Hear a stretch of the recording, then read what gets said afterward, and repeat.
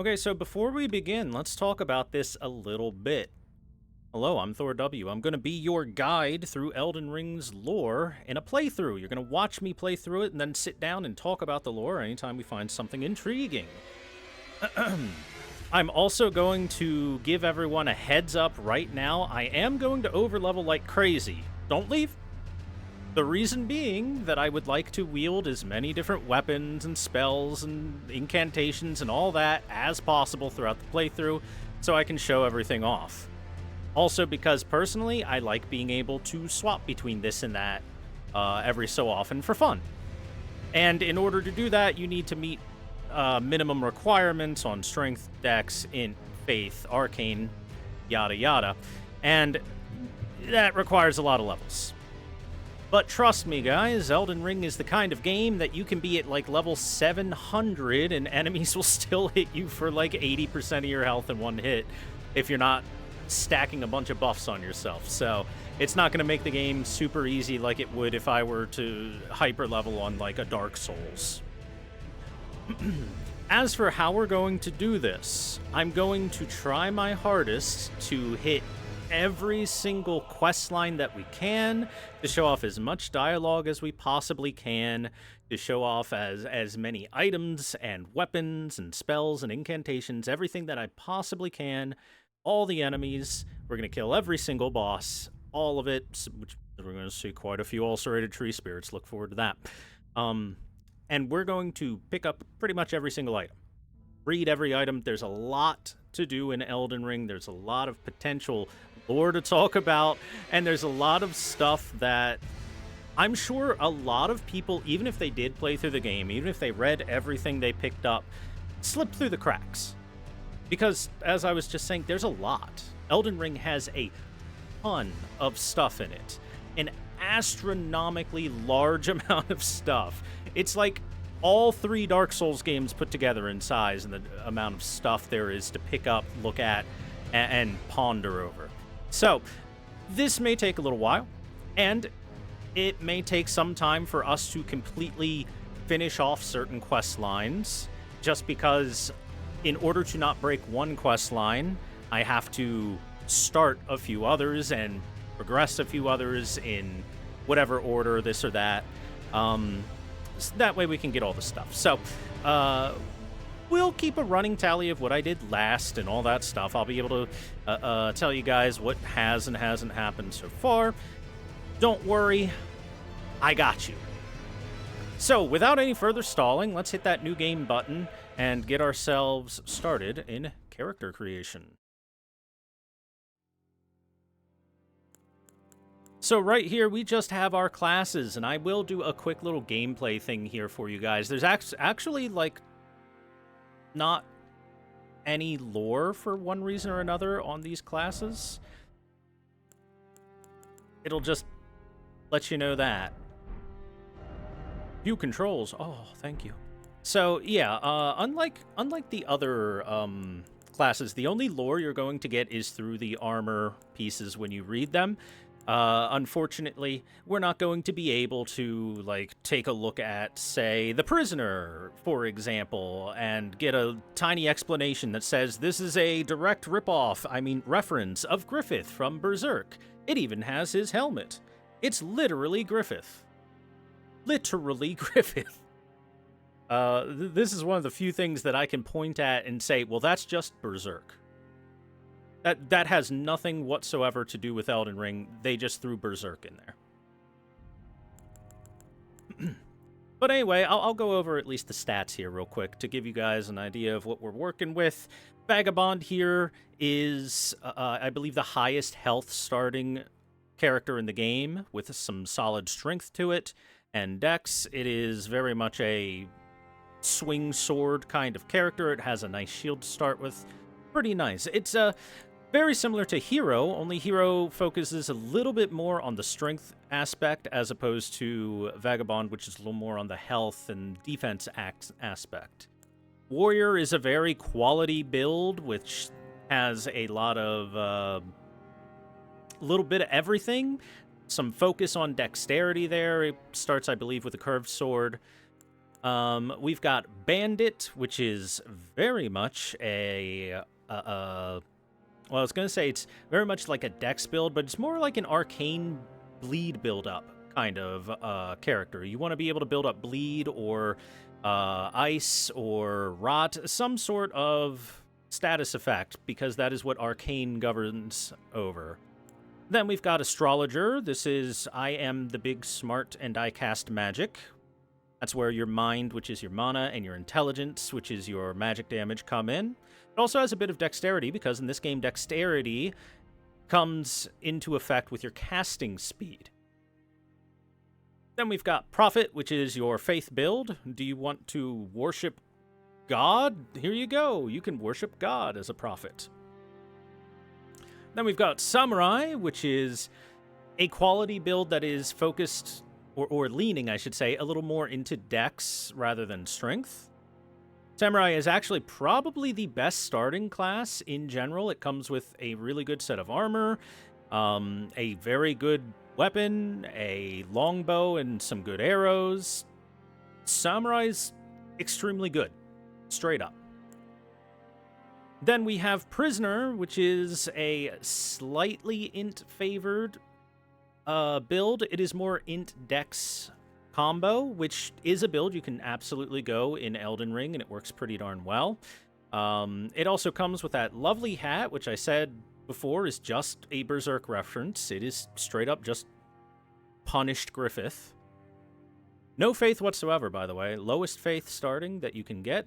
Confessor is also a faith build, but as opposed to going harder into faith, where your incantations will get a little bit more of a boost, the Confessor has a little bit more leaning into their physical capabilities. You know, you got a little bit more dex and strength, a little bit more vigor and endurance than what you would as an astrologer.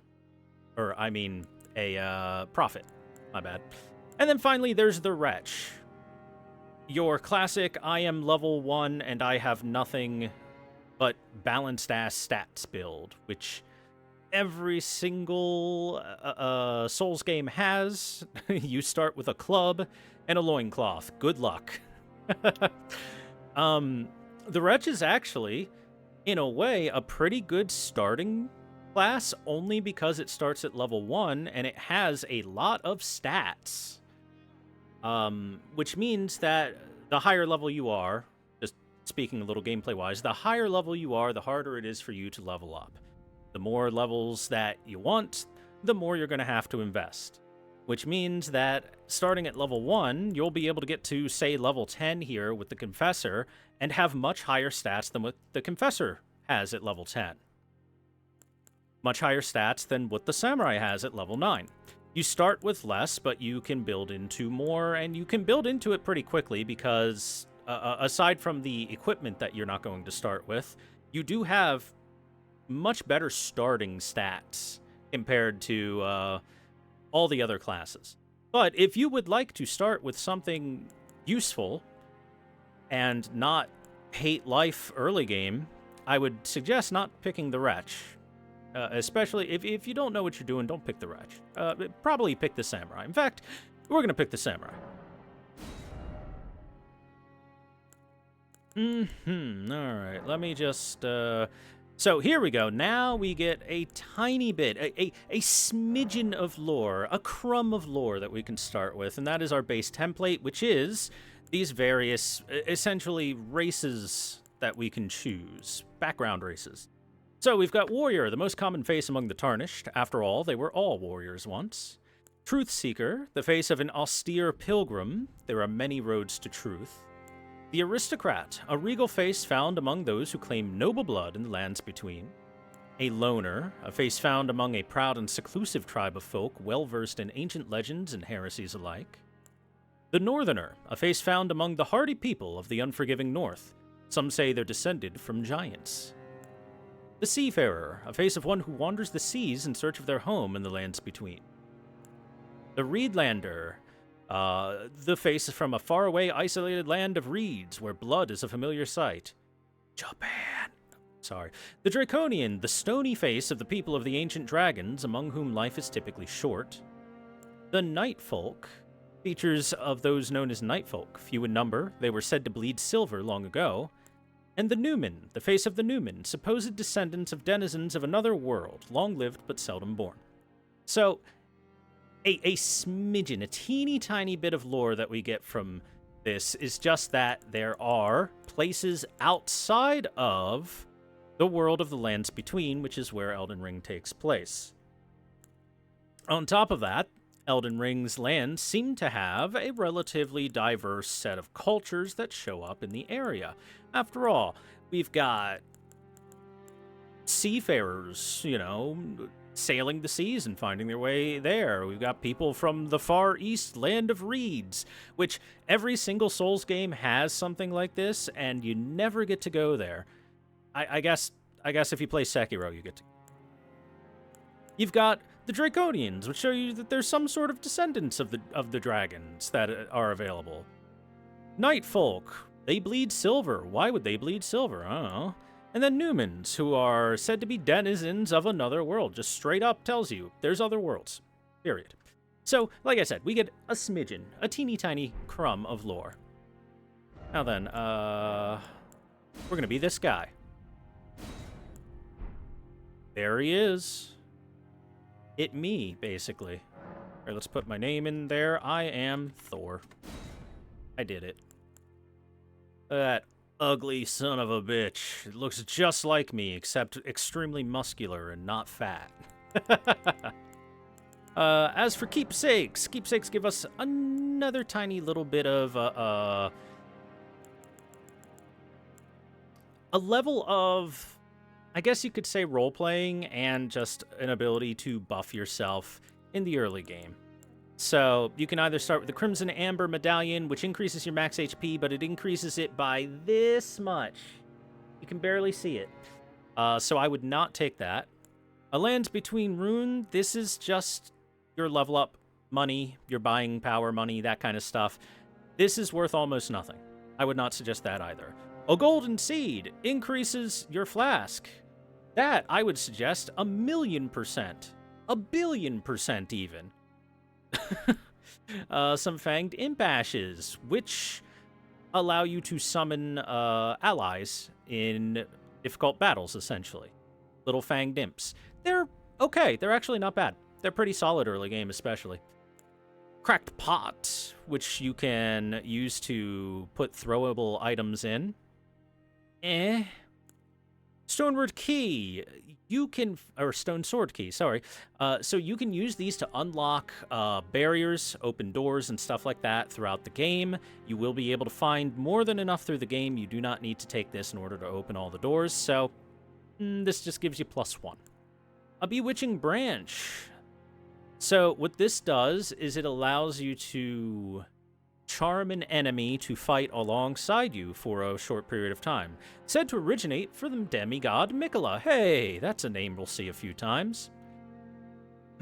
You only get 5 of them, so it's not particularly great. Boiled prawn. Yummy. Delicious. Boosts physical damage negation, but more important, delicious. Yum. And finally, Shabriri's Woe. The crazed likeness of a noble whose eyes have been gouged out attracts enemies' aggression. So, yeah, do you want to, I guess, challenge yourself a little bit extra? Make the enemies more aggressive towards you? This kind of works as like a tank item in co-op play to make one person take the aggro a little bit more than the others. But if you're doing a solo play, this doesn't really do anything for you. You can also find this in-game. All these items you can and will find in-game, more than likely. We're just going to start with the good stuff, the Golden Seed. All right, let us begin.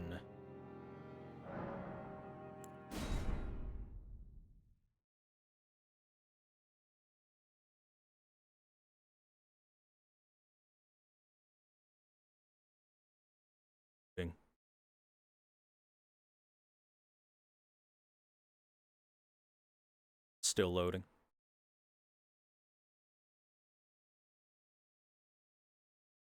Any second now.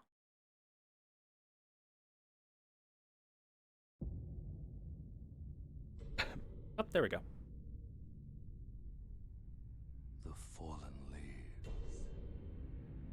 a story. Chat, tell me volume. It's an important cutscene. The great Elden Ring was shattered. In our home, across the fog, the lands between.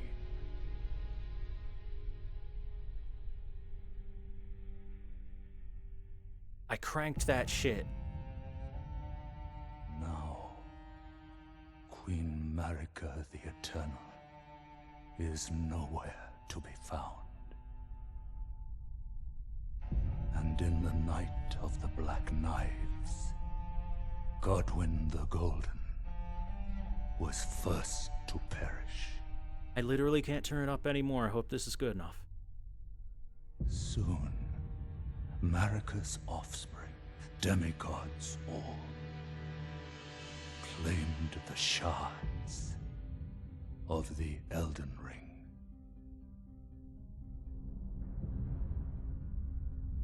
The mad taint of their newfound strength triggered the shattering.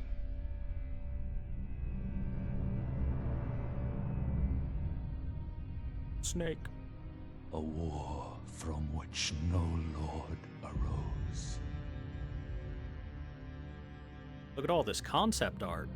A war leading to abandonment by the greater will.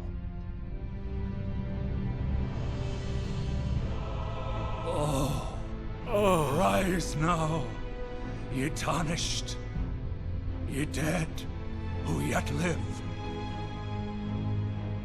The call of long-lost grace speaks to us all.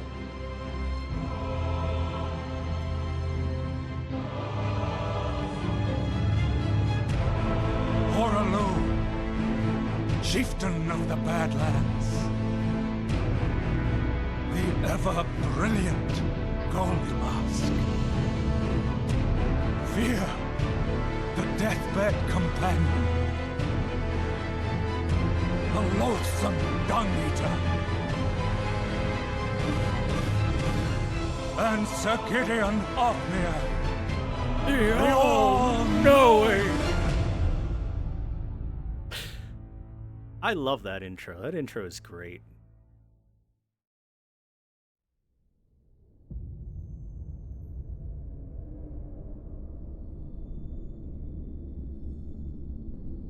And one other. This other loser. Whom grace would again bless. A tarnished of no renown.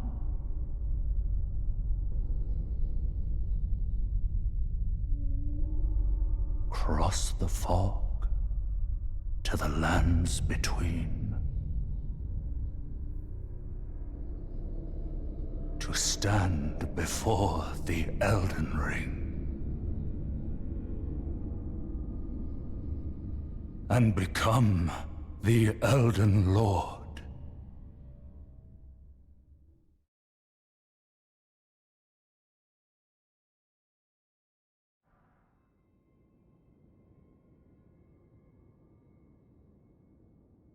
Isn't that a great intro, everybody? I put that up as one of my favorite, possibly my favorite intro to any of the Souls games. It's a really, really, really good one. Fantastic intro.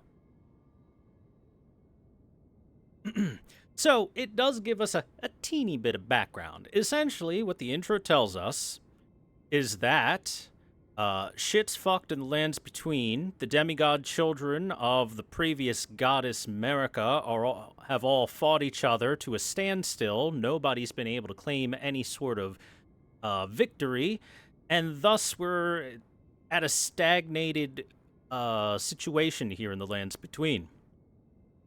And thus, we, the Tarnished, have been called from outside of the lands between to make our way back to the Call of Grace to become Elden Lord.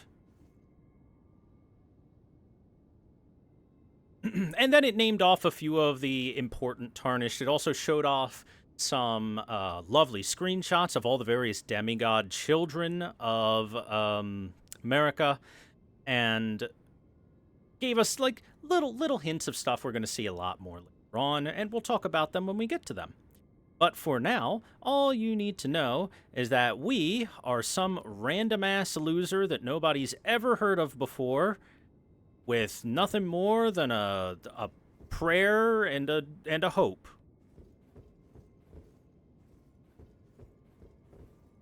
Look at this lovely little church statue.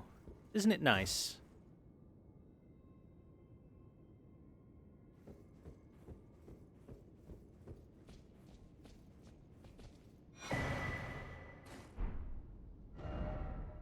Though the path be broken and uncertain, claim your place as Elden Lord. Okay, so, before we get too far into anything, let's go ahead and take a look at our inventory and look at everything, because we gotta read everything. Alright, Memory of Grace. The memory of first grace, which once guided bygone tarnished to the lands between. Lose all runes, return to the last site of grace visited.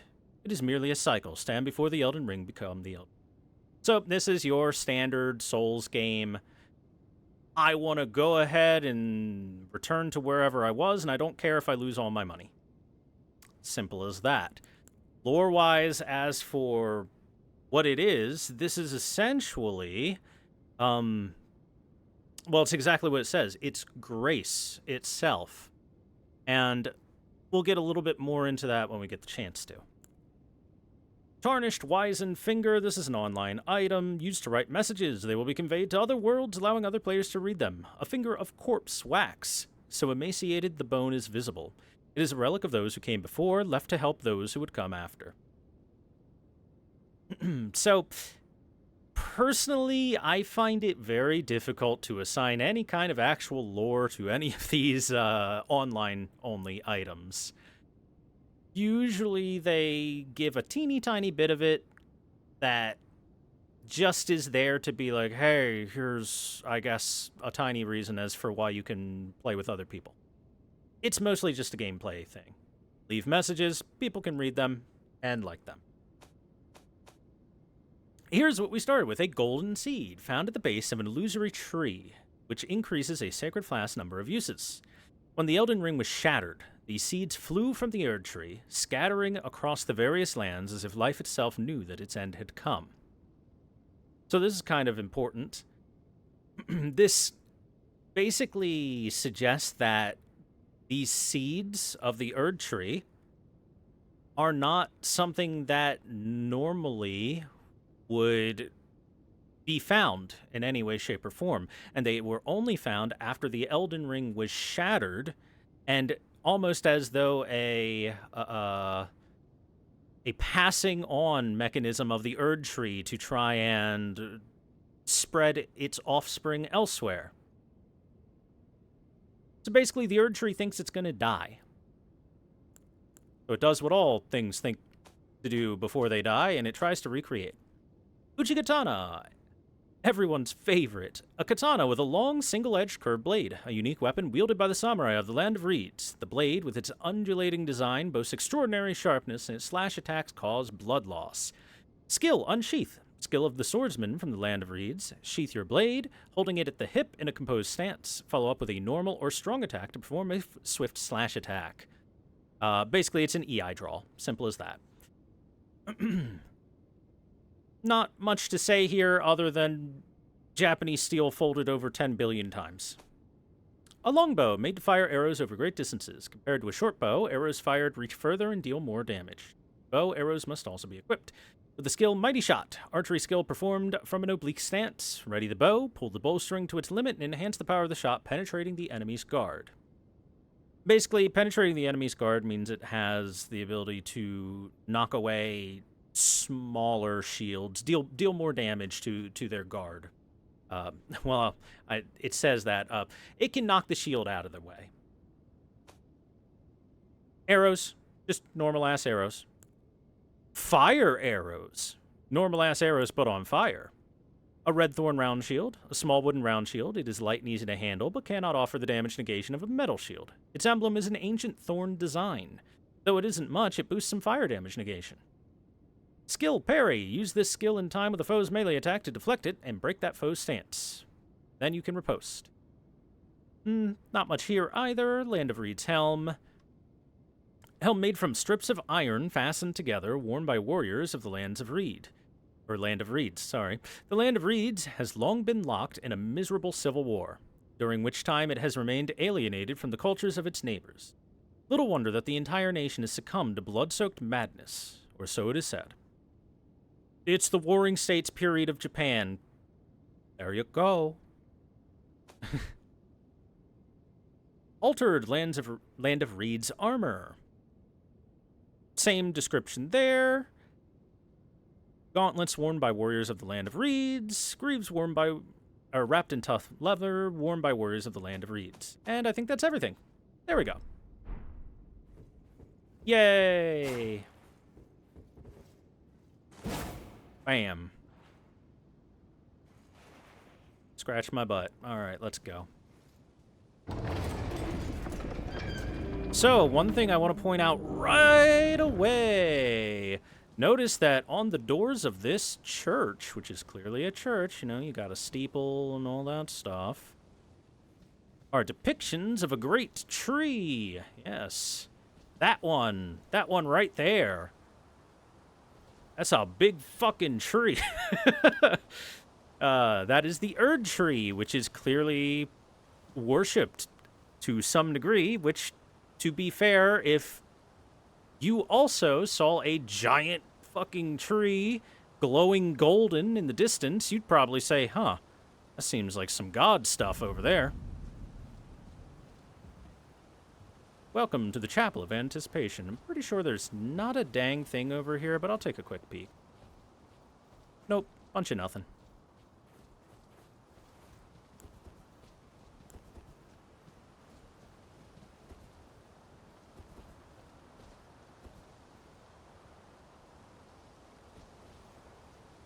You know.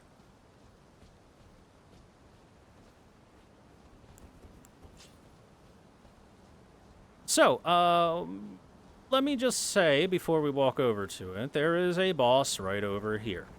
Technically, we have no reason whatsoever to try to defeat this boss. We can make our way back here later in the game and grab what the boss drops for us. And even if we beat the boss, we're going to head to the exact same place in the exact same way, whether we beat it or not. I can try to beat it for fun. It is kind of a tough boss to fight at little to no equipment, but I might be able to do it.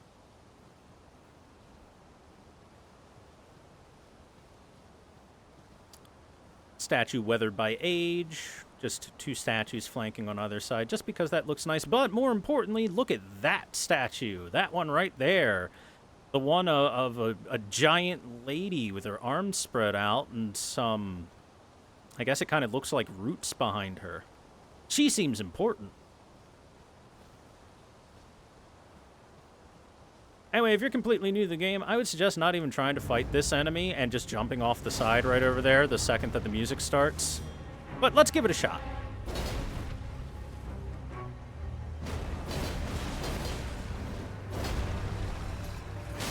Take that. It's a lot of damage on that EI slash. There's the thrust. Ooh. Owie. Oh, darn. Oh, well, what can you do? Not a big deal. I don't much care. Like I said, we can and will return to this particular boss fight and go grab his stuff. His stuff isn't even all that good. It's not even, like, great equipment to start with.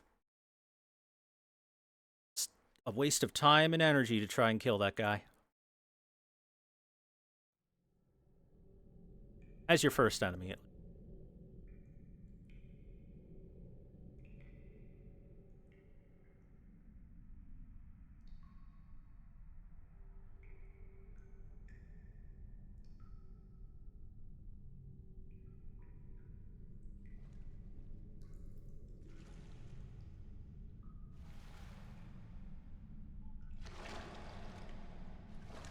horsey.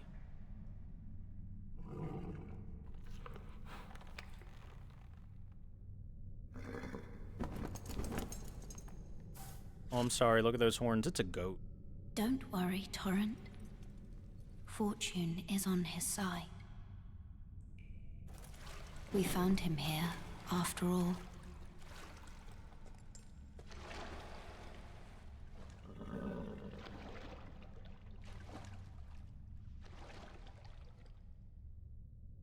One of his kind is sure to seek the Elden Ring. Even if it does violate the Golden Order.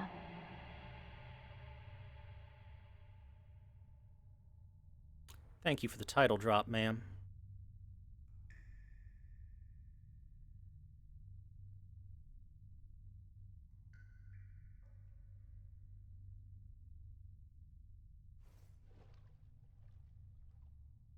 Also, she said the Golden Order.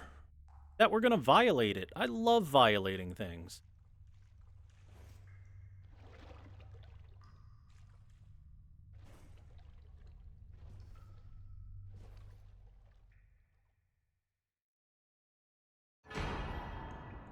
A flask of Crimson Tears and Cerulean Tears. Alright, let's take a quick peek at those items.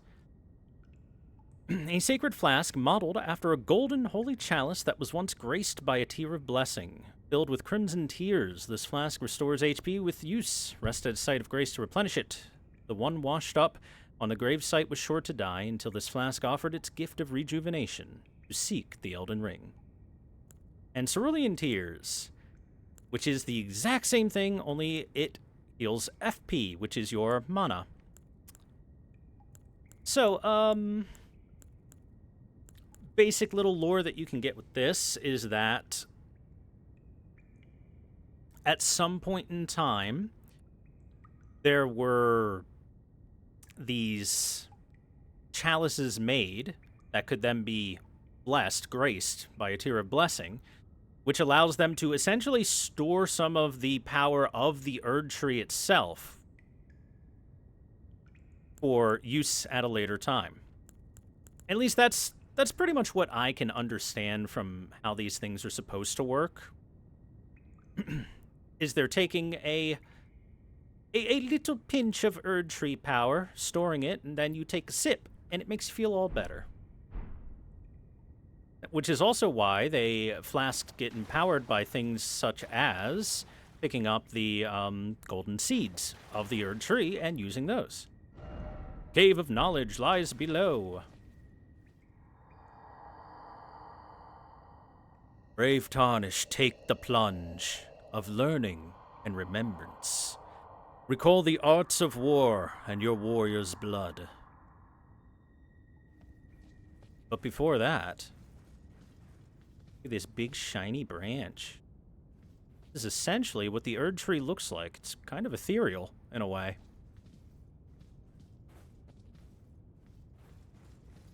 Alright, anyway, so dropping down here is tutorial land. We don't need to do this, but I'm gonna do it anyway. Let's go through the tutorial for funsies. Besides, I think there's a couple things we can pick up in the tutorial.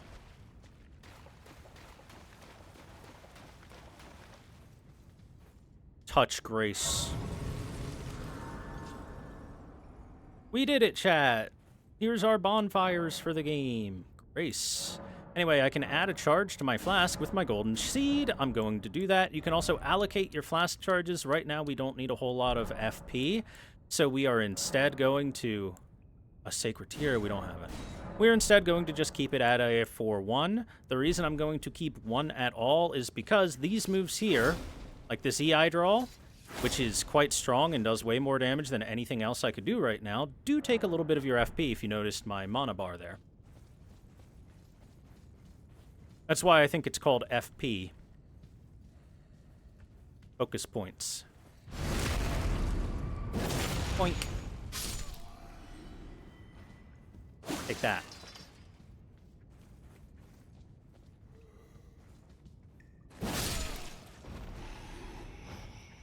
So, I want to point something out here. These things in the game files are just called hollows. Like, literally just hollows. which seems to hint, if you were to look into the game files yourself, that, hey, this is much like Dark Souls, in that people are hollowing out, losing their sense of self, their sanity, all that stuff. And if it's anything like Dark Souls, that's because some stupid person is trying to propagate some stupid thing. Some stupid god person, I should say.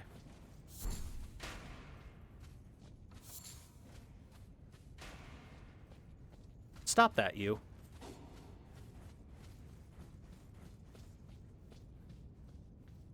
This guy has a shield. Which means you run behind him like so, and he cannot fight back. It looks really silly. But it works. Whoops.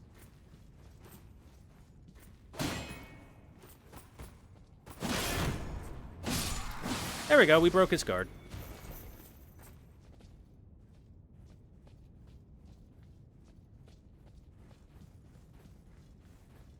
There's a little tip for anyone that's having trouble dealing with shield enemies, is that you can just do that, for the most part. Thank you! Gladdy losing themselves, losing their soul, relatable saga. Thank you, Leap Mouse. Yes, it is relatable, isn't it? There you are. You were shooting at me earlier. That was rude. Eat this.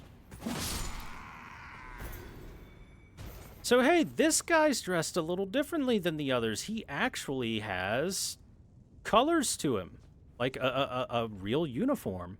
I wish I had, like, some binoculars or something, but you can see there is a beast crest on one side and the crest of a tree on the other for his outfit here. That's important. That's important world building because we've already seen a giant freaking tree, but we haven't seen any sort of, like, beast things that should be worshipable in any way, shape, or form. And that hints at a culture that has some sort of creatures that it worships along with that giant-ass tree.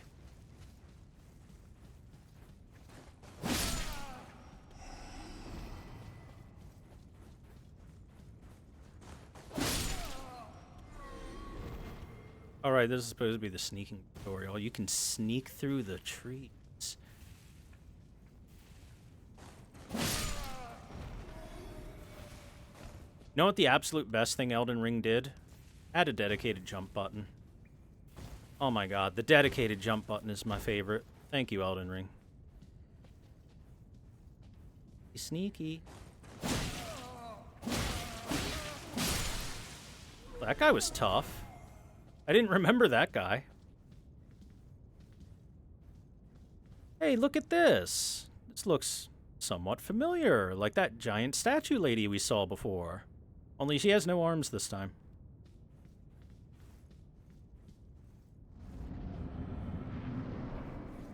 Soldier of Godric. So yeah, this is just a random-ass enemy you're gonna see a bunch of. Ah! That took forever to swing.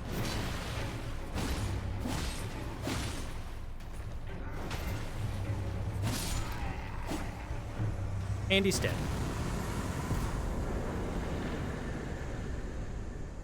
I'm sorry, this is the tradition of my people. Alright, there we go. A soldier of God, Rick. By the way, this is an interesting thing, is you see a shit ton of coffins down here with bones in them. Tons and tons and tons of coffins with bones in them all over this place in this arena with the soldier of God, Rick.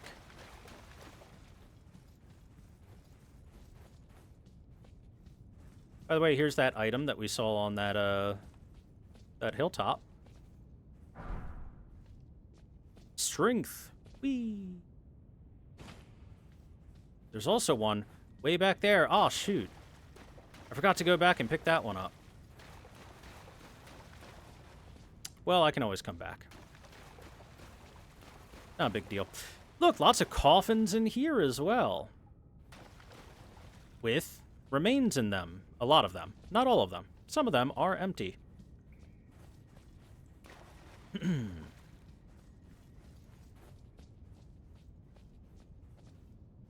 handless statues.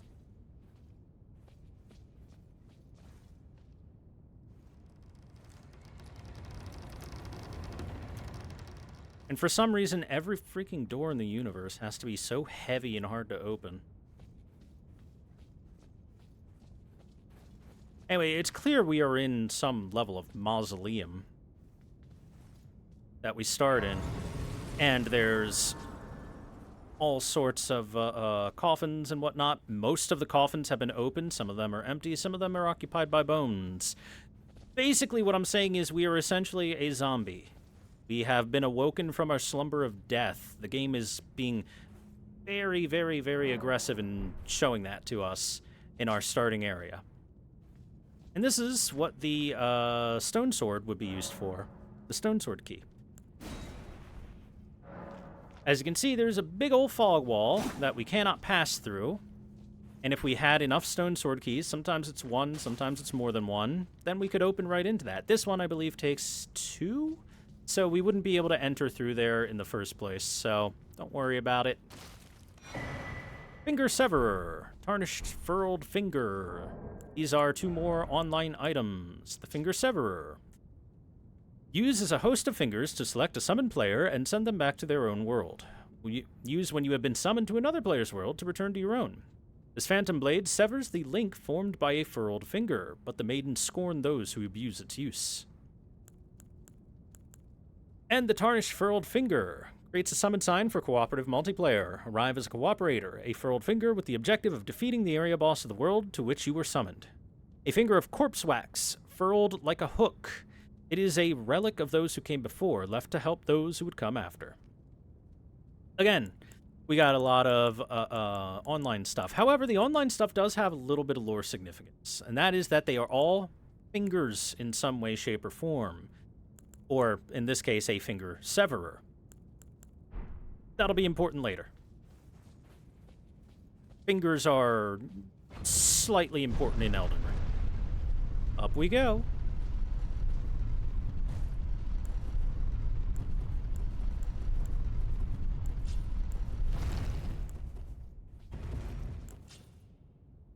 What's the lore behind being able to shove this bow inside your butt? It's quite the talent.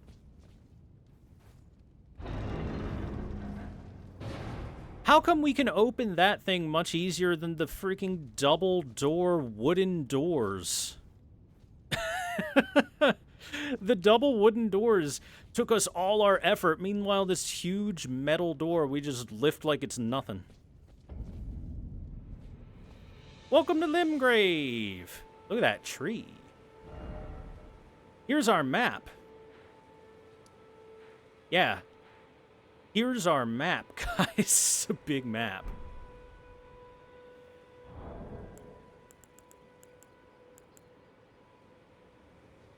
Tree!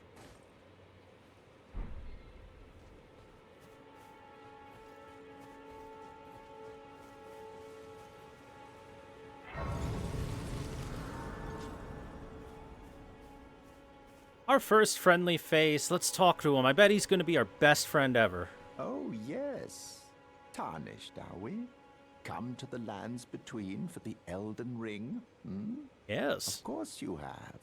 No shame in it. How's the volume, chat? Unfortunately for you, however, you are maidenless. Fuck you. Without guidance, without the strength of So what if I runes, died a and virgin? without an invitation to the round table hold, you are fated, it seems, to die in obscurity. I'm gonna go back to my coffin because he made me feel bad. Alright, the very first person we met told us we ain't got no women, we ain't got no fame, we ain't got no fortune, and we're gonna die pitiful. Good start to our journey. Luckily for you, however, there is one shining ray of hope for even the maidenless. Me. Vare. Take care to listen. Hi, Hedges. Are you familiar with grace? The golden light that gives life to you, tarnished. You may also behold its golden rays, pointing in a particular direction at times. That is the guidance of grace, a path that a tarnished must travel. Indeed. Grace's guidance holds the answers.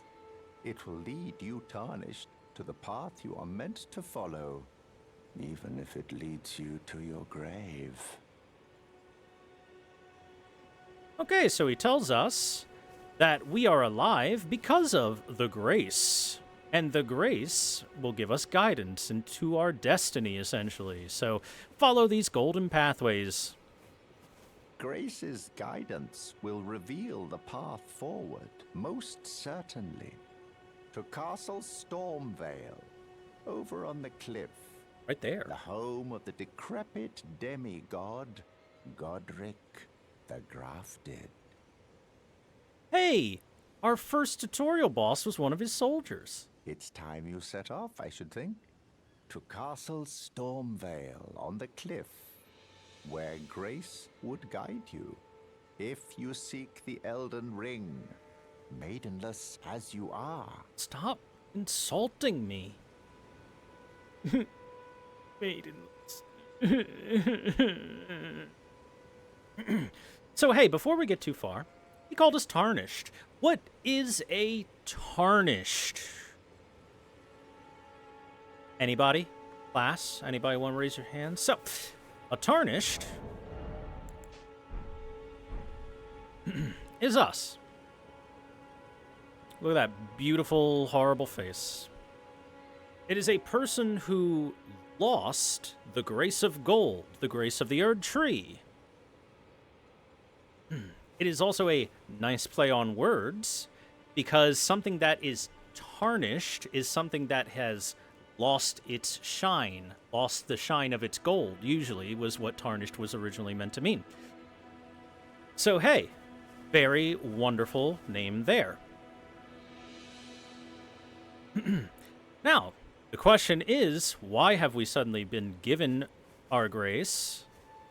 And why did we lose our grace in the first place? That is stuff that will be revealed later, and for my playthrough, rather than explaining everything right away, because if I did that right away, we'd stand still for way too long and do a bunch of nothing, which we're going to do a lot of that anyway. I'd rather explain it when it becomes more prescient for us. A small golden effigy.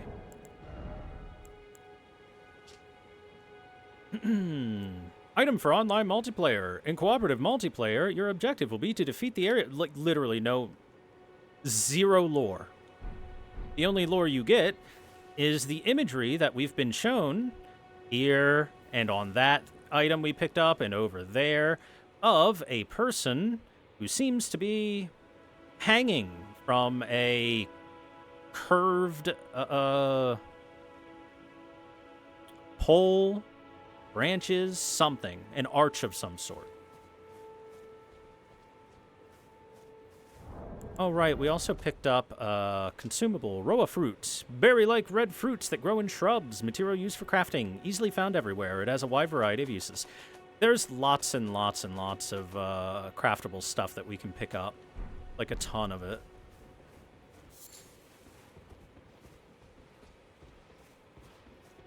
Look at that skull. That's a big freaking skull. Speaking of big stuff, here's a big guy. This is a big guy for you.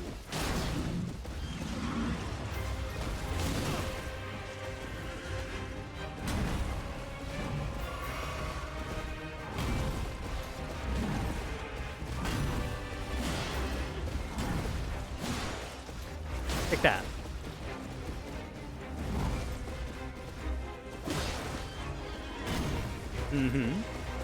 Uh-oh. Look out.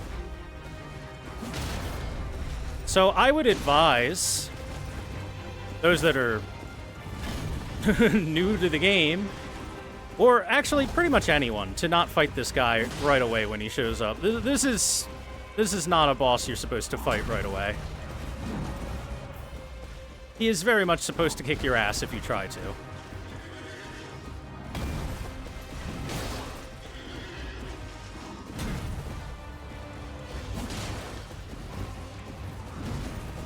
But I am emboldened by the flame of ambition. Oh, all right. The incredibly poorly hitbox shockwave got me. We'll try again. Oh, that attack is the worst.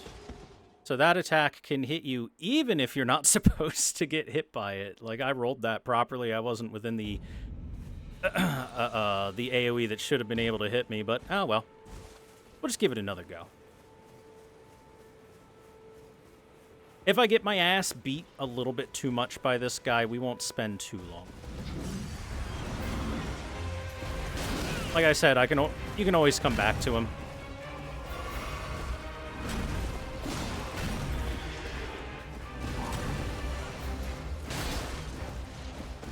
Ah! I tried to roll that.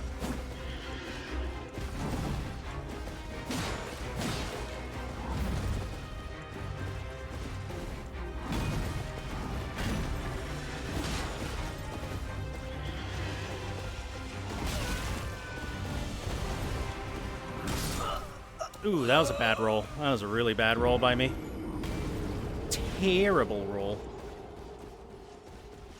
So yeah, this guy honestly has two moves that are like really annoying. It's the the shoulder check with the horse, where the horse just bashes into you, and that big shockwave that killed me on the first attempt, where he slams the shield into the ground, because, to be perfectly honest, that thing just has a terrible hitbox.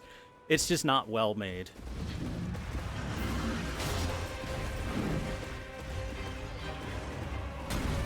Every other attack that he does is perfectly fine.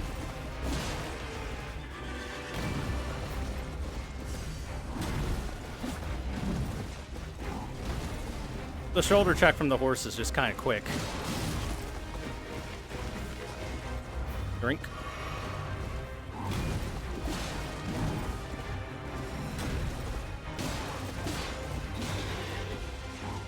Nope.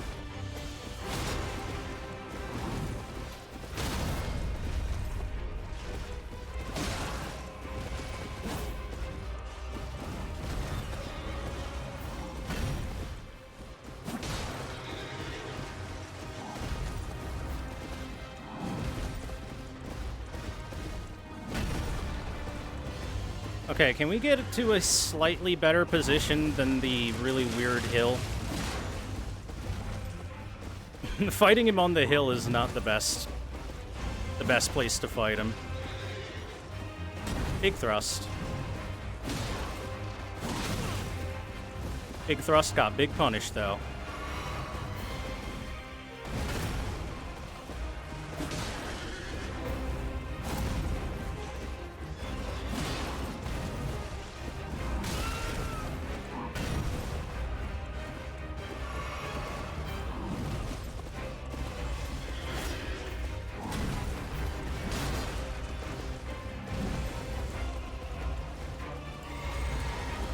Get my EI powers back. Oh, I missed. That's bad. Yep. I'll give this one more try. I freaking hate that shield smash. The big shield smash. I think the only way to honestly dodge it is to just run away from it.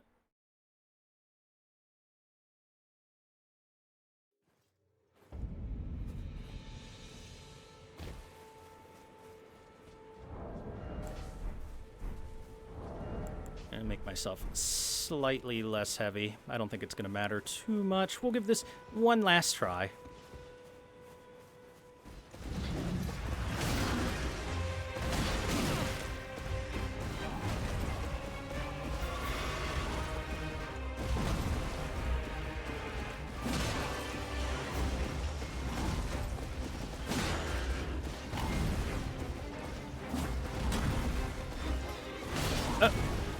Oh, good.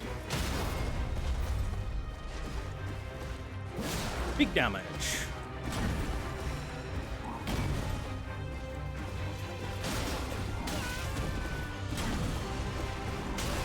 Oh, fuck your horse spam.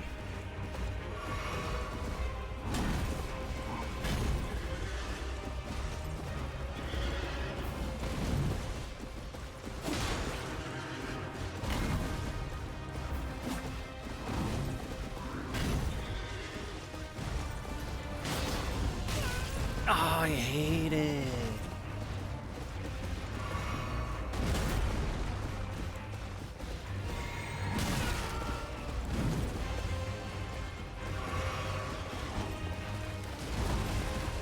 Alright, no more heals.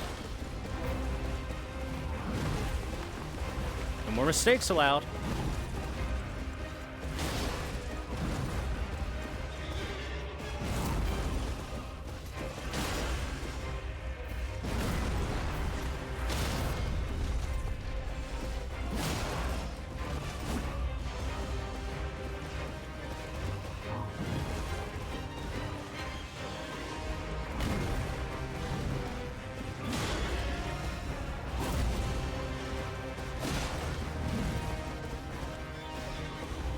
That's the big slam. Oh, it was the big thrust. Never mind.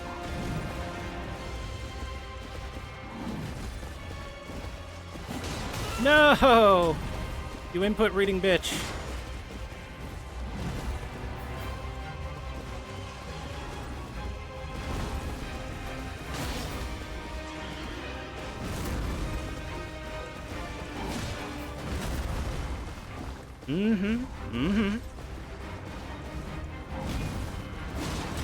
No! My greed! Okay, because he had like 1% of HP left, I'm gonna one more try. You know how it is. The feel of Elden Ring was just one more try, man, one more. I was so close. Honestly, if he did one less horse hip check to me, I think we would have had him.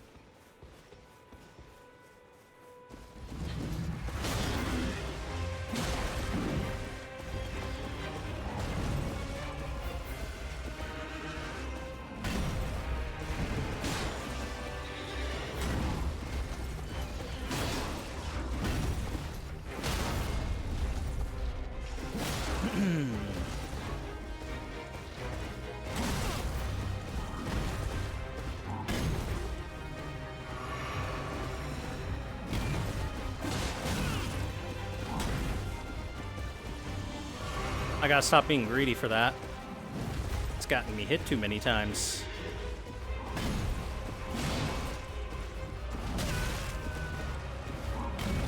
Ooh, that was bad.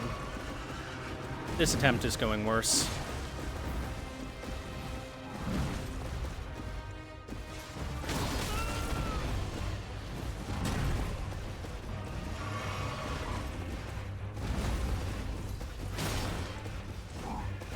The horse hip check is legit like a cheat move.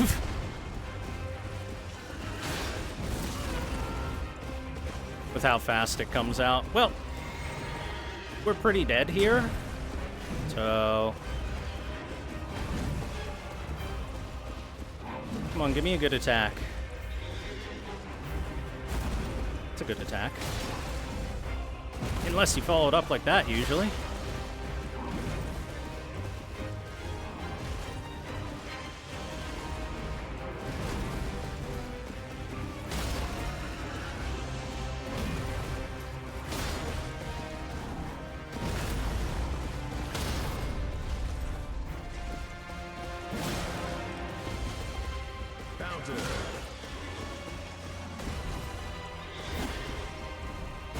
No, that was the shield. I was in the zone so well for a second, too. I got through so much health, no healing. If I could just clean myself up for one attempt, we'd kick his ass.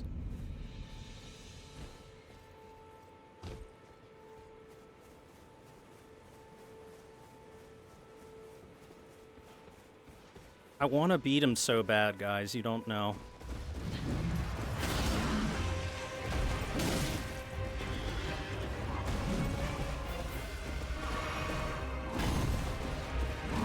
Mm-hmm.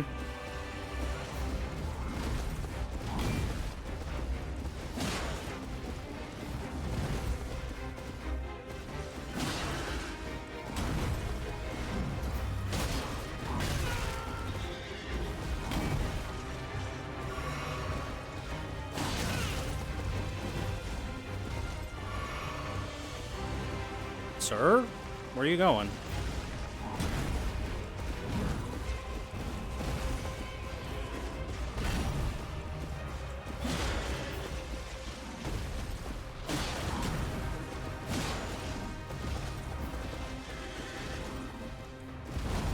We like this move. This move is easy punish.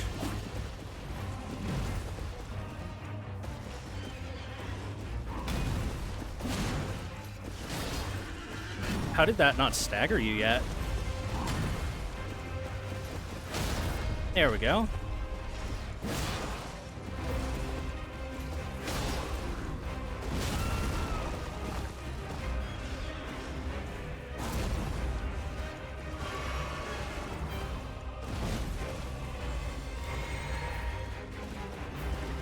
Alright, can I keep it clean enough for the last half of his health?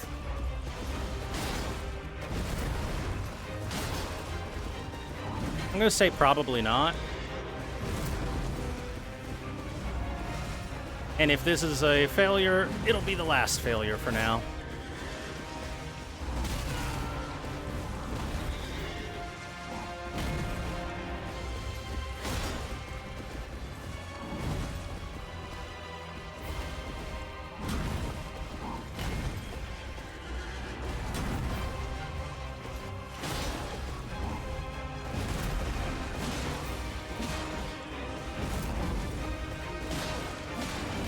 What? Oh, he recovered so fast. All right, well, we'll come back to him later then. Sorry to waste everyone's time. I thought I had him on that second attempt, but I'm just goobering it up.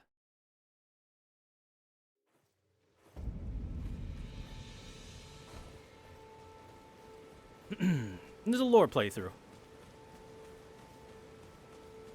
So we'll just move along. Sheep. Look at it roll.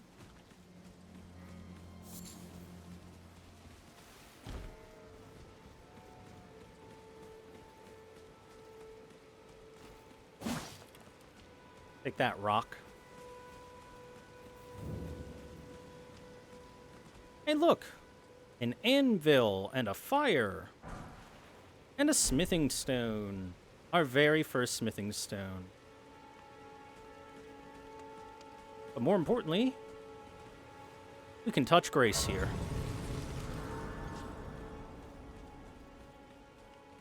You're tarnished. I can see it. And I can also see that you're not after my throat. Then why not purchase a little something? I am Kale, purveyor of fine goods. Fine goods. So yeah, he's got some stuff. I'd like that telescope for the future, because I like looking at stuff. He can give you a nice little chain armor set, a torch, some cookbooks, a cracked pot. Hey, look, it's that thing you can start with. Various things. But let's talk about him. I am of a nomadic people, selling wares as I travel. The land has been tainted by madness since the shattering of the Elden Ring. It's only tarnished like yourself, who keep things from drying up entirely. Let's say you're a very welcome customer. You know, if you can spare the runes, you should buy yourself a crafting kit. A crafting kit allows you to make basic items on your own. Essential, really, if you intend to survive out here for any duration. The kit costs a bundle, and I admit I do take my cut. But the important thing is that you survive. Every customer counts, after all. You know, you should buy us a crafting kit. Just making sure. The kit costs, but the important... Thanks, Santa. I appreciate it. Goodbye for now. Yeah. Kale here is our first merchant that we find, and let's look at his instrument, which has a hand at the end of it.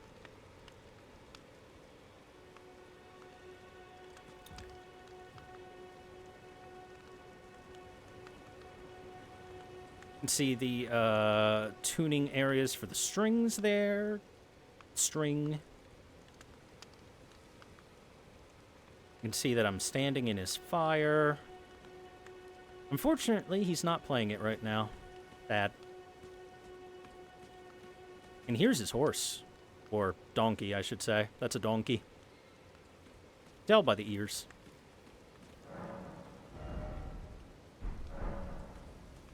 Santa, yes, he does look like Santa.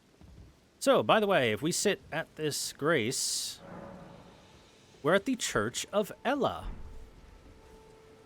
which has clearly seen better days. It has completely crumbled where there is almost nothing left over from it. You can see a bit of an entryway and a few pillars left over, but that's about it. You can't even get any sort of idea of the ornamentation that used to be here, or the designs, aside from your very standard, basic, medieval-style church stuff. And a little bit of a steeple up at the top. So, yeah, this place is so crumbled, I can't really say much about it other than it's busted. Incredibly busted. However, European-inspired design.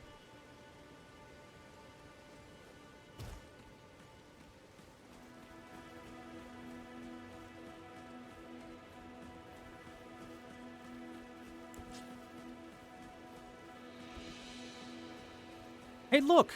It's the soldier of God, Rick!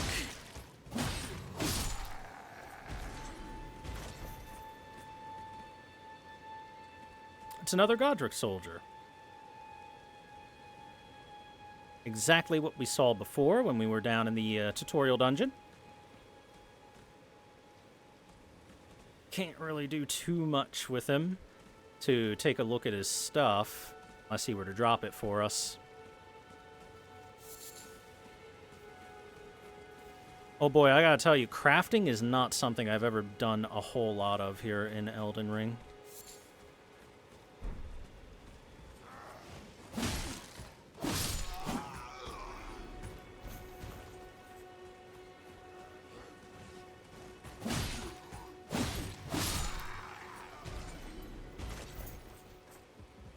Oh, hey, a helmet, perfect. We can actually take a good look at that. But first, let's take a look at a couple things we picked up. Thin beast bones is just crafting material commonly used to make disposable weapons. Earthly flower, a dusky yellow flower that has started to fade to brown, found throughout the lands between. Said to be fed by leaves that fell from the Erd tree in days of antiquity. Smithing stone. It is found throughout the lands between, and mining galleries built to excavate it can be found everywhere. Short and simple. Let's take a look at that new hat. A helm worn by soldiers loyal to Godric the Grafted, made from durable iron layered with a chainmail coif beneath. Unfortunately, we don't get too much more out of it. Even if I were to put it on, I don't think there's too much we can see with its design.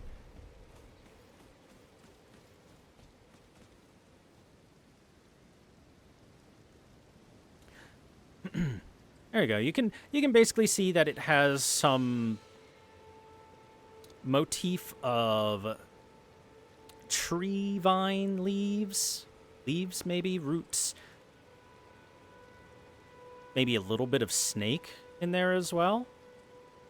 But once more snake motifs or tree motifs. Sorry.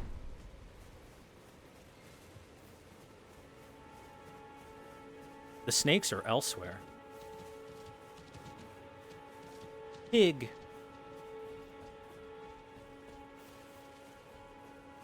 Okay, now normally you're supposed to just wander around and grab stuff here and there, but we're just going to make a beeline right over here because there's people to talk to.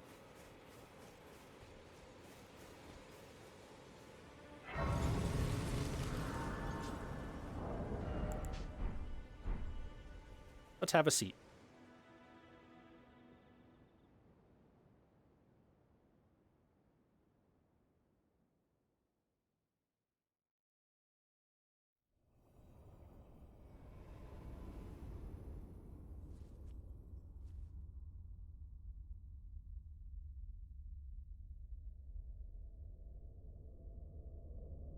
Hello, mysterious cloaked stranger. Where'd you come from? Greetings, traveler from beyond the fog. I am Melina.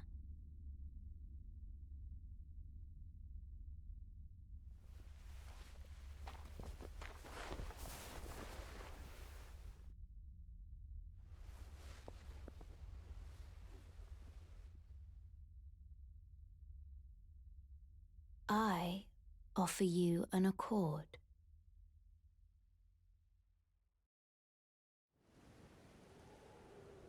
Have you heard of the Finger Maidens? They serve the Two Fingers, offering guidance and aid to the tarnished. But you, I am afraid, are maidenless. Stop saying that. It's insulting. I can play the role of maiden, Hey, yo. turning runes into strength to aid you in your search for the Elden Ring. You need only take me with you to the foot of the Erd Tree.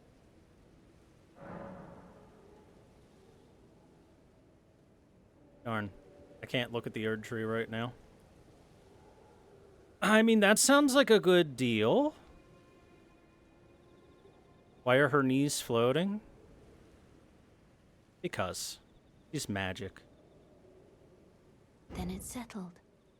Summon me by grace to turn runes into strength. Ah, another matter. I bequeath to you this ring.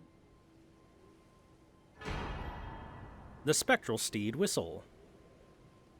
Use it to traverse great distances.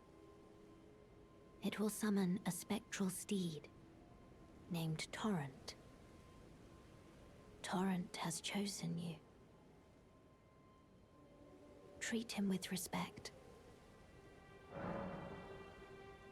Seems easy enough.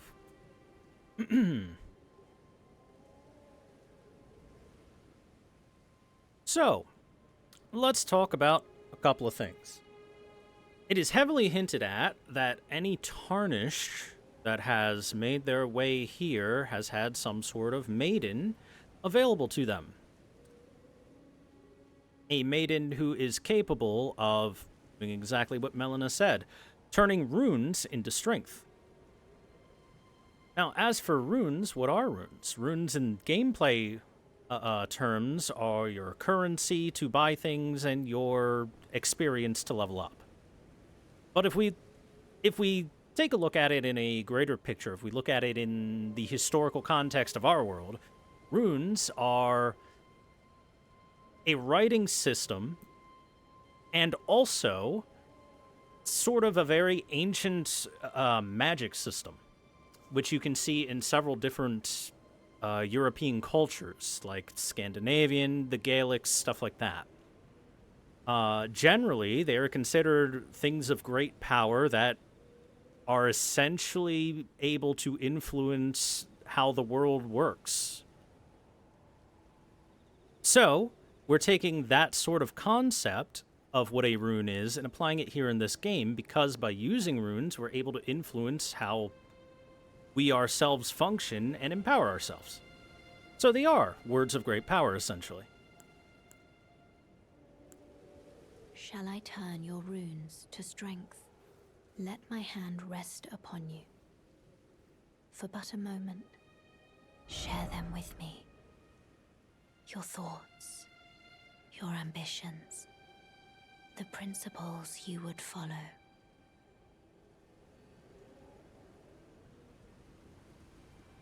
Now, as for share them with me, I'm not exactly 100% sure how that's supposed to work. Maybe it's, you're supposed to be giving her an idea of what you want with your thoughts, your ambitions, your principles, yada yada, and then she takes the runes and forms them into strength for you. Interprets them for you, in a way.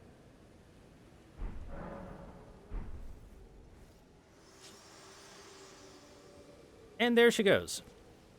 And if we sit down, she does not necessarily come back. So, Melina is kind of a very spectral lady. Dark. Who will show up now and again. Okay, hold on. Let me switch that to that. Let me switch this to that. Let me switch this to that. Oh.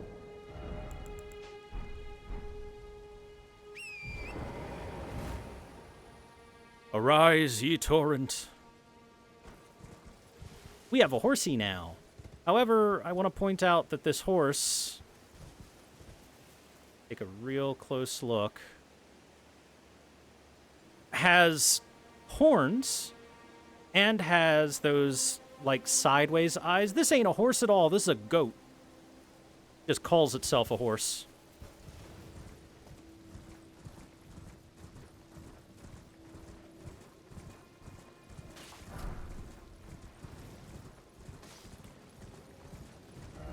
But heck, what do I care?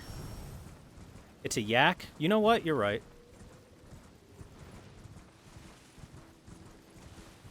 Either way, it's not a horse. Take that. Get wrecked, idiot.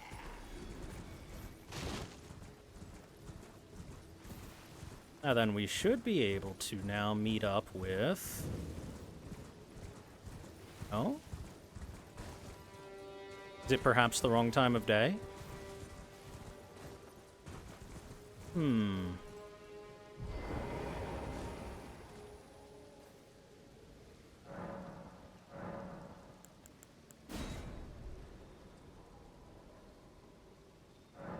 about now?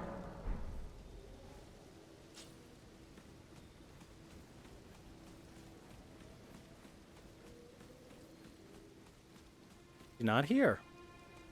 She's supposed to be here.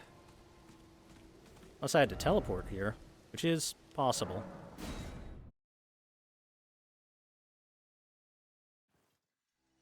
This way. There we go. We had to teleport there. May I have a word? Also notice, it is much foggier now all of a sudden.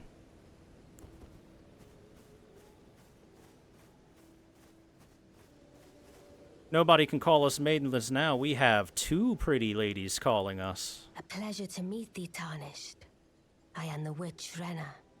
I'd heard tell of a Tarnished hurtling about atop a spectral steed. Word travels And upon fast. looking into the matter, the talk, I surmise, is of thee. Thou art possessed of the power, no? To call forth a spectral steed named Torrent.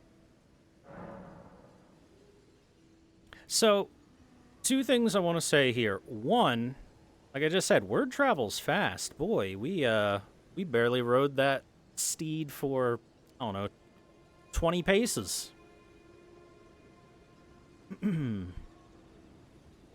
And two, as you can plainly see, she has 4 hands and clearly defined doll joints. And a spectral face outside of her physical face. He looks really cool, too. Ah, as I had hoped, I was entrusted this for thee, by Torrent's former master. The spirit calling bell, and the wolf ashes. 'Tis a bell for calling forth spirits. Summon them with it. From ash and return to the Erdtree, the spirits will obey thine command but briefly. As they recall battles past, now it is thine, to do with as thou wishest.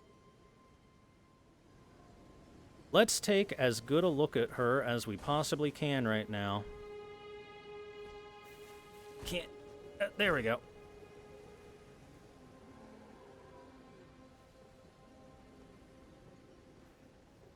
Here we go. We'll be able to get a better look at her once I got the telescope and stuff like that. But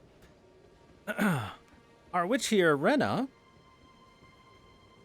as you can see, is basically inside of a porcelain doll. A living porcelain doll. You can see the cracks in it from age and or use over time. And you can see that she has her right eye sealed but a spectral face over on the right side with the right eye open.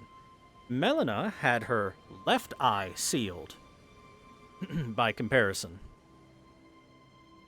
Interesting. I wonder if there's something about that. There could be, or maybe not. They also have a very similar hairstyle, only this one is longer hair.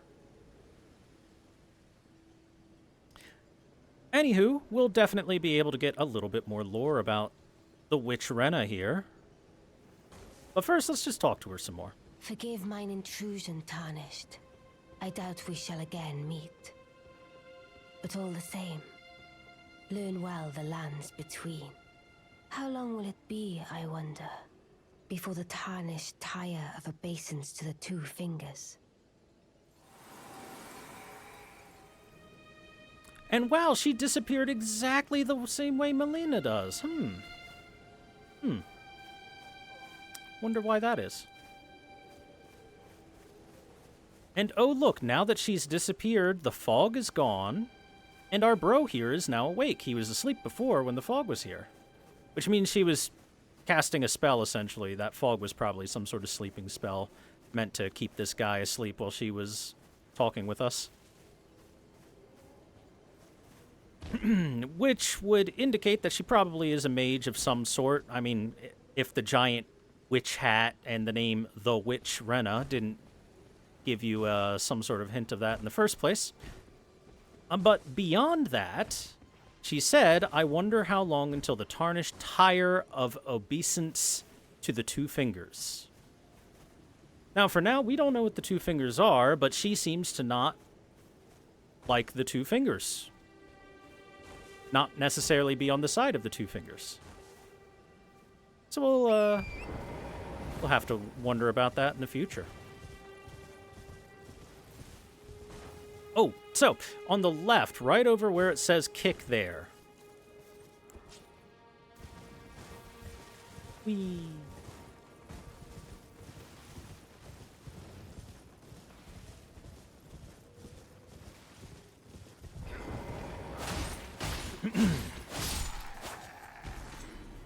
It's not there anymore. Hold on. Any second now. Chat, look, a dog.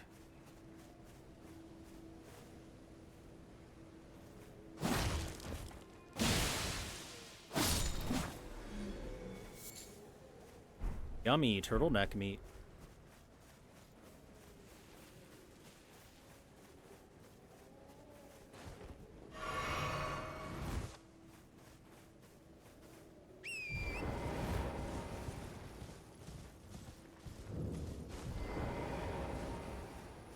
Not the doggo. That's right, the doggo.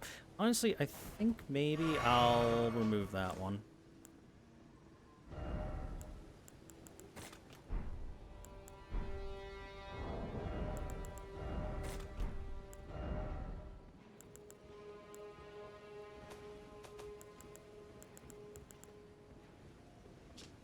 So, we should take a quick peek here at what Ranni gave us. The Lone Wolf Ashes. Ashen remains in which spirits yet dwell.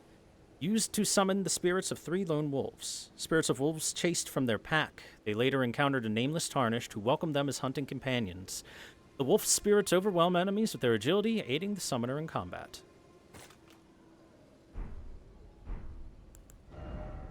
And she gave us the means to summon them, which is this spirit calling bell. A bell capable of summoning various spirits from Ashen Remains usually requires FP to use. Spirits can only be summoned in the vicinity of a rebirth monument.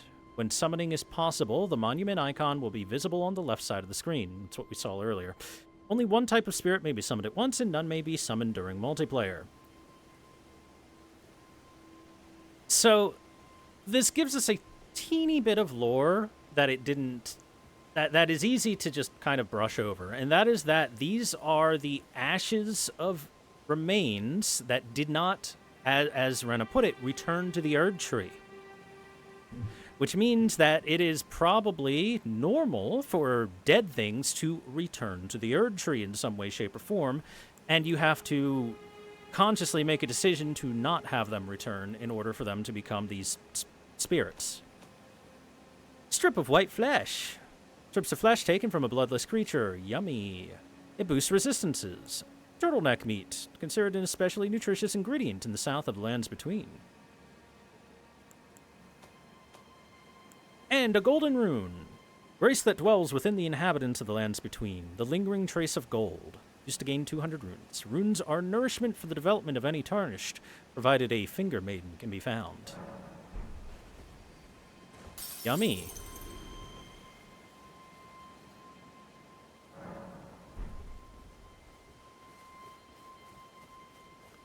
Wait, weren't you... Well, you're back. Care to buy something? Yeah, bud. Give me that telescope. Goodbye. Nice to do business. Hold on. What is it?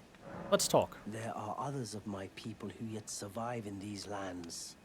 If the mood takes you and you meet one, then offer them some trade, won't you?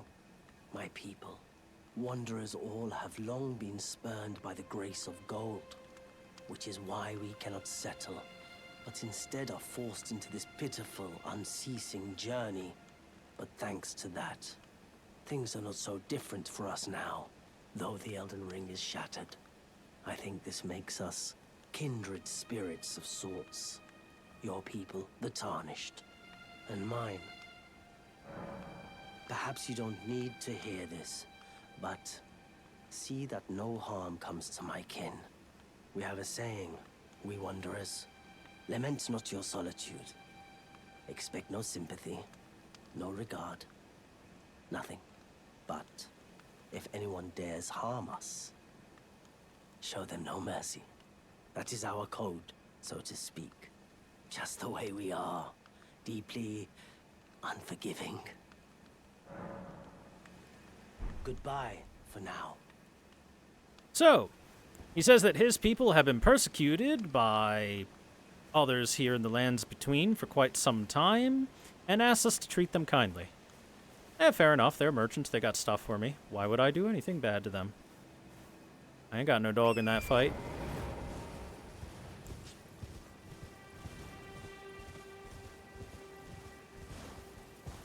Wow, what is that area for this? Oh, it's probably back with him, isn't it? You know what? Alright, asshole.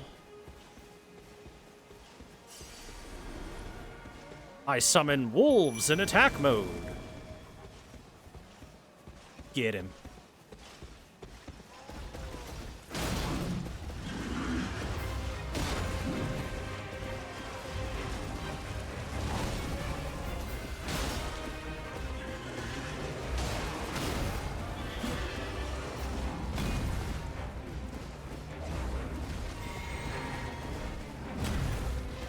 Yeah, we're just going to talk about what we've seen actually in-game, rather than anything else.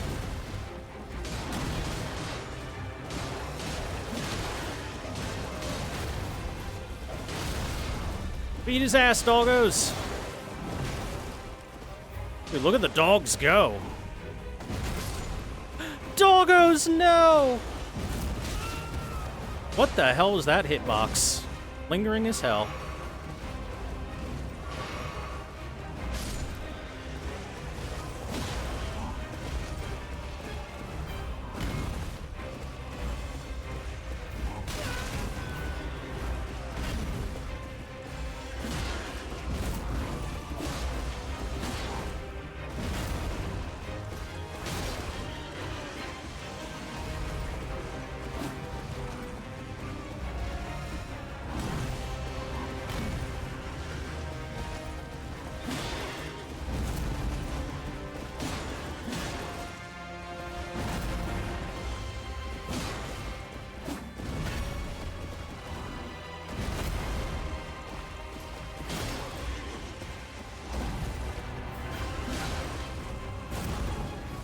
Ooh, close call.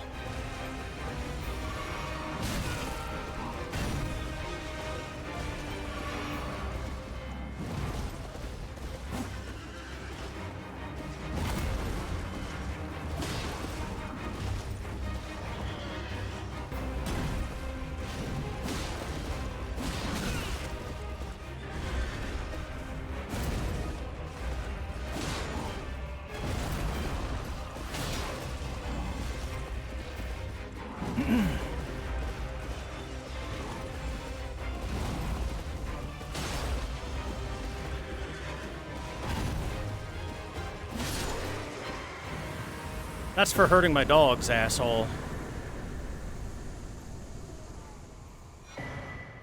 We got him.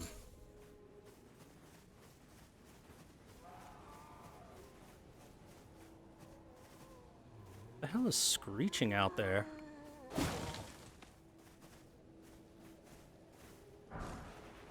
Oh no, another golden rune.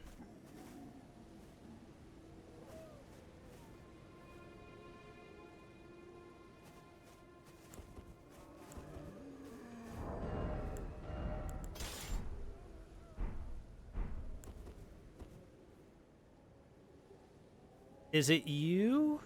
It is. Those guys are alive and being tortured.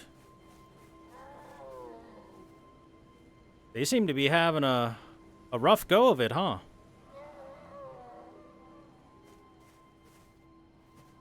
And hey,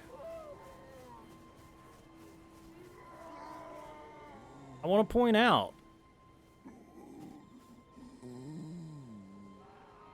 these guys weren't screaming in horror during the daytime. Can I help? Yeah, sure. That helped.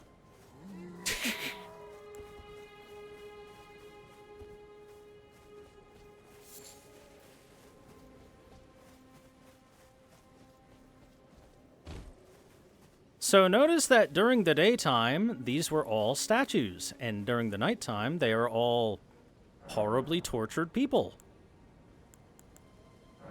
Let me just set it to daytime real quick just to show that.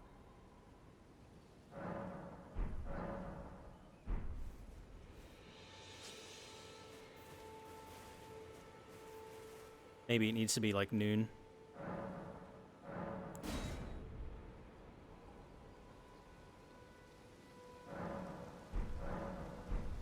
It was some statues before. Huh. Maybe it's just people now. Well, I say people, they're undead. So, do undead fall under the category of people? It's time you set off, I should think, to castles if you... Yes, yes, Castle Stormvale. But first, Melina wants to talk. Yeah, it might be because I was talking to the defeated the tree sentinel. Let's talk to Melina. Hello. This tiny golden aura is the grace of the Erd Tree. This light once shone in the eyes of your tarnished brethren, but now it is all that guides you.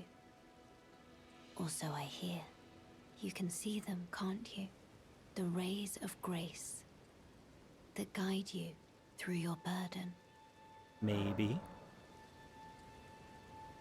Upon the cliff in Castle Stormvale is a shard-bearer, a demigod, who inherited a fragment of the shattered Elden Ring. If the rays of grace signal the castle, then the Elden Ring beckons you. As an ally by pact, I pray that you are fit to face the challenge presented by the ring. Upon the cliff, a demigod with the rays of grace in the as an ally pray to face the...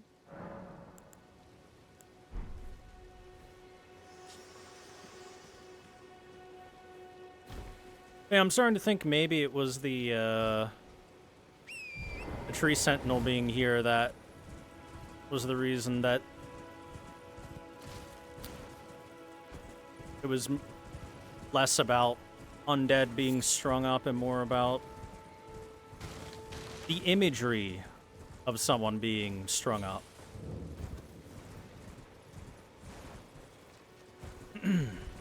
But yeah, you can see those all over the place in Limgrave. Everywhere. Tons and tons and tons of them.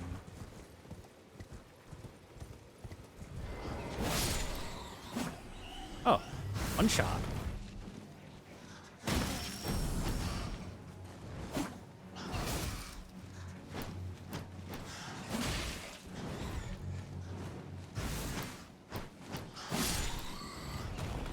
Bring it on, nerd. Come on. Come on, big boy. Come on. Come on, Dracula.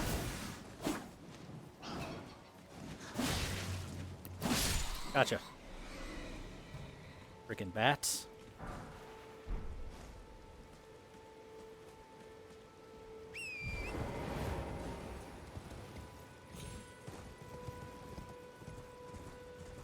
Wonder if the ruler of Limgrave is responsible. Well, we'll see exactly what people think about the undead eventually. Trust me, there's reason behind it.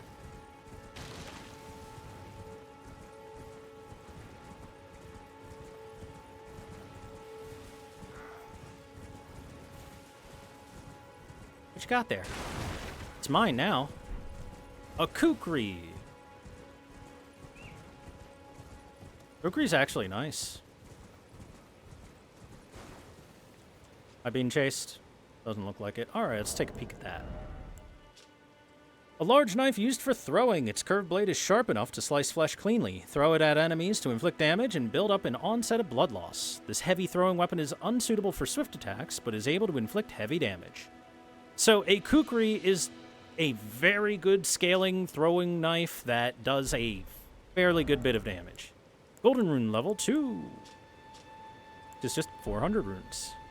Also,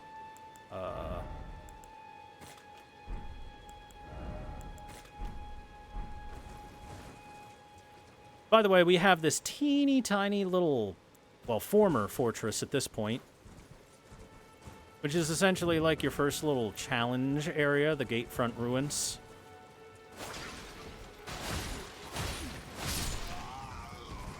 It's supposed to provide you with like a teeny bit of challenge, but let's be honest.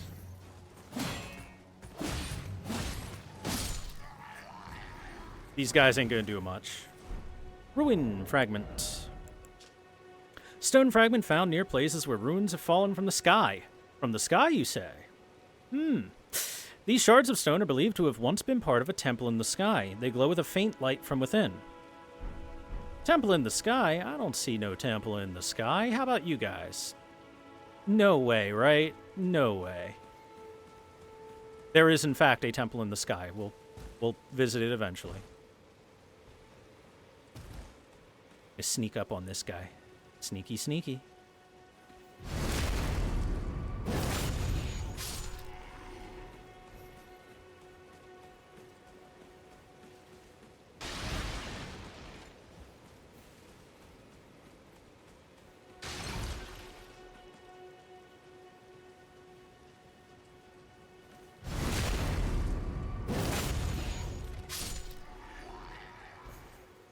I love that you can just sneak around backstabbing the crap out of people here.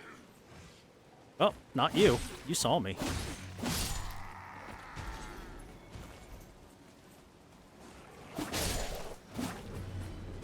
Whoa!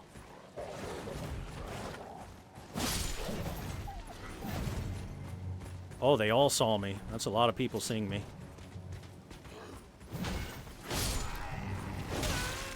Oof.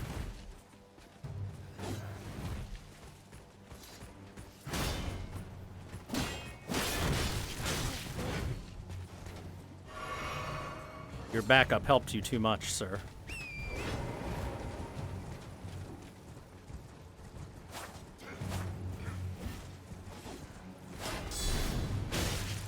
Ow.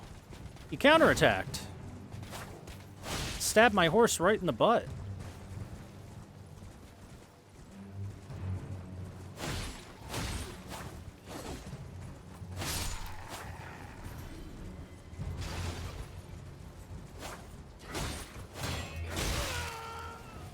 I mean, my yak right in the butt.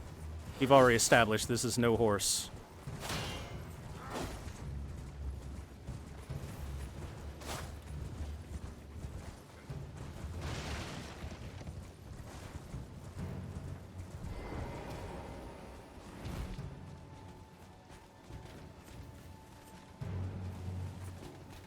Here, just hold still for a sec. Oh, well. Okay, sir. Fine. You and me.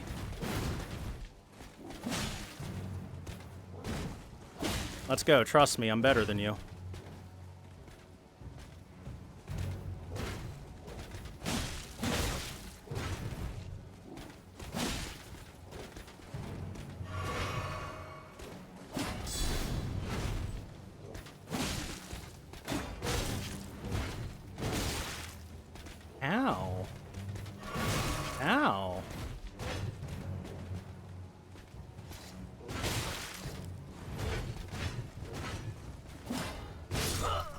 Oh my god, he instant counterattacks so fast. I'm not better than you.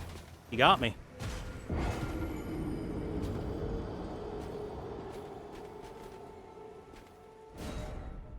That freaking guy. Got me, chat. Dead.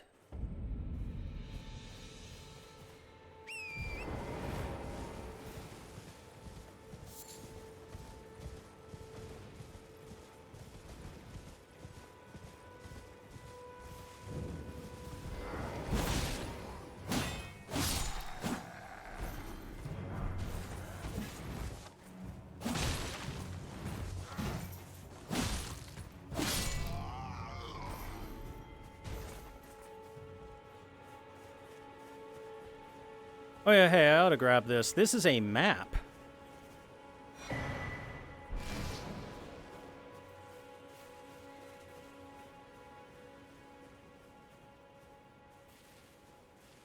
Maps are useful. This is a chest, which is very easy to miss because it blends in really well with the carriage. But it's got the Lord Sworn's greatsword in it. Take a quick peek at that. Oh yeah, the map. A map of the western region of Limgrave, the demesnes of Limgrave, far south of the Erd Trees, bordered to the northwest by the cliffs of Stormvale, and under its ever-clouded skies roll the great steppes of the Pale Lands. And we got the Golden Halberd for beating up the Big Knight, the Tree Sentinel, a weighty halberd forged of gold, wielded by the Order of Tree Sentinels. Heavily equipped knights, deals holy damage. This is actually a really, really good weapon. A masterfully crafted weapon that lives up to its heft, but is difficult for one of mere human strength to wield. It has the skill Golden Vow, which is part of why it's really good. Skill passed down from antiquity among the knights of the capital. Raise your armament aloft and pledge to honor the Erd Tree in battle, granting yourself and nearby allies increased attack power and defense. It's a strength faith weapon, mostly strength, but quite good. Honestly, if you want to do a strength faith build, the Golden Halberd is a solid weapon for pretty much most, if not the whole game. Lord Sworn's greatsword, well-crafted straight sword with an illustrious design, wielded by regulars of a lord's army.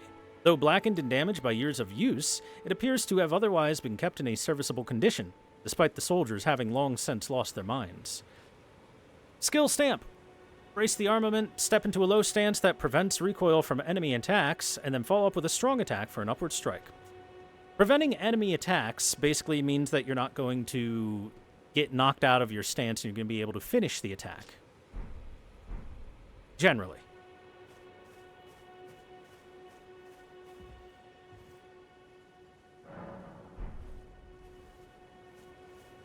Alright, anyway, let's actually kill all these guys.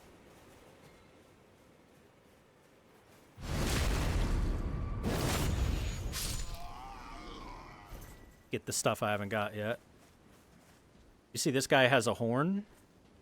If he sounds that horn, everyone's alerted. All of China will know we're here.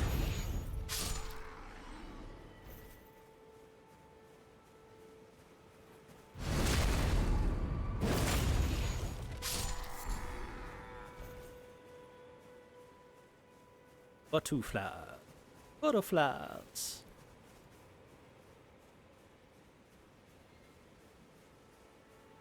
God damn it, Peggy Bobby picked the wretch in a Souls game. That boy ain't right. Thanks, Hank.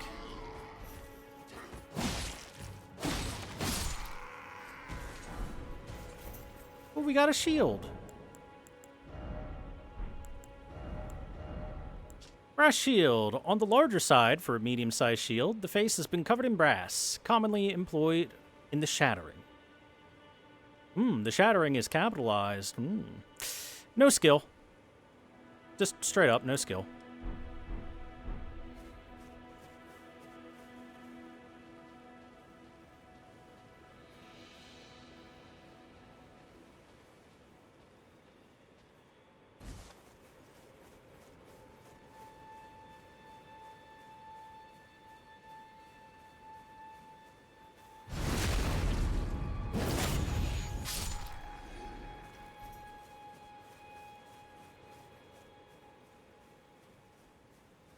Oh hey, anytime you see a skull with a glowing eyes on it, you break it, and within you get a golden rune 1. It ain't much, but it's something.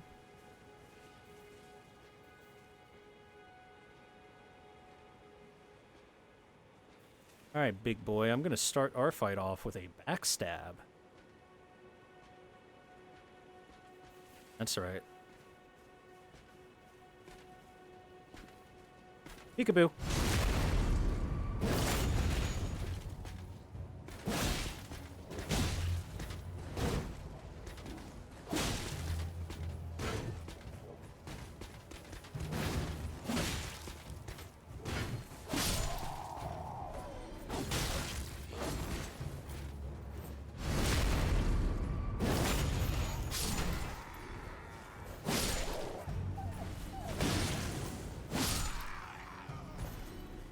Bro still torched me. Oh, the dog noticed me.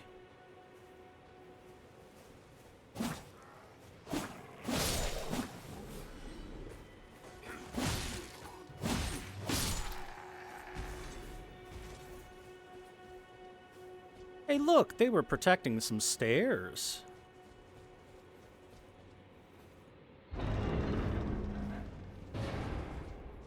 With a chest. Inside, we've got the Ash of War Storm Stomp and a whetstone knife. So the whetstone knife is a key item. Whetstone with a cipher inscription, made to look like a small knife blade. Allows the use of Ashes of War at the site of grace to bestow new battle arts and affinities to armaments and skills. The battle arts and affinities will depend on the Ash of War used. Whoops.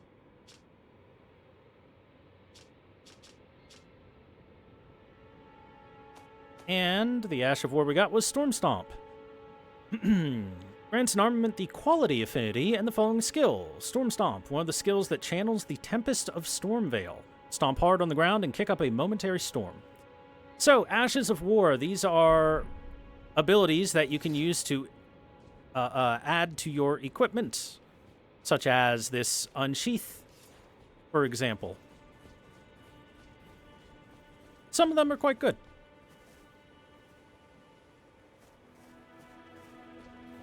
But the interesting thing is that it requires a blade that already has a inscription upon it to even begin adding that.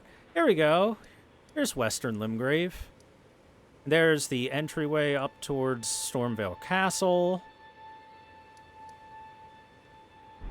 There's lots of stuff here, and this is just one small piece of the whole.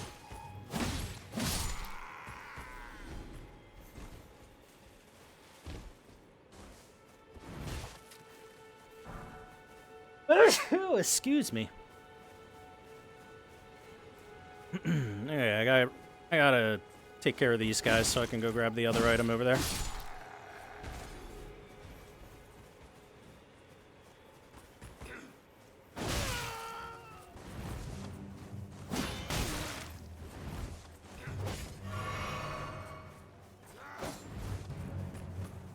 Sir, let me behind you, thank you.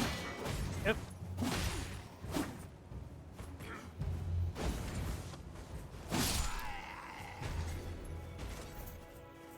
There we go.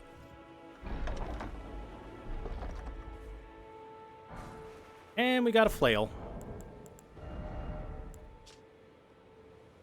Weapon consisting of a bludgeoning head attached to a handle by a chain. The iron ball is spiked and induces blood loss. Blows from this weapon cannot be parried. The charge attack whirls the iron ball around for increasing force before striking. Spinning chain. Spins the striking part of the flail at a high speed to attack. Follows up with a normal to strong attack to link the momentum of the skill into a successive attack. So traditionally, flails are not the greatest weapon in the world. A mace is just a better flail in every way, shape, and form. In real life, that is.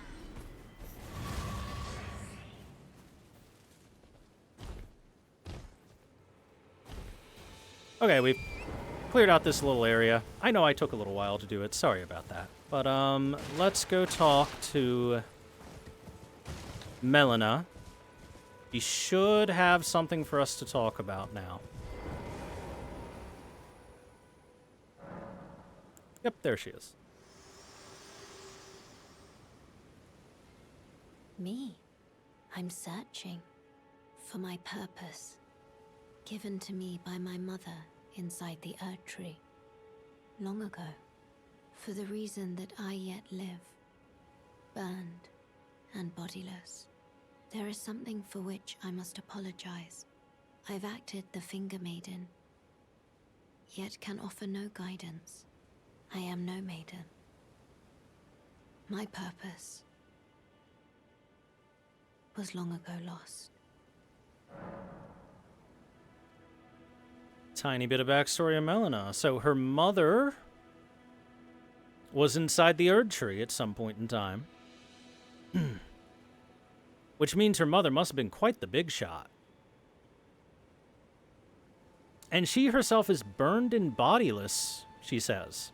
Essentially hinting at at her being nothing more than a spirit, which would explain why she can just come and go as she pleases by phasing in and out of existence. Shall I turn your runes to strength? Let my hand share them with me. Your thoughts. +1 health.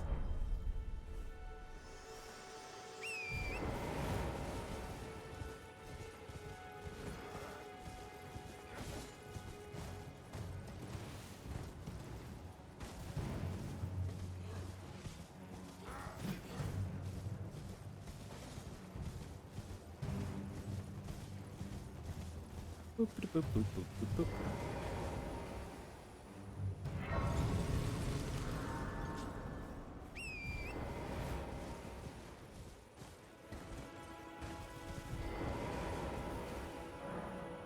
Godric the Golden, humiliated, having tasted defeat by the Blade of Mikola, now on his knees begging for mercy. So hey, Godric is the name of the guy up at Stormvale Castle. And this says that he decided to challenge the Blade of Mikola at some point in time and got his ass kicked. Begged for mercy. But he was called Godric the Golden there, as opposed to Godric the Grafted, which is the name that we were given. Maybe it's a different guy, right?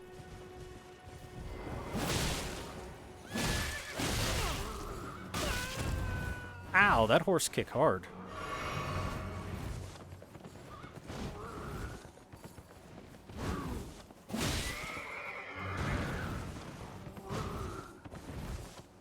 Hey, get back here. Eh. Watch this. Oh, I love that. Awesome.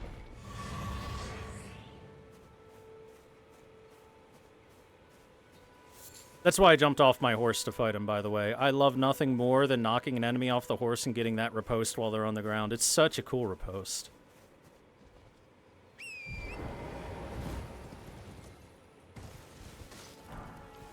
Oi! You there? Could you help us out, Cully? I mean, I could, but will I? You? An artery Yeah, leaf. you there? Stop pretending you can't see me. Dark red leaves with thick, swollen veins. Material used for crafting items. A faint pulse can be felt in the veins. Stirs the blood, providing an enlivening effect. Anyone look me in the eye. So, I'm not that blood ugly, can be am I? absorbed by plants. I mean, that can happen, yeah. Smoldering butterfly, an eternally burning butterfly found near wildfires and elsewhere. Material used for crafting items. Serves as the kindling for a number of items. Alright, anyway. Hiya. What'd you go and do that for?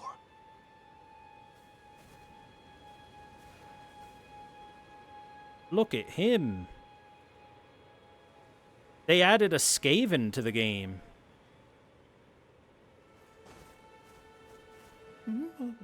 Oh, yes. I remember. Some clod turned me into a tree. You were just breaking the spell, weren't you? Thank you. The name's Bock. I was pushed out of the cave. Told not to come back. Not ever. Then I ended up as a tree. Lucky you came along, really. Well, Bach, luckily you're not a tree anymore. Oh, what a shame. When they threw me out of the cave, they took everything I owned.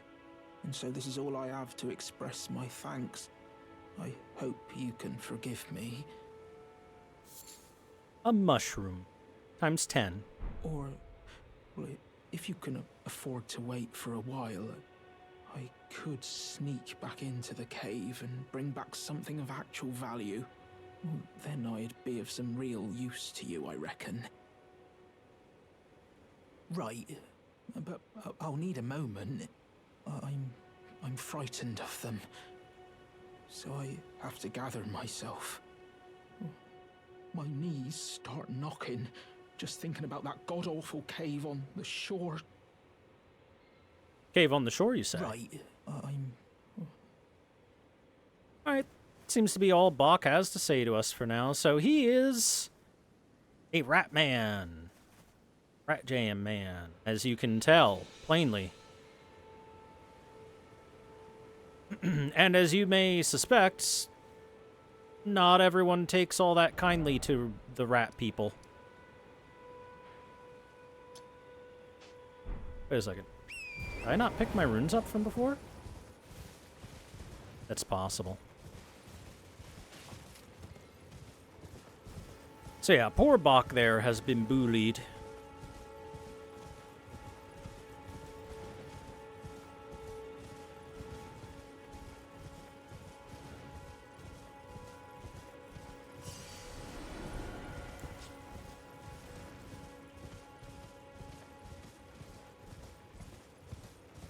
You know, one of my favorite things about Dark Souls 1, and why Dark Souls 1 was my favorite of the Souls games for a very long period of time, is the ability to choose where you want to go and have multiple exploration points to start with when you start the game.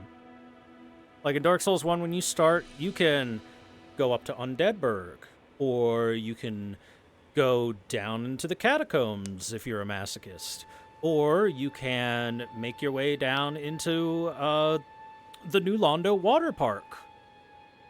Again, if you're a masochist. Or you can head your way to the back entry of the Darkroot Garden through the Valley of the Wyverns. Or you can head your way into Blighttown. All that just at the very beginning. And you can head your way backwards through stuff as well. You can go through Darkroot Garden, back into the Undead Parish, and into Undeadburg that way if you want to. It has all that different stuff when compared to the other Souls games that came after it that have much more rigid, like pathing for yourself.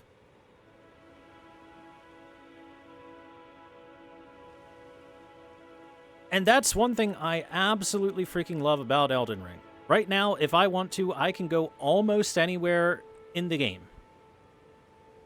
to start with. Also, man, this is a cool magic telescope. So, you notice the telescope has the image of a bird on it.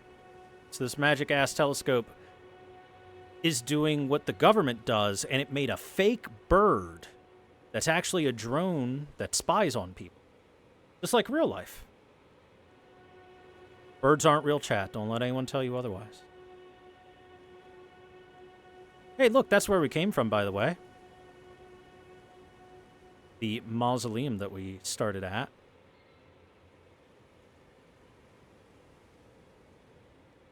You can see there's this small little lake down here. Bridge over there that has a dude on it that heads over toward this very large tree.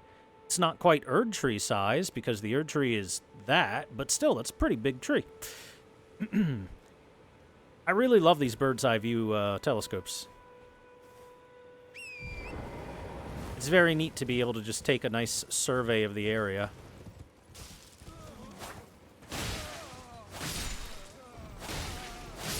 These poor guys don't even fight back. They're just civilians.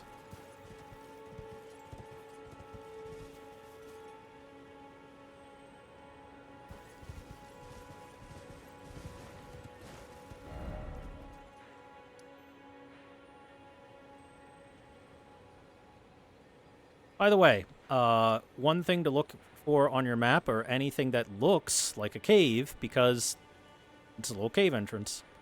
An actual little dungeon that we could go to. Hiya!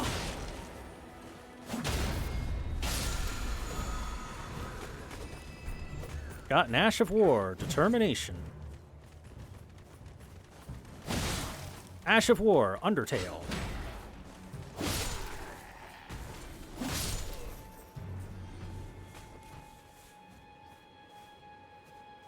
Just using a regular sword? I have a katana. It is an uchi katana. But for now, yeah.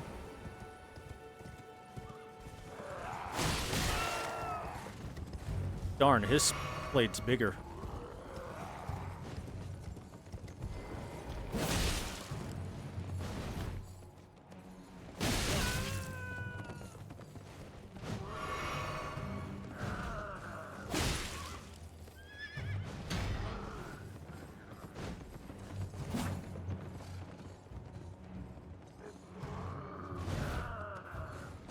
Your horse dies, and you with it.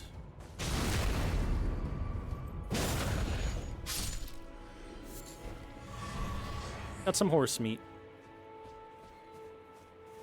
Speaking of, horse meat is supposed to be very tender and delicious. The only reason we don't tend to eat horses is they're more useful not being eaten and a little harder to raise in such a way than cows. So hey, look at these big guys. These are trolls. And you can see that they are being used as horrifying slave labor because they have massive spikes driven through their torsos. Anyway, I'm gonna rob them. Oh, right, I need to stop them first.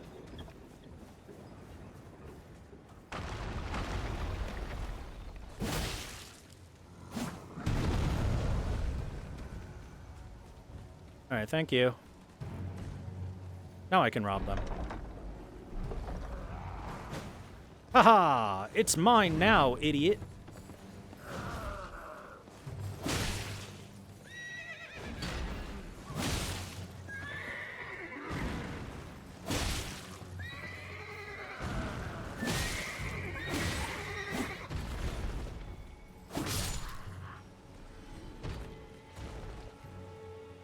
Seems like an extremely inefficient way to tie them to the cart. The cruelty is the point. You can even notice that the spears that are thrust through them have barbs in them to prevent them from being taken out.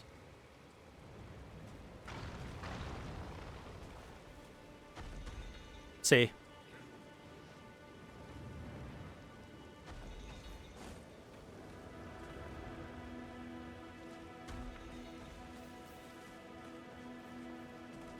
We'll get some more fun info about the trolls a little later in the game. Just sit tight for that. Whoa.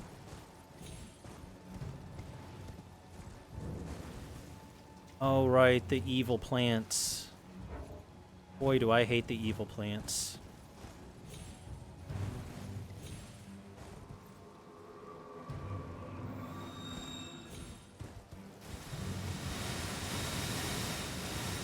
Why are plants able to do that?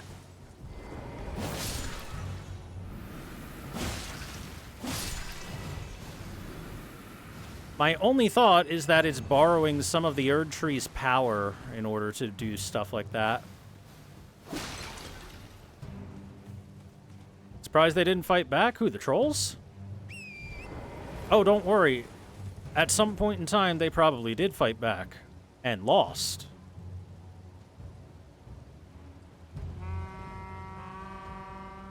Hence why they are now slave labor.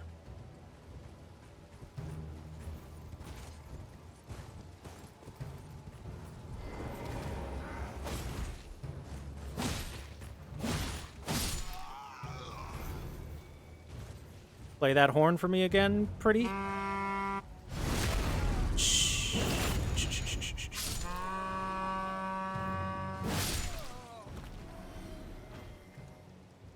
Hush now. It's quiet time, my children.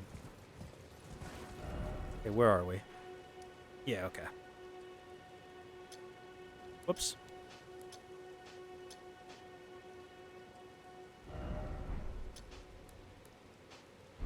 There we go. Sheesh. Whoa, look at that floating squirrel. Oh, there it goes. Not floating anymore. Hi there, fellas. What you doing?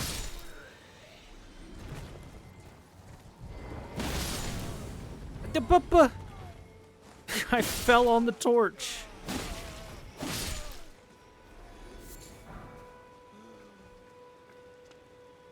Okay. You get to live. Tell your friends and family about me.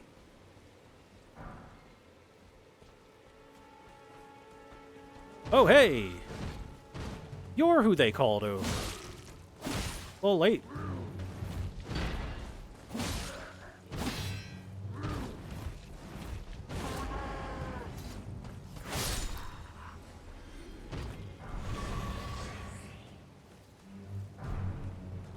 A train draped tabard. Wait, hold on. Oh, it's just that dude. Yeah, he's not gonna touch this.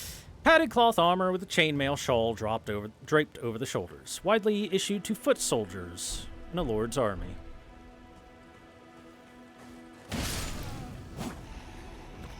I gotta stop running into fire. Crab.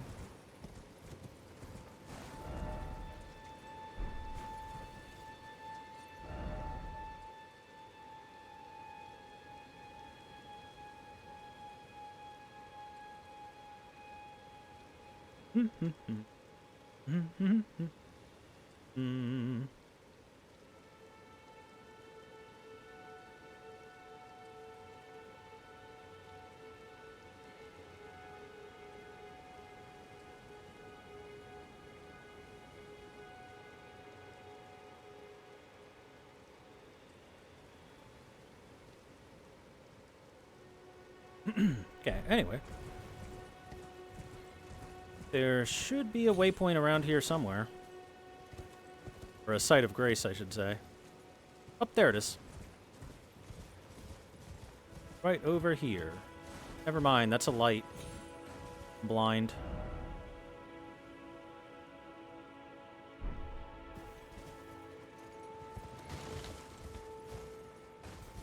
Up there it is.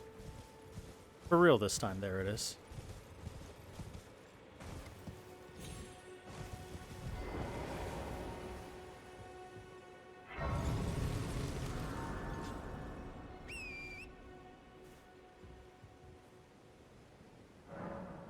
Let's level up. We're going to just start by getting myself some health. That's all. Tiny bit of health. Make life a little easier in the early game. Crab. Look at that big crab.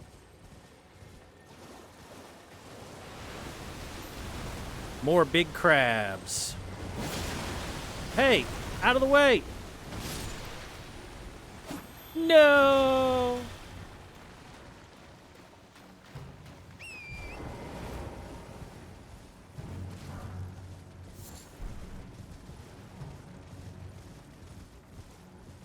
We'll have to take a sit down.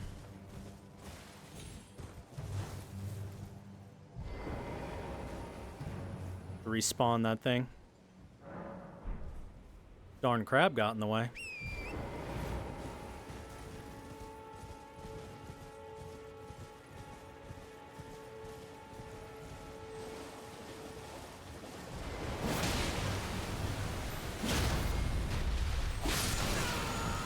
Got it!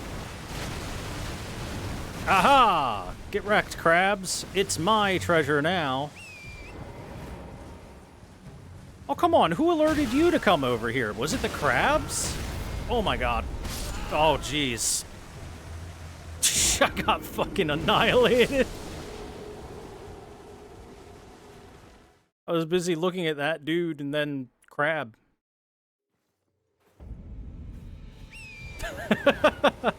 They destroyed me.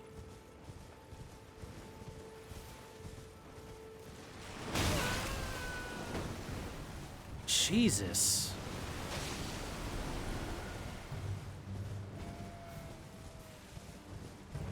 Leave me alone, Mr. Krabs. Oh. There was a camp here. He dead now. Maybe the crabs attacked him. Or could have been one of the many highwaymen. Hey, look! We've got beastmen fighting soldiers. And they're winning, too. They do outnumber them, I guess. Now, child. Don't do this.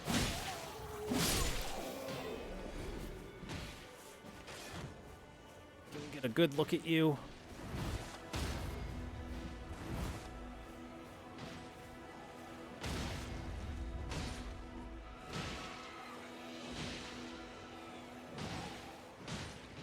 Look at him go.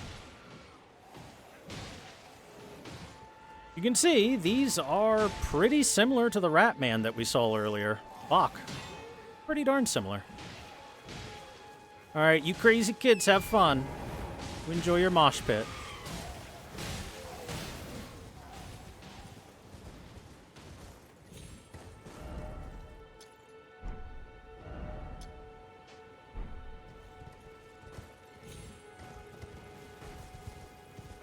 There you are. What's up? You must be the new Tarnished. You do well to steer clear of a Gill Lake fledgling. A dragon roosts there, and it's as fearsome as it is majestic. So, unless you're mad or wish to be burned alive, stay clear of the lake. Don't be a fool.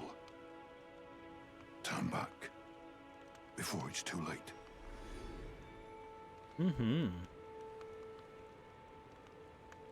Are you going to introduce yourself to us, friend?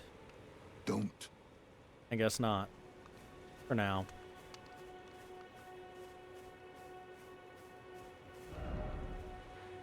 There should be another grace in the area, close by.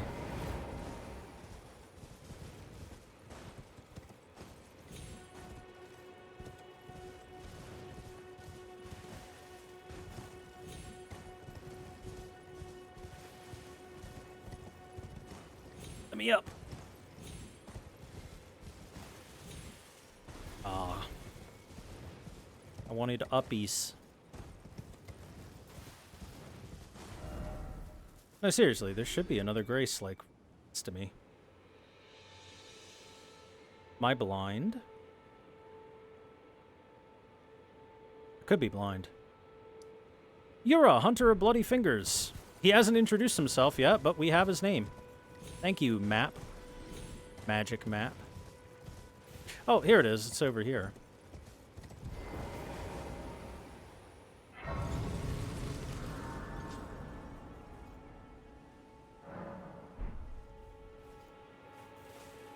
So, Hunter of Bloody Fingers. Again, fingers becoming a, important thing.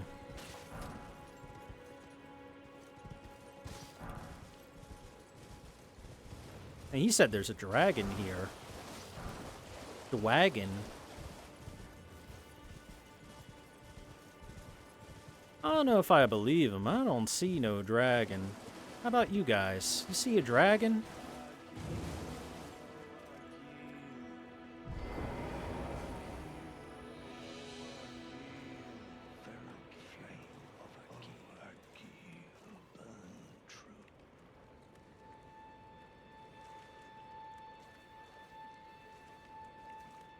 Burn true, he says.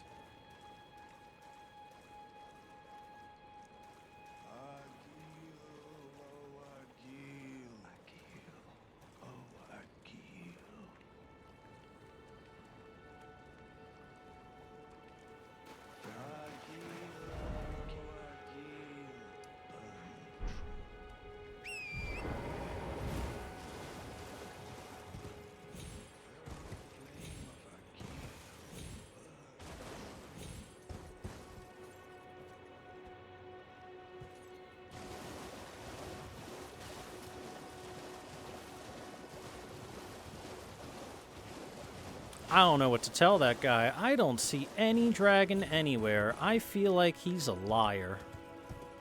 Let's go talk to these guys. Maybe they know something about a dragon.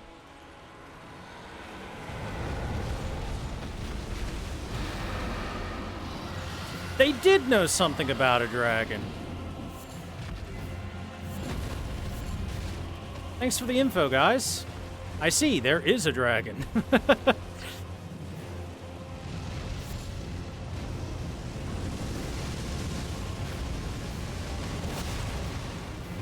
Unfortunately, this would take quite a while right now. We'll come back to you. Just so it doesn't take 3 years to kill you. Miss me. Hello, Mr. Crab. Oh! Come on, I just want the Trina lilies.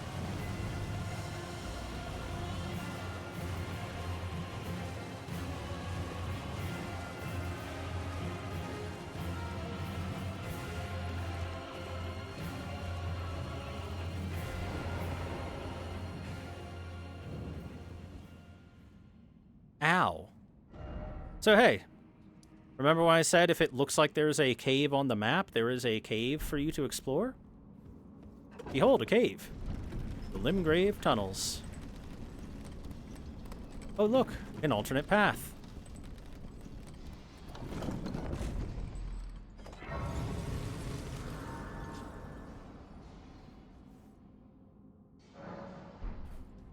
It's the crab linebacker. Yeah, it stopped my progress for a second there.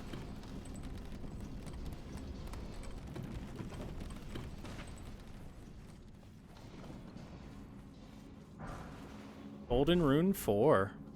What a lovely gift to find.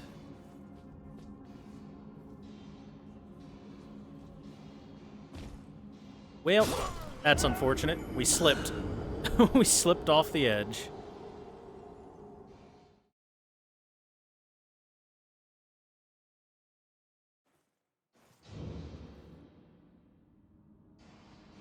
Oh, are my runes up there? They must be.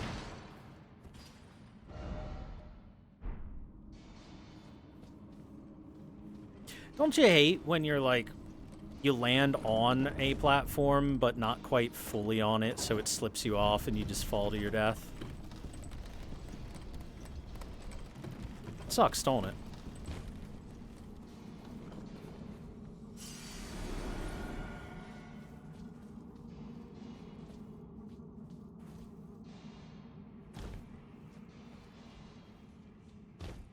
There we go.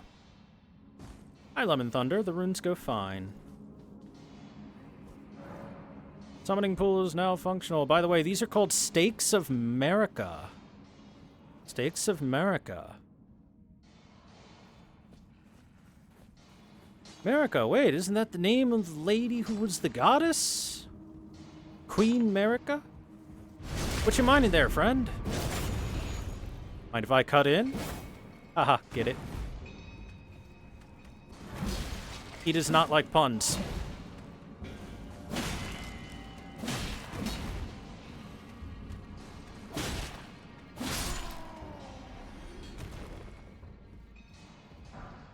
Smithing stone. So yeah, anytime you find these, well, clearly mineshaft areas, people are mining smithing equipment.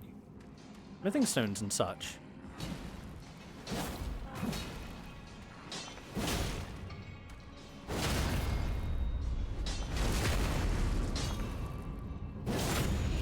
This guy does not give a shit that I just annihilated his foreman. If anything, he's probably happy. Look, that guy's such an asshole, thank you.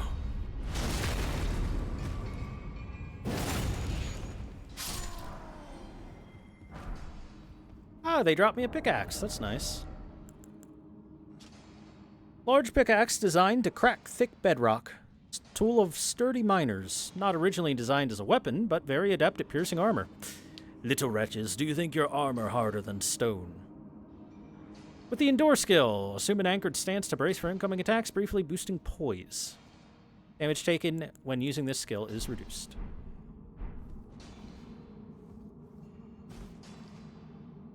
These are the Tink mines, where tinking happens.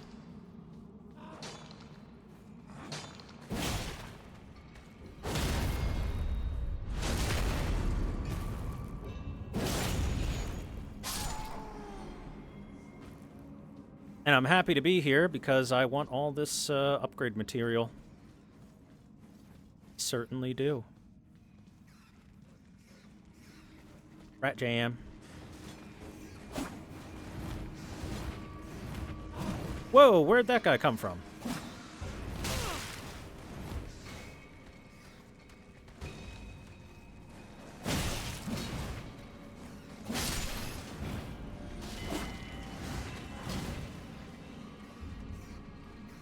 No, seriously, where did this guy come from?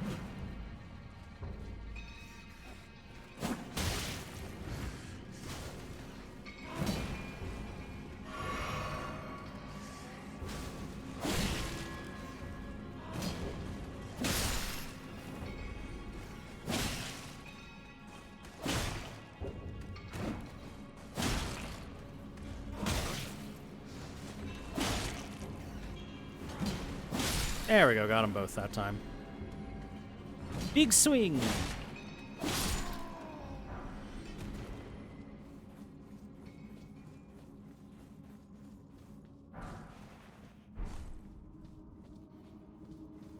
Okay, now, before we get too much further in here, I want to point out the state of the people working in the mines is awful. Incredibly, incredibly awful. Let's look at these dudes a little bit closer if we can. Your body. Your body, I need it.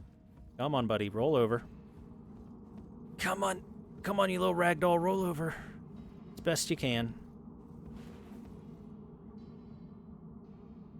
Look at these guys. They are bloodied. They are raw. They are ragged. They are cracked in their skin. Oops. And they're given pretty much nothing to wear. A loincloth at most.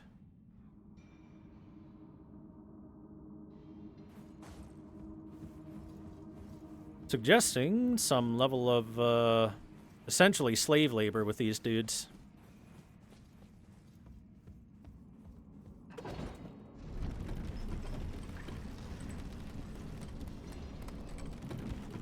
Extra ledge over there.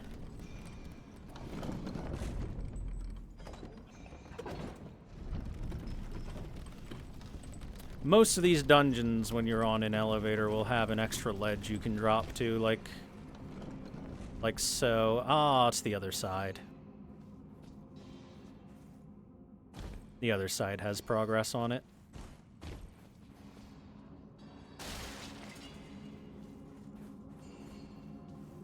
Oh. We'll bring that down. We'll go this way for a bit, and then we'll come back. Can't have a medieval setting without slave labor. I mean, you can. It's just uncommon. Large glintstone scrap, hey! Something new to look at, but first there's a dog. Somewhere that's angry at me.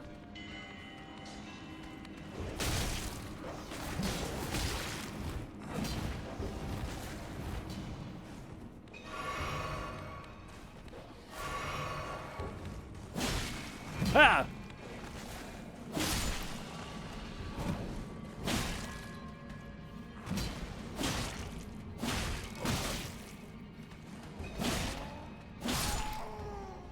Okay, now let's look at it. Large piece of glintstone tinged with unstable magic found in crystal tunnels. Break the gem using FP to produce a magic bolt. Poor quality and thereby easily broken. A sorcerer wouldn't give it a second look. So glintstone is something that we're going to come across quite a bit. It is used in sorceries, and it is a focus point of sorcery. Which we will, we'll get a little bit more into later. Once we have a staff, a proper staff. A casting focus.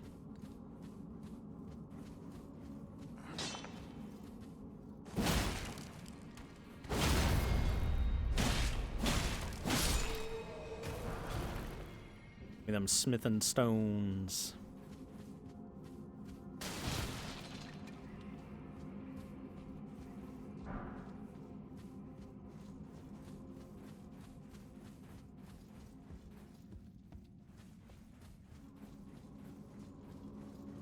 Chat, nobody told you to bark.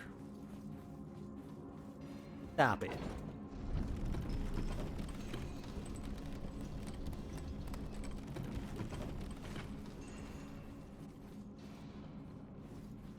By the way, look what we've got. Another statue of America.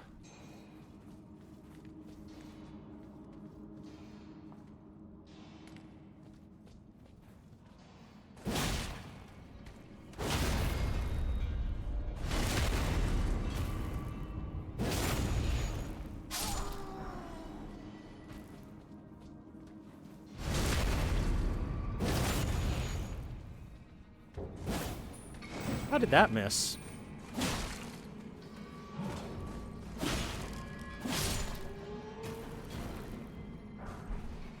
More glintstone scrap. More garbage.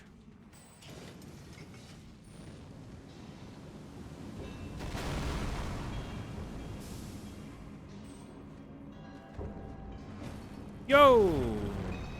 Put the grenades away, sir. That's dangerous. It hurts someone.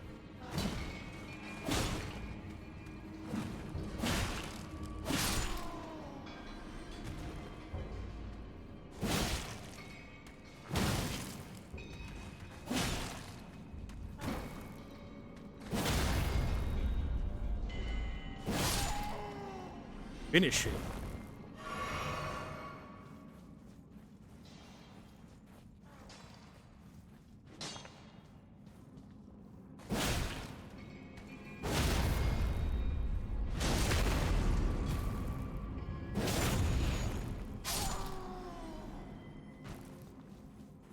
So you gotta wonder about, like, the design is cool from a dungeon perspective of, oh look, there's extra places that you can hop to in order, and you have to hop to one of them in order to make progress, but from a in-world, like, make things make sense perspective, it doesn't make a whole lot of sense.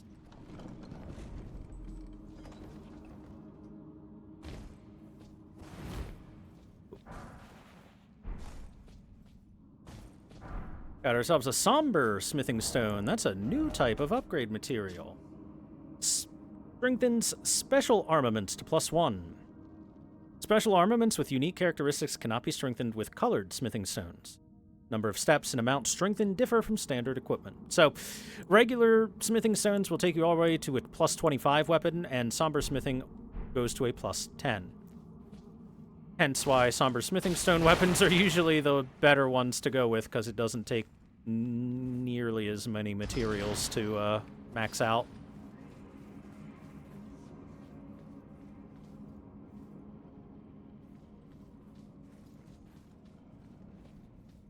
Or upgrade materials.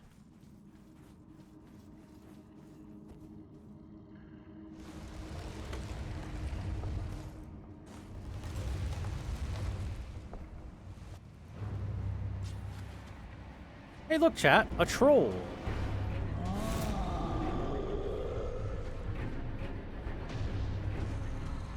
Big boy. Ah! I didn't recover quick enough.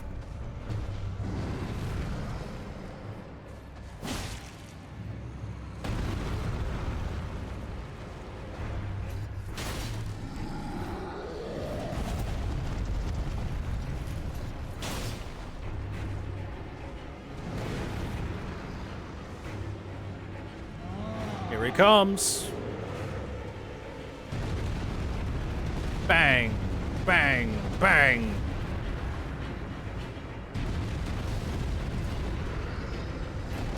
Oh! The lift up.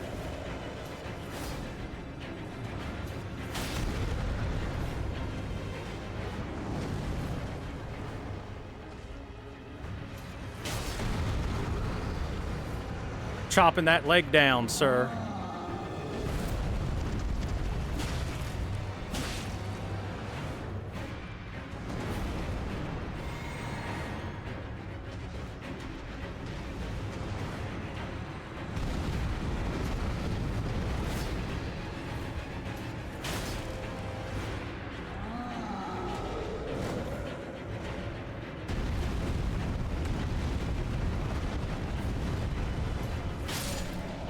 Got him.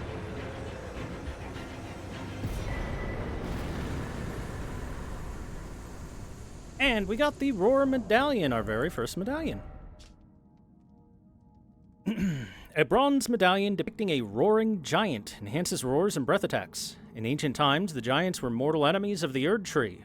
Their bellowing roars desolated nature, triggered avalanches, and whipped up storms of flame. Alright, so this gives us a teeny bit of info about giants.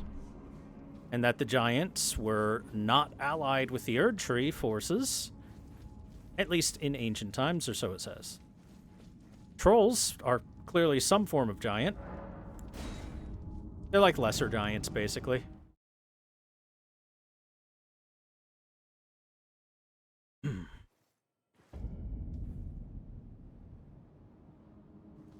Which helps to solidify the fact that the trolls are not of their own volition working for the forces of the Erd Tree. They're slaves. It's time you set off, I should think.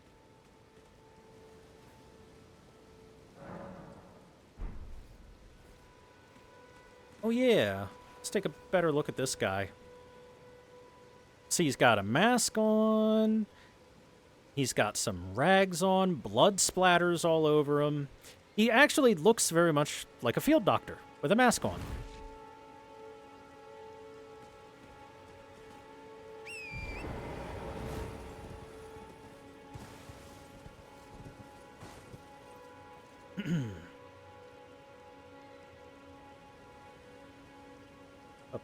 Up.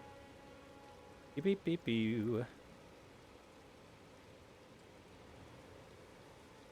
Now then, let's go ahead and let's do the next part of Bach's quest, the demi-human Bach. Little rat man.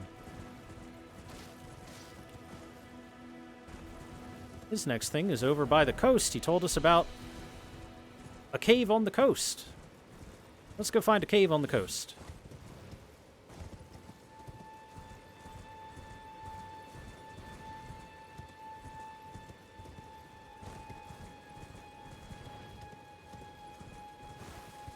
There's the coast. I just gotta get down. Okay, yeah. Based on the map, it looks like there's a way down on this side. Howdy there, friend. Don't start.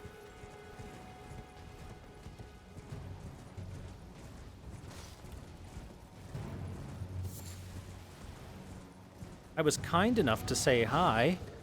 Yo, quit it. Don't make me come over there. I'm busy. I'm busy going over here to go attack this invisible thing. I killed that pengu. There it is. First try. Ash of War Stomp. Sweep.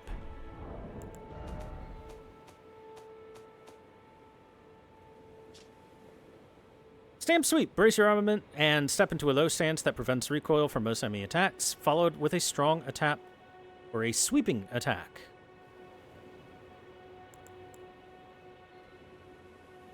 We also got Determination, a knightly skill. Hold the flat of the armament to your face and pledge your resolve, powering up your next attack. And Unsheath, which we know what Unsheath does, because it's what we have on our katana.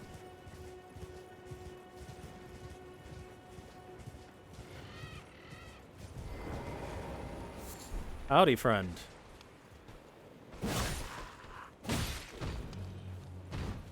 You know, we could have been amicable there, sir. Instead, you had to be a jerk. Honestly. I mean, he didn't seem to be much of a nice guy, because looks like he killed this person.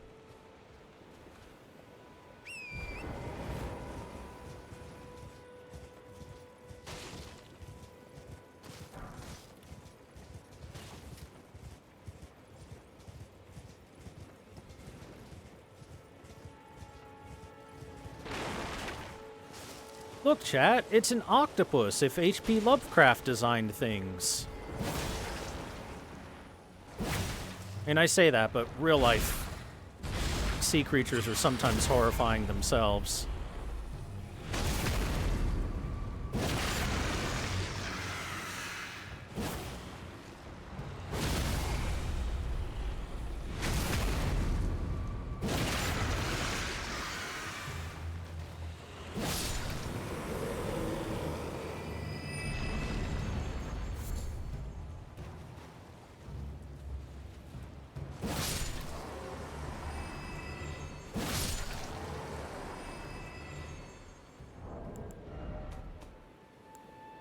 You ask if it's really an octopus.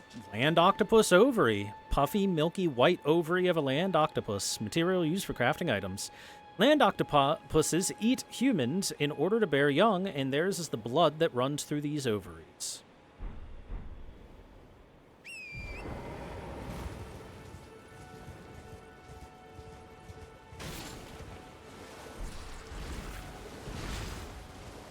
Back off.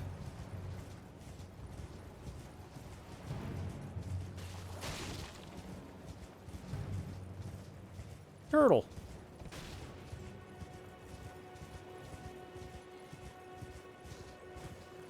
What do you use those things for anyway? For eating. They're a delicacy.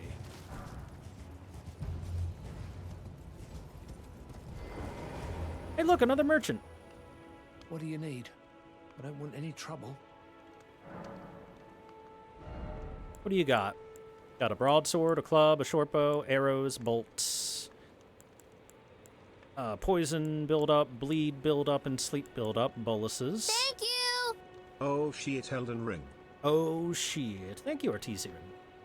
Neutralizing boluses alleviate poison build-up and cure poison ailment. Poison accumulates gradually, coming into effect once the threshold is reached. No big info for that. Some smithing stones. Iron round shield, an ordinary small round shield made of metal. Heavier than a wooden shield, but boasts higher damage negation. Finely balanced, the shield is easy to use. Note, land squirts. And stone digger trolls. So these notes are like hints about the enemies. That's all. Cookbooks, on the other hand, you kind of need them to be able to craft things. So if you ever plan on crafting stuff, cookbooks are useful. All done? Well, be on your way then. Geez, sir, I'm going to take your butterflies while I'm here, too. How rude. You didn't even say hello and thank you for your business, or please come again.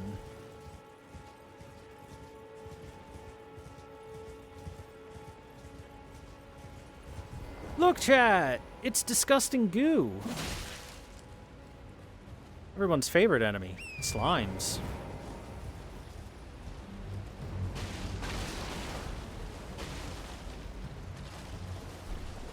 There's the gold pickled foulfoot.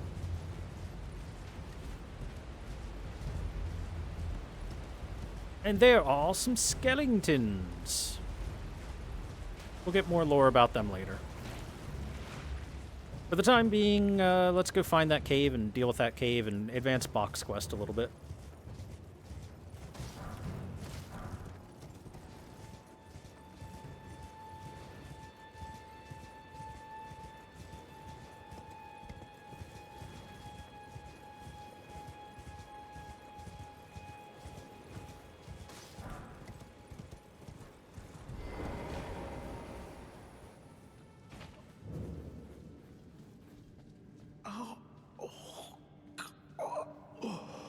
Hawk?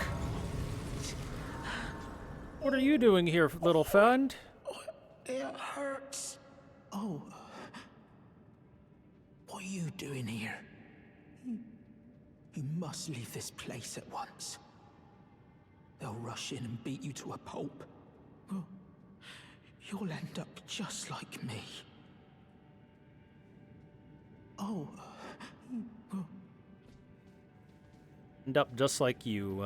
Something tells me I'll be okay. Oh, right. before I start this dungeon, I should be able to just teleport back to it when I feel like it. Yeah. Let me hit the Church of Ella, because we shall be able to upgrade our weapon over here at the smithing table. Uchikatana +2.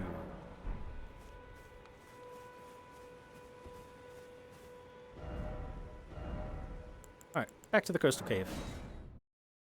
We're gonna help out Bach. Somebody kicked Bach's ass, and that's rude. That's bullying. Look at the little guy. Look at him. He couldn't hurt a fly. Okay, maybe he could. There's some pretty sharp nails and teeth, but he didn't hurt a fly. Instead, he got his ass kicked. Let's go get some revenge. It's dark.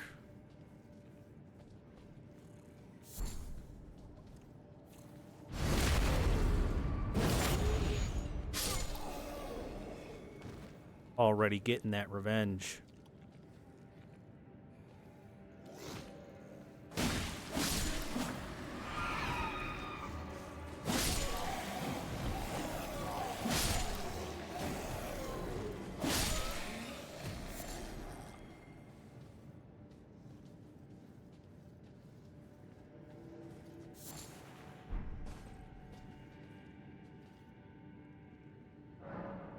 Old Knight Istvan.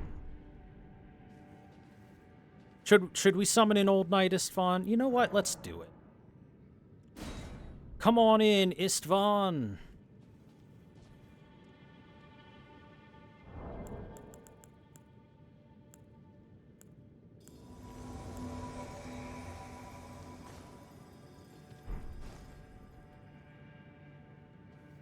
All right, let's go. Let's beat some ass.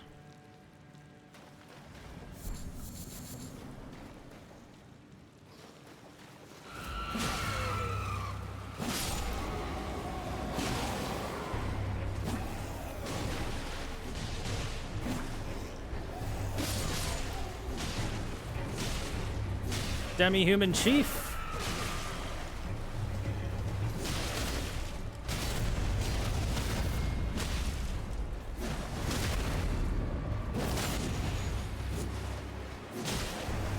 Damn, get bodied, nerd.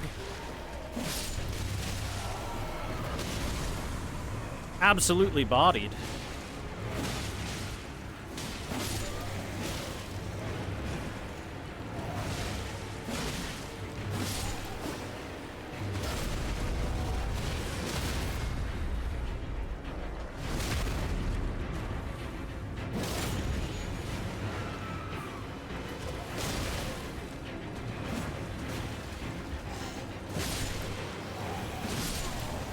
Well done, Istvan. We crushed the shit out of him.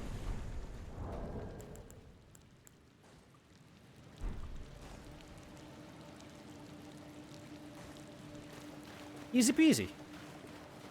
That's not a very hard boss fight. As you saw, the amount of damage we were doing to them was kind of high.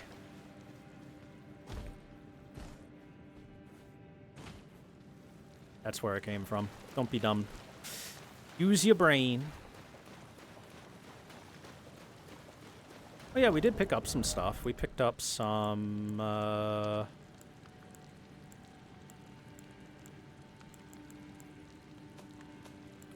this gold pickled fowl foot. 4-toed foot of a fowl pickled in a golden medicinal solution. Boosts the amount of runes obtained from defeating enemies for a certain duration. This is really, really, really useful to use right before you kill a boss.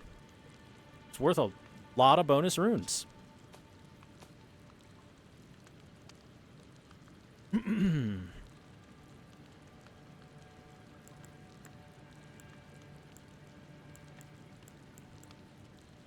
Trina's lilies. Exceedingly rare to find. These are important. A light purple water lily that is on the verge of wilting. Material used for crafting items. Exceedingly rare to find. A symbol of faith in Saint Trina. Dulls the senses, preventing agitation. Saint Trina is someone that we'll want to talk about in the future. We also got a sewing needle, Bach the Demi-Human's prized possession. And some tailoring tools. Enables armor alterations at sites of grace. That's what Bach the Demi-Human wants from us.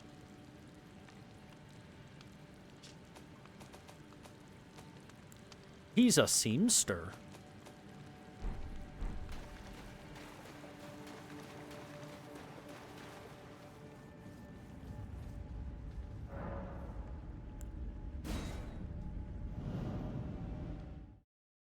Head back real quick.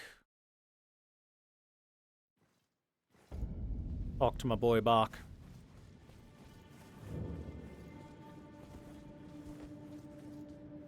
How you doing? Oh. What are you doing here? You must leave this place. Wait. Is that what I think it is? You got it back for me. That's right. My sewing needle. I beat up your bullies. Here you go, little guy.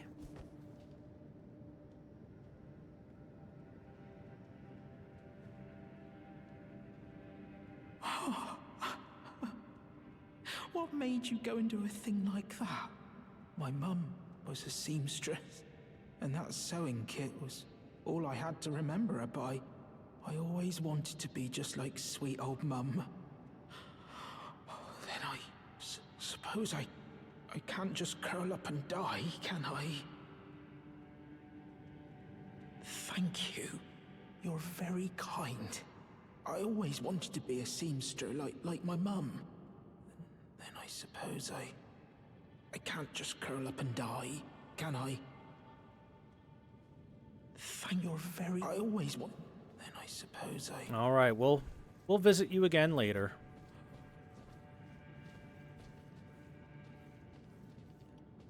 Gonna touch your butt.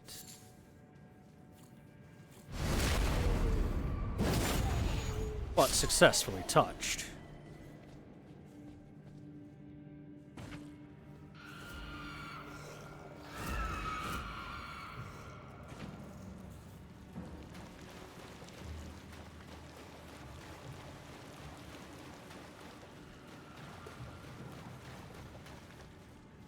Free.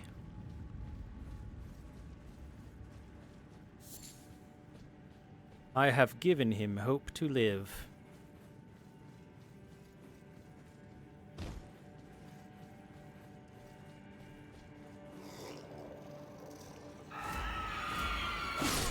Shut up. I said shut up.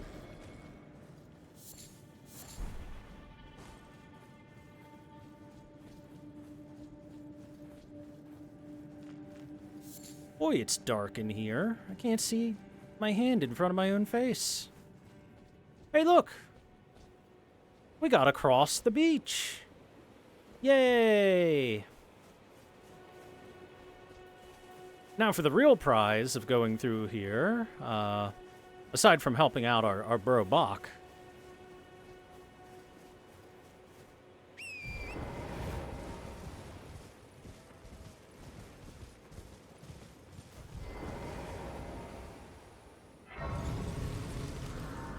it is unlocking this location. Church of Dragon Communion.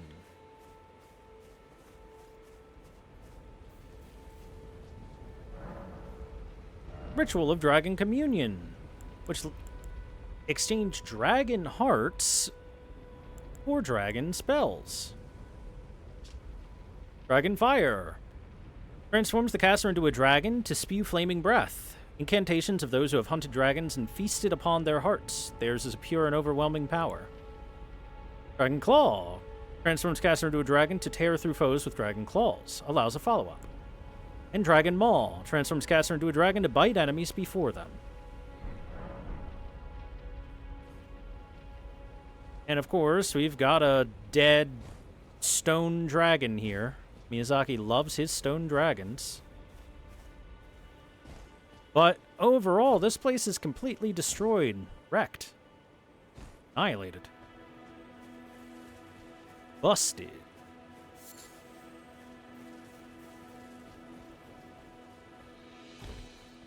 Look, it's a jellyfish. Isn't it beautiful?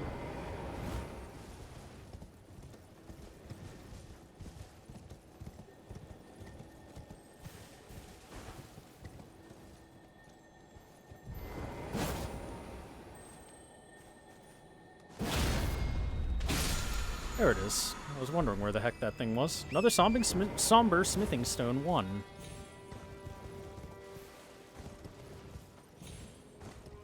So, having a Church of Dragon Communion exist, and exist right off the coast of Limgrave, has some implications. Implications such as...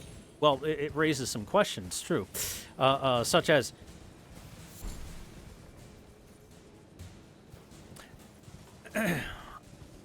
Oh, it's the goat.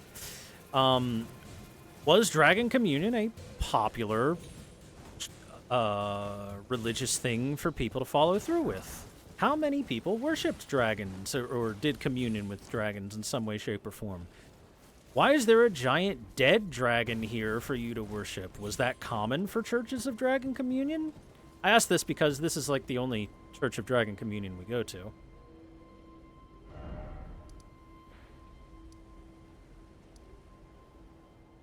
So it's kind of a little weird, you know what I mean?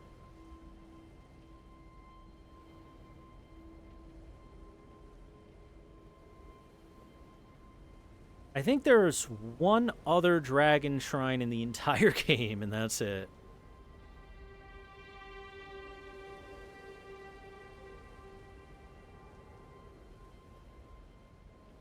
Let's see.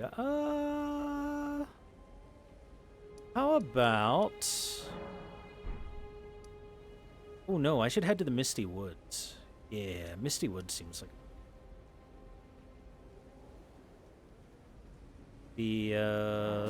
this way and beyond. To the north.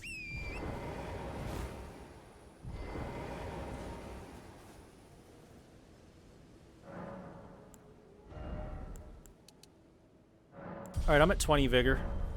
That is enough to get us through a lot, to be perfectly honest with you, as long as I don't play like garbage.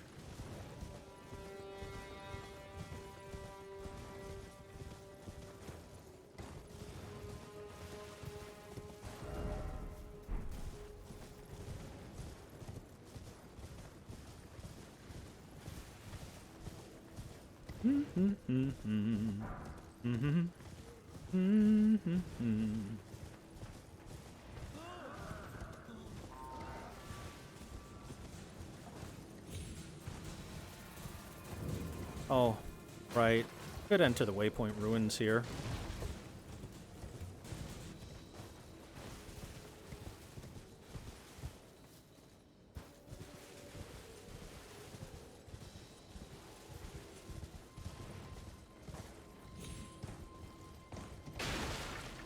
Smash.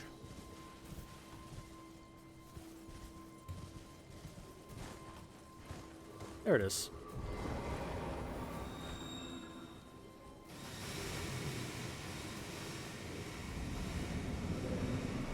It's Pumpkinhead! Who watched that horror movie, Pumpkinhead?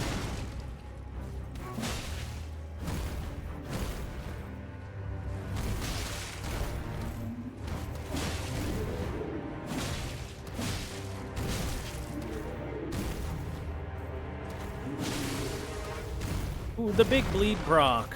Big damage.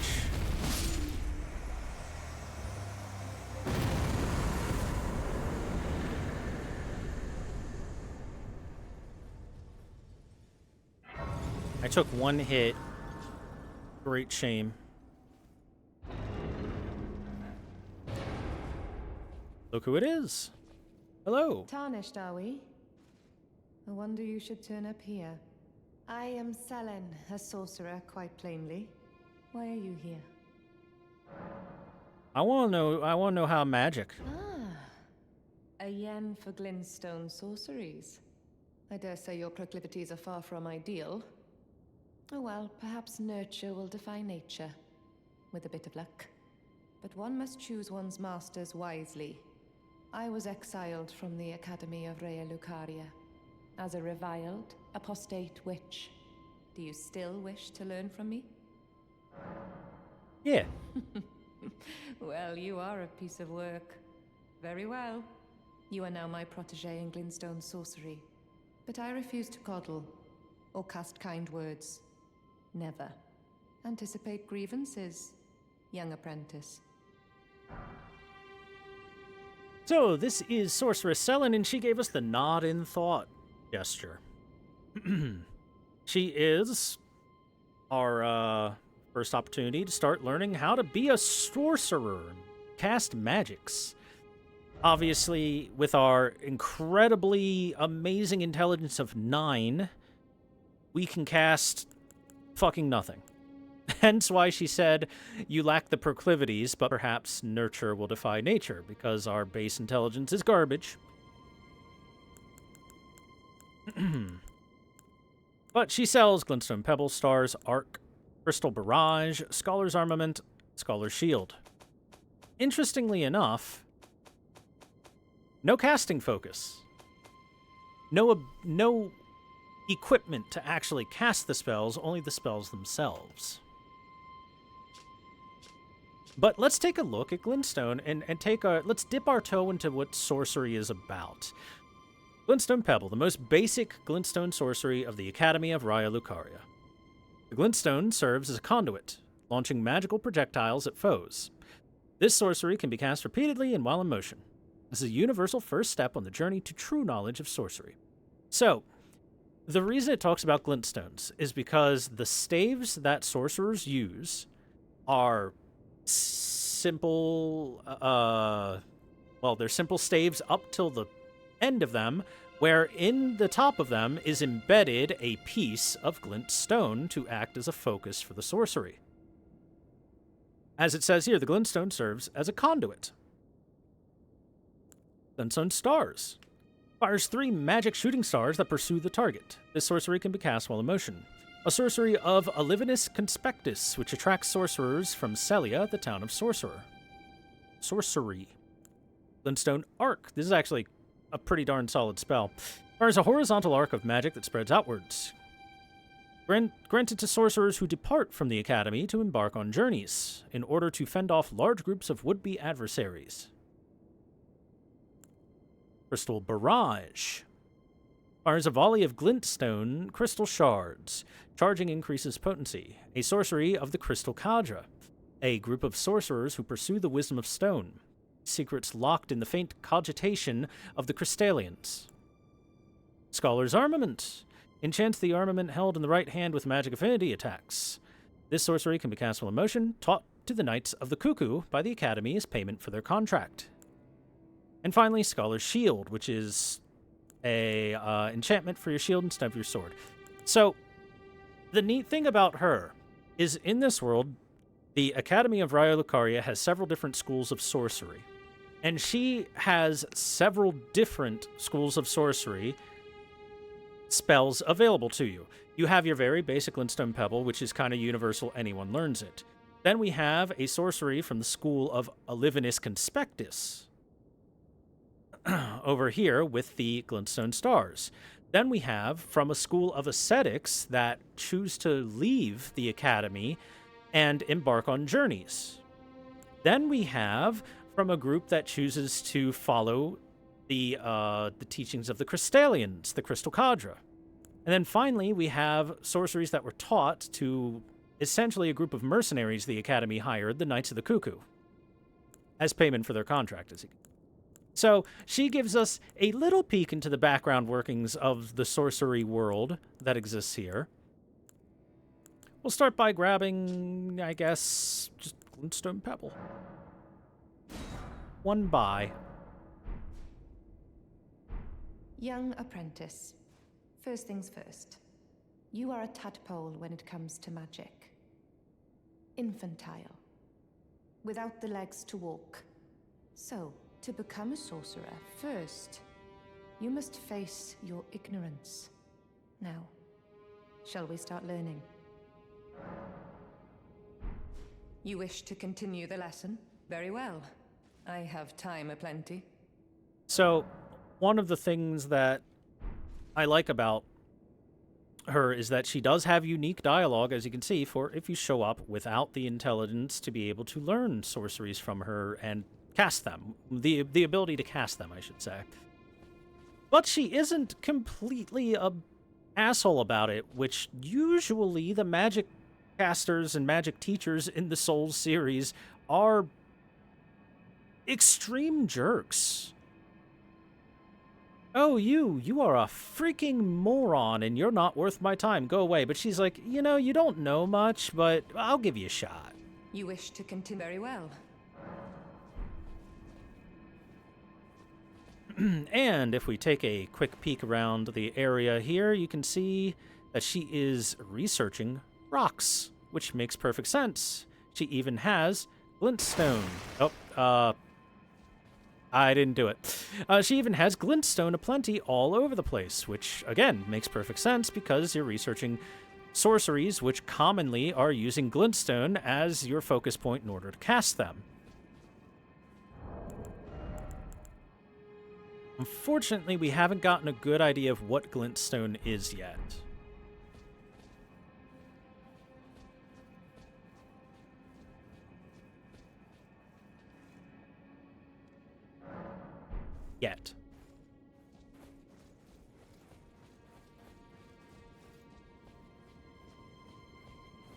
Was the Pumpkinhead her guardian, or is she doing this behind her back? I'm assuming the Pumpkinhead was her guardian to prevent anyone from coming in,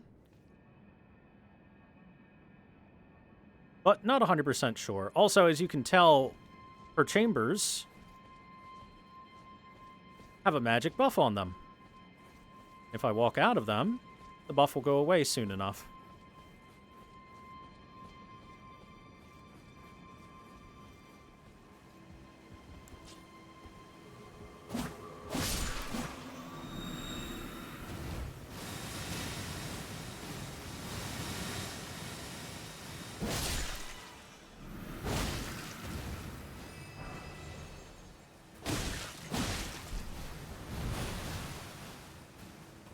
Very poison.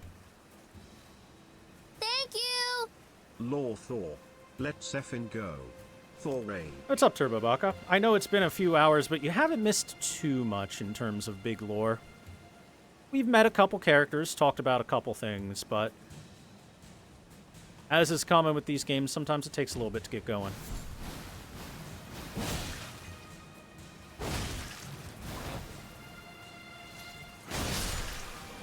You know what? Fuck it. At this point, you die.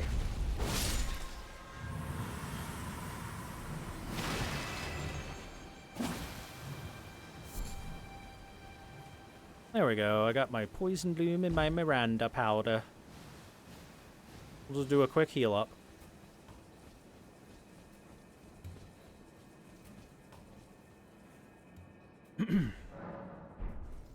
We've met Selin now, so that's nice.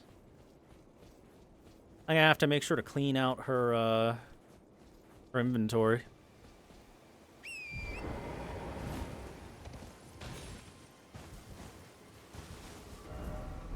Uh-oh.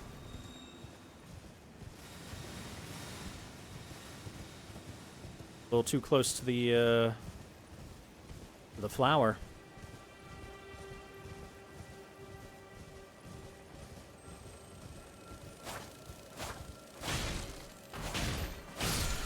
I didn't need to kill you, but I wanted to. Oh, hey, here we go. This is a good chance to show this off. Whee! These are little storm tunnels that either you land in and don't take fall damage, or when you jump in them, whee! Essentially, they're there for slightly faster travel, but the reason that they exist in the first place is because of our proximity to Stormvale, and Stormvale is called Stormvale for a reason. I'll give you two guesses as to why.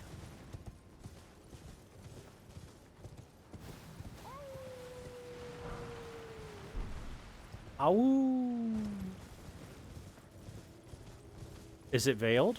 In storm, yes. Okay, we gotta be careful here because there's bears, and the bears are horrifying. Giga bears. Oops, I missed.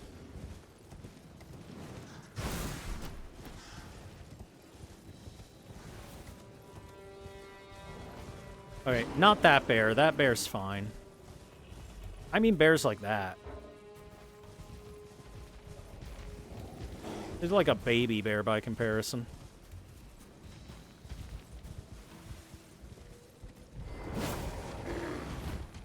And it's a normal bear.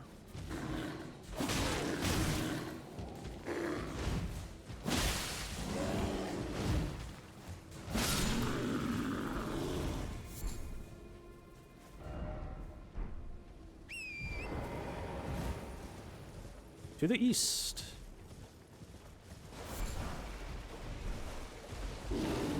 Oh! He's angry. He didn't want me taking his gold runes. Alright, give me the map.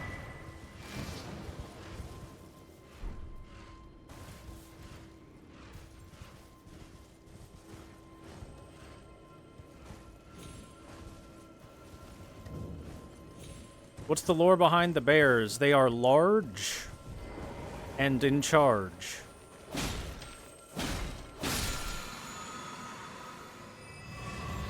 That's it. But there is some lore about this. Spike crack tier, green spell crystal tier.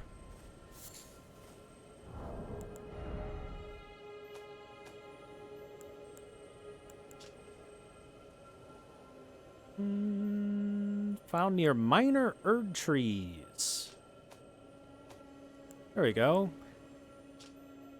A crystal tear formed slowly over the ages where the Erd tree's bounty falls to the ground and be mixed in the flask of wondrous physic. The resulting concoction increases the power of charged attacks for a certain duration. Green spell crystal tear. Crystal tear formed slowly over the ages. Can be mixed in the flask of wondrous physic. It temporarily raises one's max stamina. So, slowly over the ages where the Erd tree's bounty falls to the ground. If we take a quick peek here at the map, you can see there's a big tree on the map. It may not be Erd tree big, but that's still a pretty big tree. This is what's known as a minor Erd tree. I assume is what happens when one of those golden seeds sprouts and has a chance to blossom a bit.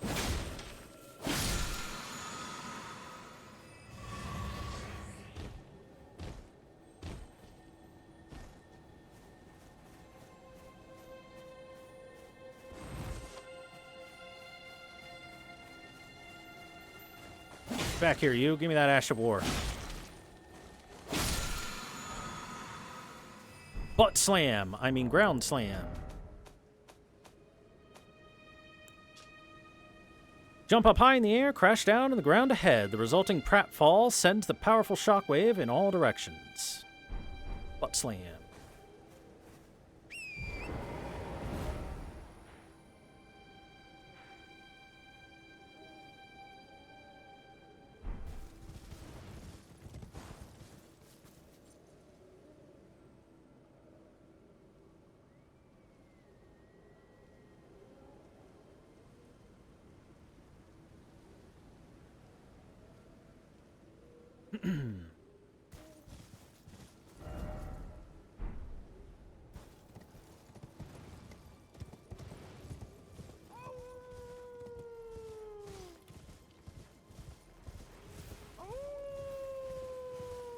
Awoo! There he is. Over here at the Mistwood ruins. Up there. He's howling. Barking at the moon.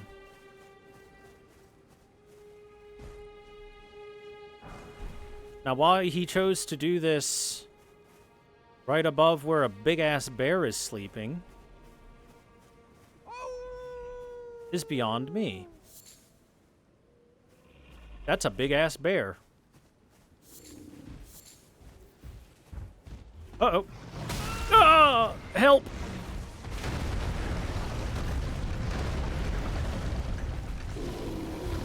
That's a big-ass bear.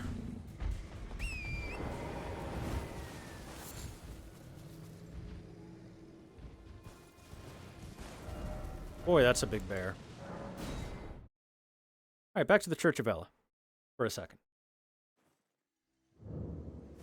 Because our friend here knows that guy. Wait, weren't you? Well, you're back. The howl of a wolf in the Mistwood. Yeah. I suppose he must still be skulking about. I know. Why not meet him for yourself? Next time you hear the wolf's howl, make this signal right under the source. Ah, don't fret. There is nothing to fear. I just have an inkling the two of you might hit it off. We can now snap. You know, if you should buy yourself a crafting kit, essential. The kit costs but the import. Okay. I'll buy a crafting kit.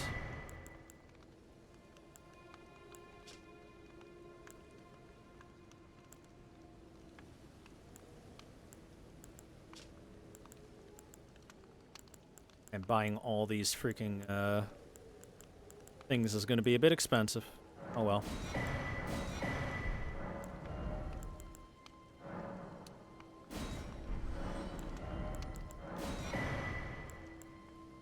Tis what it is.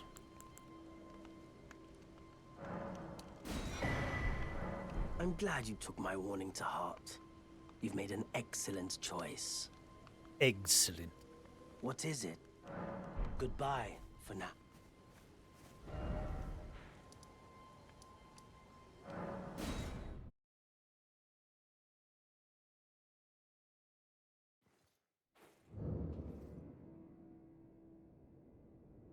Kind of odd that this is the closest way for us to go talk with our friend Blaidd, the Wolfman, but oh well.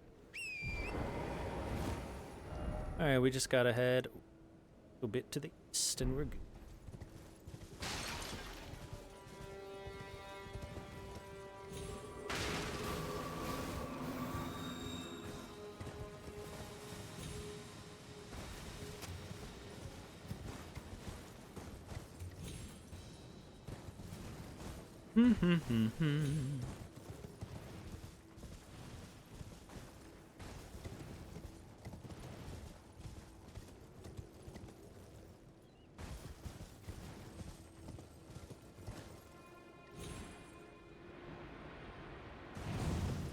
By the way, the safety of that wind tunnel for falling into it is much larger than the visual.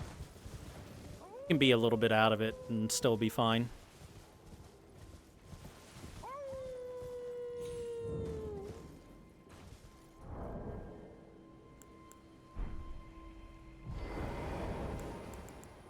Alright, let's swap this out for the snap. Where's the snap?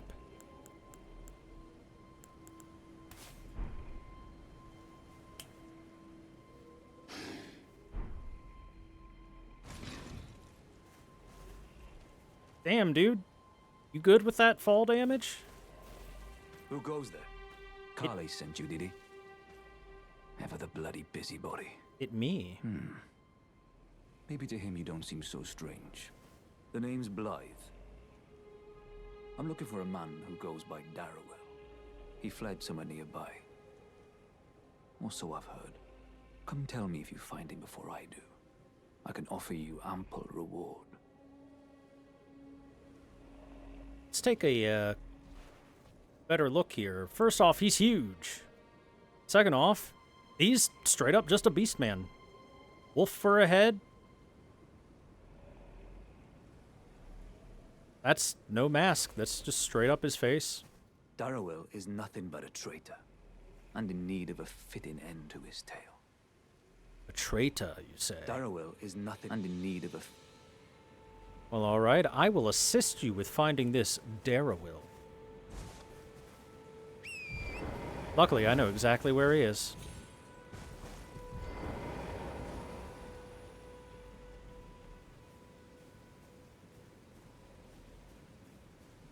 Elden Ring out here catering to the furries.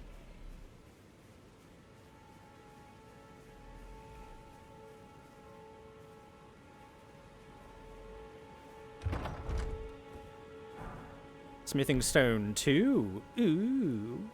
It's required for +4. Big bear.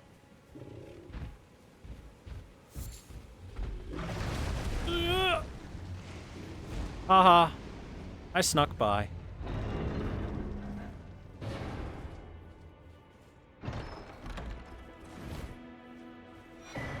The Axe Talisman.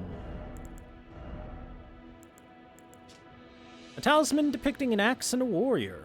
Enhances charge attacks. The lord who led the long march bore an axe, and his loyal warriors honored him by wielding axes of their own, making them very effective at dealing decisive blows. Oh yeah, sacrificial twig is believed to be a twig pruned from the Erd tree long, long ago, prevents rune loss upon death, but will be lost itself in exchange. So this kind of makes sense that a twig of the Erd tree would be able to prevent lost souls, essentially, lost runes, because the Erd tree is pretty essential in this cycle of life and death in general in this world. Is Blaidd the only one of his kind? Nope, not at all.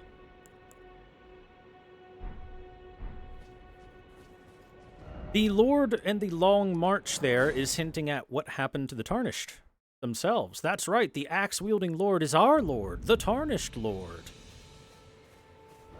It's me, I'm the Tarnished Lord.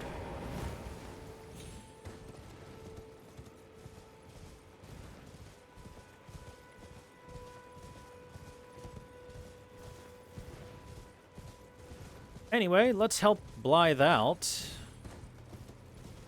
Because this is where Blaidd's target is. The Forlorn Hound Evergaol.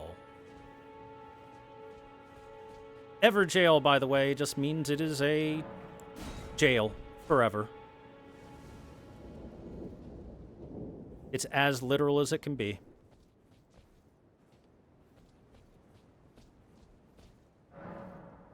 Blaidd the Half-Wolf. Come on in, buddy. We're here to beat some ass. Darrowell, rotting in a cell is no true justice. No. This is where it ends for you.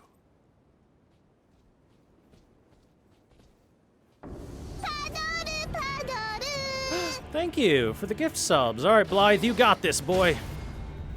Damn, he's got this entirely in... Okay, maybe not. Let's help him.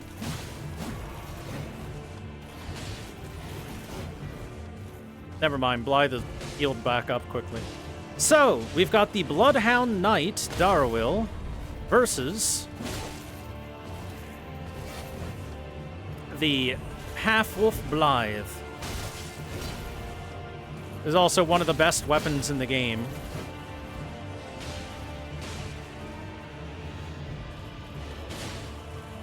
For like the early to midpoint of the game especially. But you can use the weapon you get from Bloodhound Knight Darrowil for pretty much the whole game if you want to. You'll notice that Bloodhound Knight Darrowil is also really big like Blaidd is.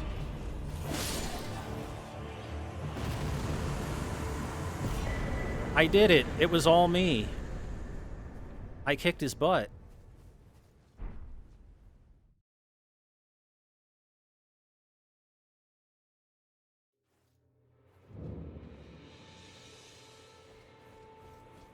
Hey, did you see how I beat that guy up? All alone? Right. There you are.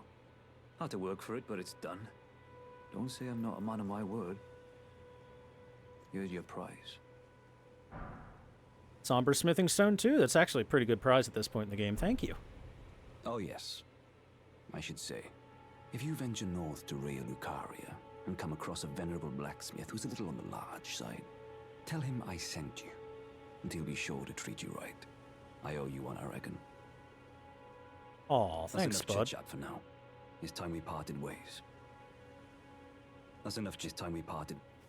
Well, that's enough chit-chat for now. So he told us if we head north toward Raya Lucaria, we'll find a blacksmith, yada yada. Essentially, this is it for Blaidd for a bit of time.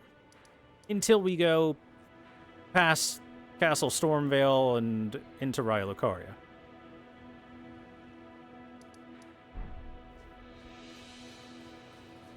If the player was 4 feet tall, he would still be 8 feet tall. Blaidd is big. He's like 10 feet or so. Look, we come up to dick-sucking height. See?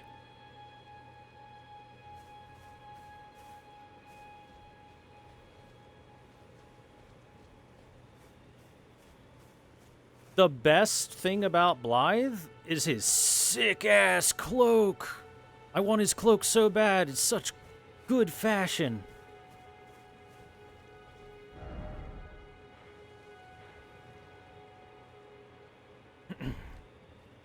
Yes, the favored height of FromSoft fan, dick-sucking height.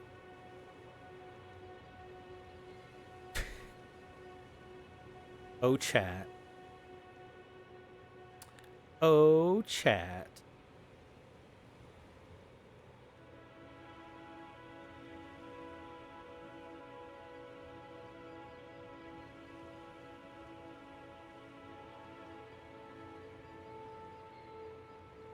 Okay, now then, next thing I should do, I'm trying to make sure that I don't miss anything.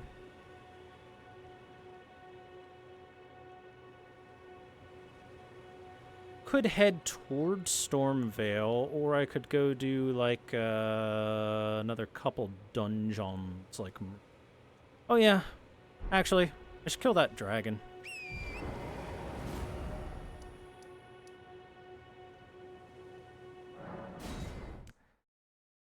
Wait, why'd I go to this one?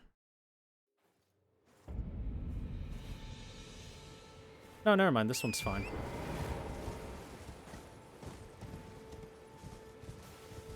Let's go kill a Geel. A Geel? However its name is pronounced. Let's go kill the dragon.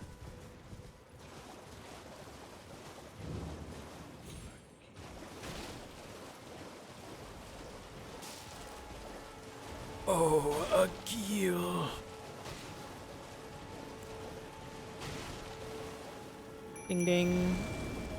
Let's go, wolf boys. We've got this. Hiya!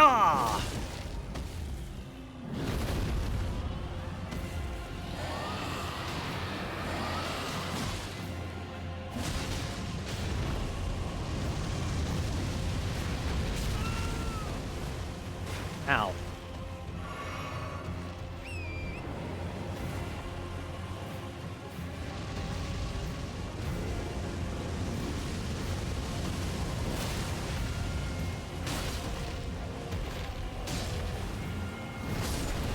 My wolves!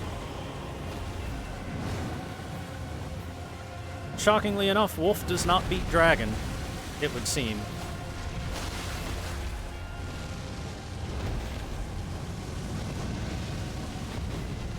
By the way, dragons take more damage if you hit them in the face than if you hit them anywhere else.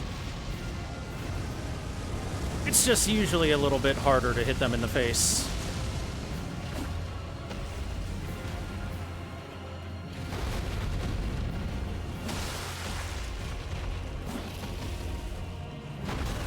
Ow!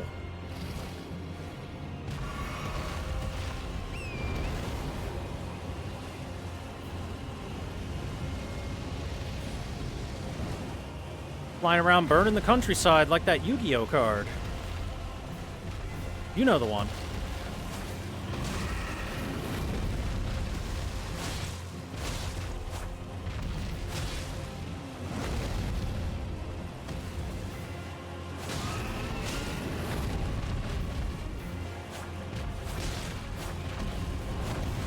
Uh-oh.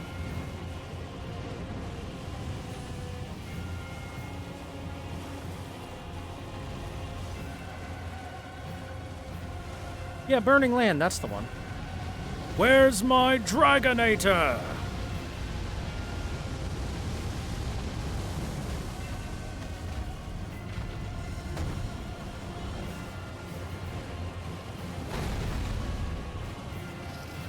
A Monster Hunter character could totally survive in the world of Elden Ring or Souls. Ooh, I was a little early on that.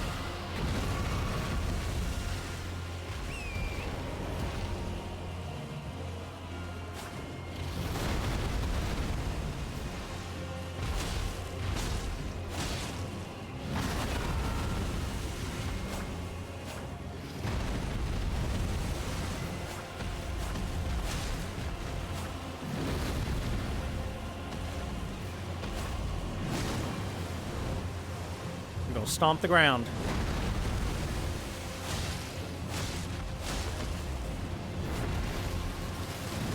Gonna burn the land.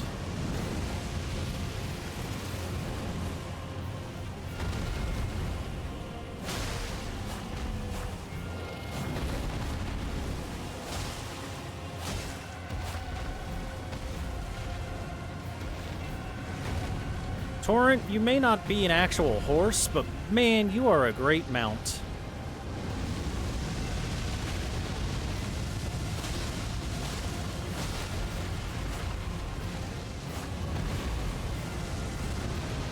I say, hey, let's go attack that dragon. Torrent's like, bet.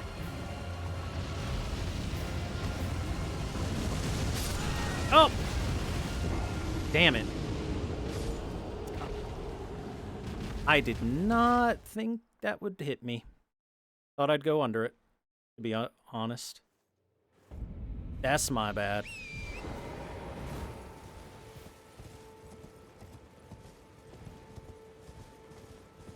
That is 100% my bad. I'm sorry, Torrent. I got your butt burned.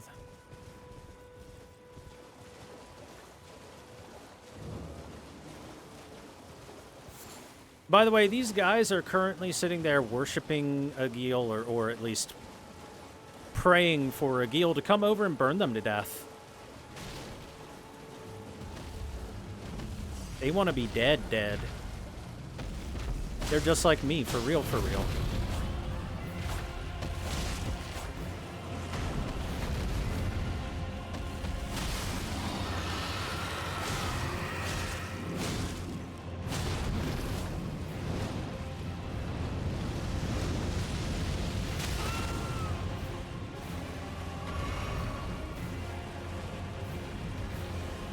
Can we talk about spoilers? No, we're going to talk about stuff as stuff comes up. If and you don't mind. Uh-oh.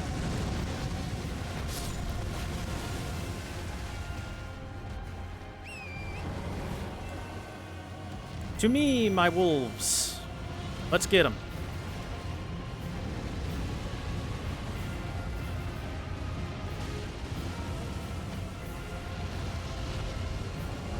Okay, wolves, first rule of fighting the dragon, do not charge into the dragon's fire.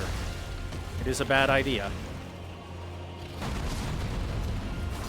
I say as they charge into the dragon's fire again.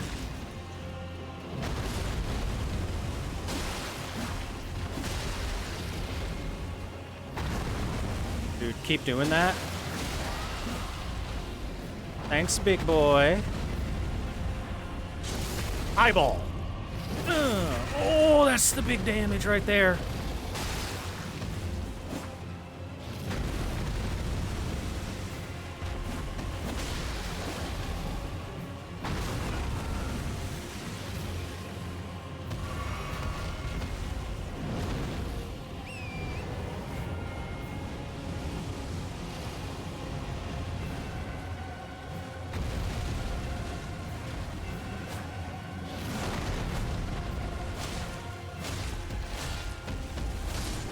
Got him.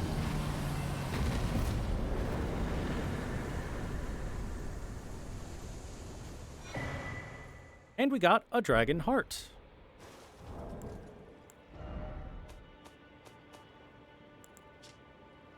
Dragonheart seized by a dragon tracker, riddled with gravelstone. This grotesque organ continues to beat vivaciously. An offering used in the Dragon Communion. Consume a dragon's heart at the altar to make its power yours. While a terrible and savage-looking thing, the heart has a peculiar beauty to it. Apparently, dragon hearts are really tenacious because they keep beating even outside of the body.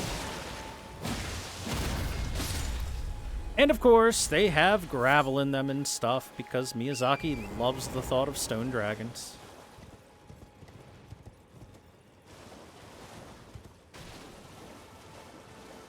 The wind is pushing me into the current again.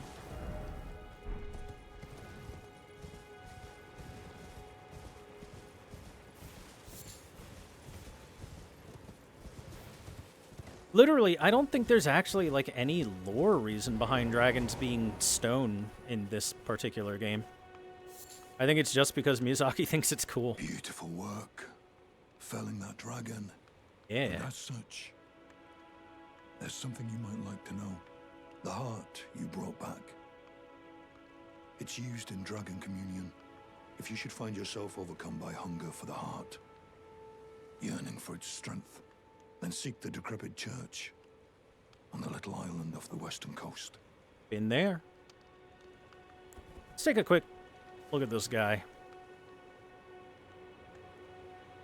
Can't see much of him behind that hat, even though the hat itself is riddled with holes. Look, he's got a horn.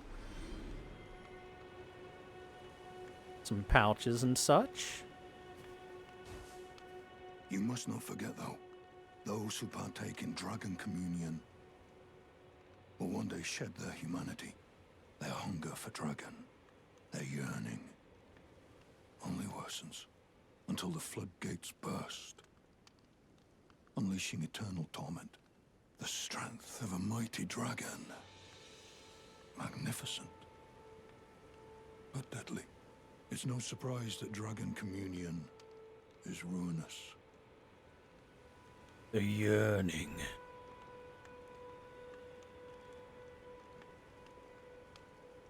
You must not forget those who part their hunger for until the floodgates strand. It's no surprise. So, Dragon Communion is ruinous. You start yearning for more dragons. You hunger for it. You need it. So, essentially, what he's saying is that it's a double-edged sword. Yes, you gain extra power, spurned on by the strength of dragons, but is catch. Yes, you gain more power, but... Alright, let's get some dex. That's right. Filthy dex user here.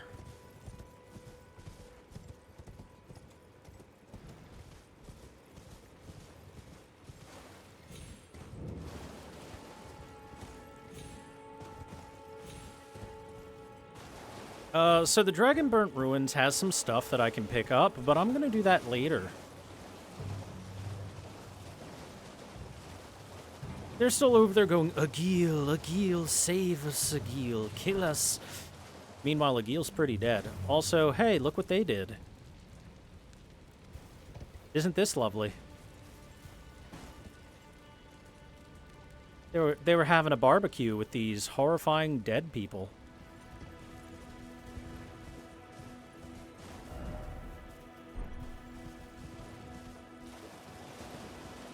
Eat its heart in front of them to assert dominance. I used to love doing that in Dark Souls 1.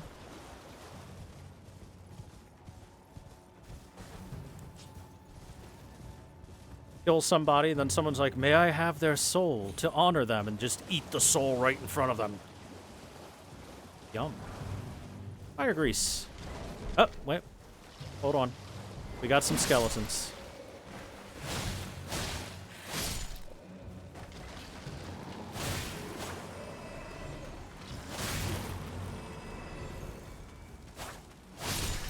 So skeletons and whatnot are called those who live in death. Makes sense. Considering they're technically dead, but also living and doing living stuff. like walking around and existing.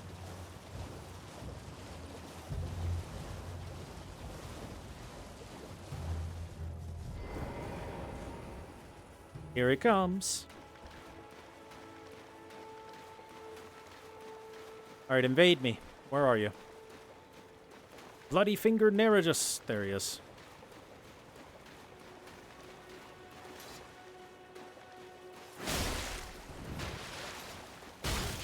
Ow.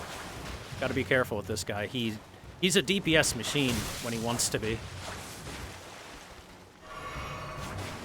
If it isn't Nerijus, the bloody finger, the end is nigh. For you. And your cessblood.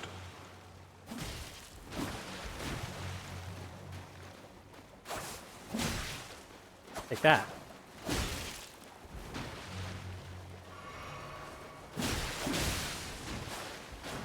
I brought backup, bitch.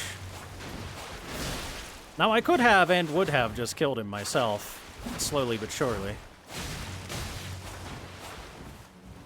But we brought Yura because he's also wielding a katana. He's also got Nippon steel on the brain.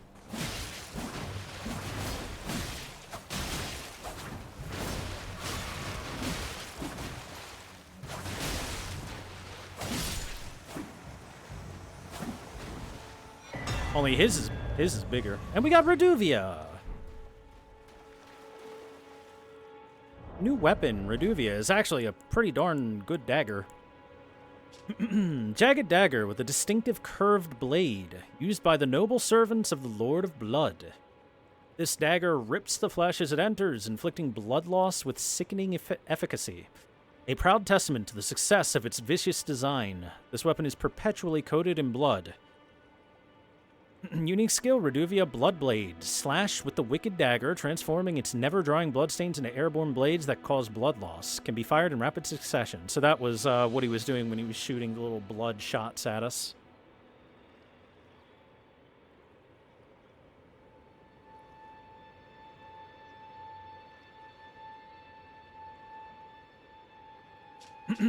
So, servants of the Lord of Blood. There's a Lord of Blood.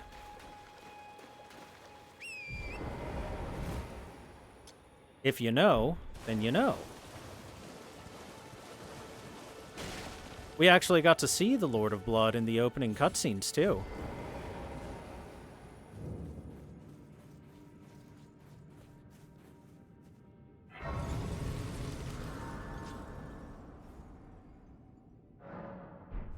Now, if I remember right, after I reload the area by sitting, should be able to find Yura in the area now for more dialogue.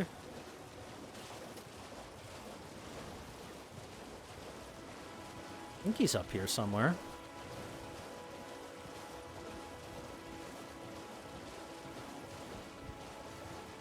There he is.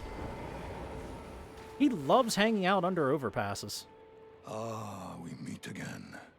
Oh. Fought Nerijus and lived. You must have seen your share of battle.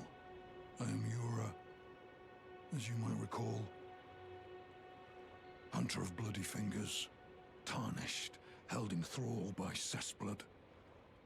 Zealots, who stalk their own. You stay the path.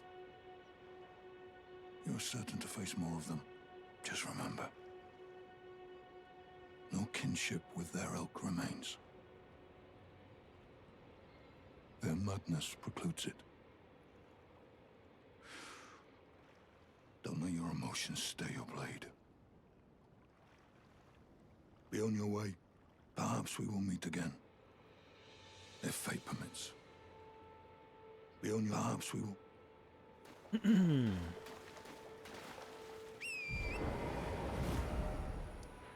Oh, that's fair enough. Alright, let's go clear Murkwater Cave now while I'm here. So Yura has made it his mission to hunt down these bloody fingers, these tarnished who hunt down their own for the Lord of Blood. Now, why does the Lord of Blood want tarnished to be hunted down? Well, good question. Perhaps for their blood. Being a Lord of Blood, he's probably all about that, you know what I mean?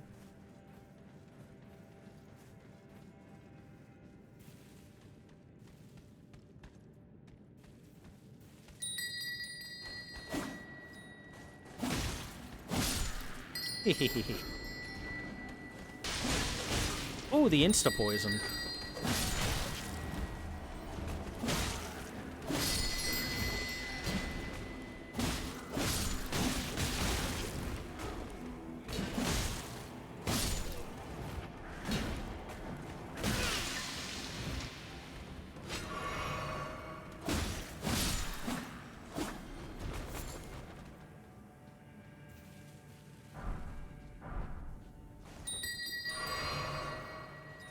So, clever little guys here. They set up these sound alarms.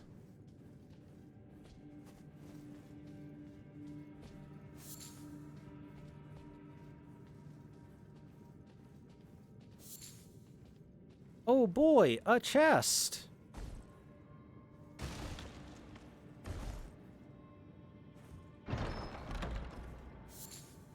With nothing but mushrooms in it.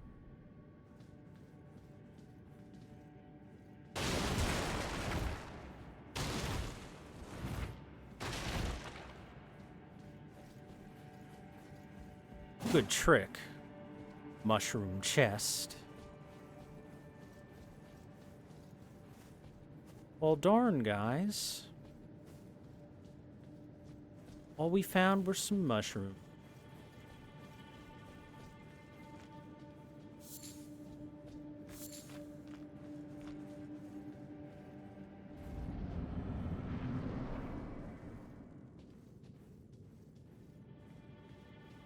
Another chest. Boy, I sure hope nobody comes over here. Well, well, well. Thought you'd just help yourself to a man's personal belongings, huh? You scheming little thief. The gods demand repentance. Cough up your coin. All of it. It's everyone's favorite character, Patches! Please clap.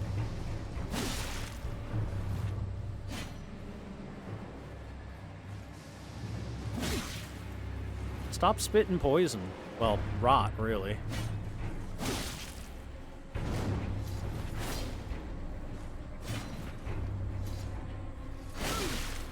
Ow. Wait, please! I surrender! White flag and all!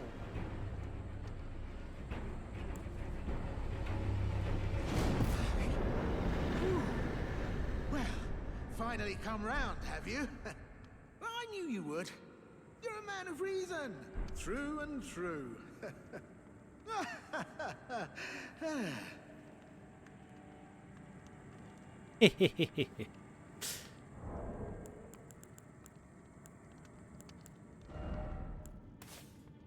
Whoops.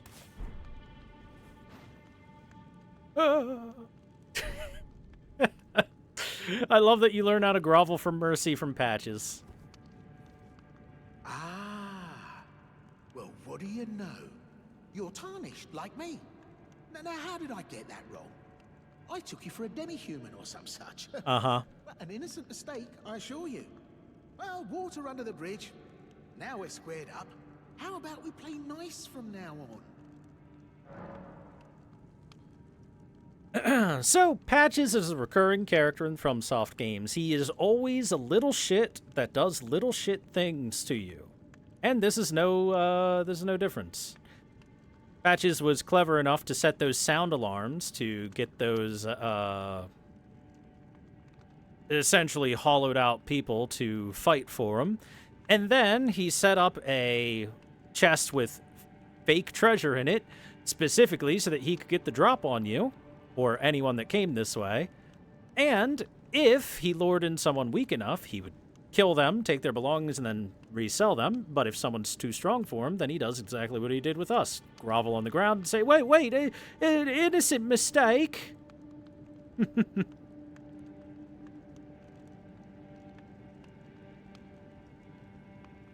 Sure, forgive and forget. A true man of reason. Just what I like about you. I'm Patches. Patches the Untethered. Tarnished like you, only free-spirited. Nomadic, you might say. Only for now, those retired soldiers turned bandits. They're paying for my gruel. In exchange for my, well, showing them the ropes. But honestly, this looting racket is bloody terrifying. Frankly, I'm ready to wash my hands clean. Maybe set up a legitimate shop. So don't be a stranger. I'll be ready to wheel and deal come next time.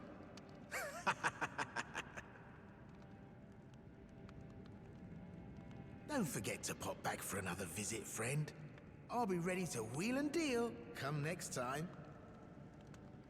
I'll be ready to wheel and deal.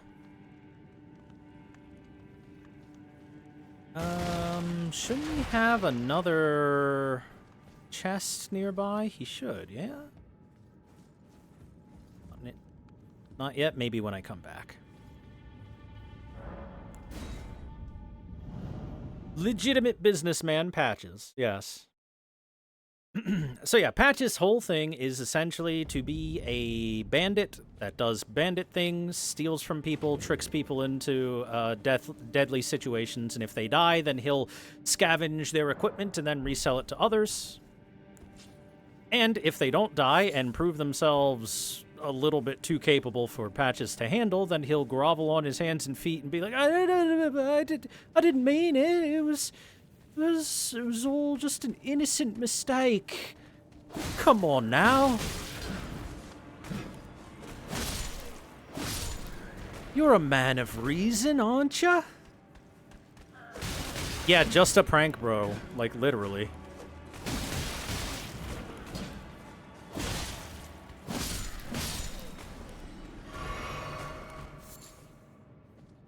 And like I said, the stuff that he had there was legitimately garbage. We picked up cloth garb, clothing made of coarse material commonly worn in lands between. Literally could find it anywhere. And cloth trousers. That's what was in his treasure chest. And look, it's well lit over here so that your eye is guided to this direction. Meanwhile, the direction of Patches is hidden in the darkness to make it harder to get to him. Well, nice of you to drop in finally. It's all a bit ad hoc, but I'm sure you'll find something. And welcome to Patches Emporium, where you won't need a refund, because everything's top-notch. So, he's got gold pickled fowl feet, fan daggers, a concealed weapon cherished by the Raptor Assassins. Thin knives fan out when thrown, dealing damage to the targets. Each knife deals paltry damage, but the wide range makes it suitable for constraining enemies. You can also shotgun it. Margit's Shackle. Now, this is actually a pretty fucking good piece of equipment, of treasure he found. A fetish bathed in golden magic. Shackles were used to bind the accursed people called the Omen, and these ones were made to keep a particular omen under strictest confinement. Though faint, the shackle still retains vestiges of power, enough to trap the once-bound Margit on Earth, if only for a short time. Can you find him before he drops on you? No. He's in a place you cannot get to. Even if you were, like, flying and stuff, I don't think he spawns in until you open that treasure chest. So this is a pretty nice piece of treasure. We're gonna want this later. Glass shards. It's sparkly. That's all. Fur calling finger remedy. Online play reveals cooperative and competitive multiplayer signs. Yada yada. Nothing. Festering bloody finger. Attempts an invasion of another player's world. If successful, you will arrive as an invader, a bloody finger, with the objective of defeating the host of fingers of that world.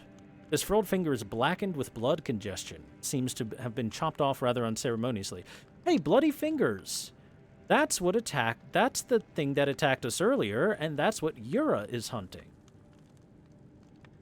AKA Red Invaders.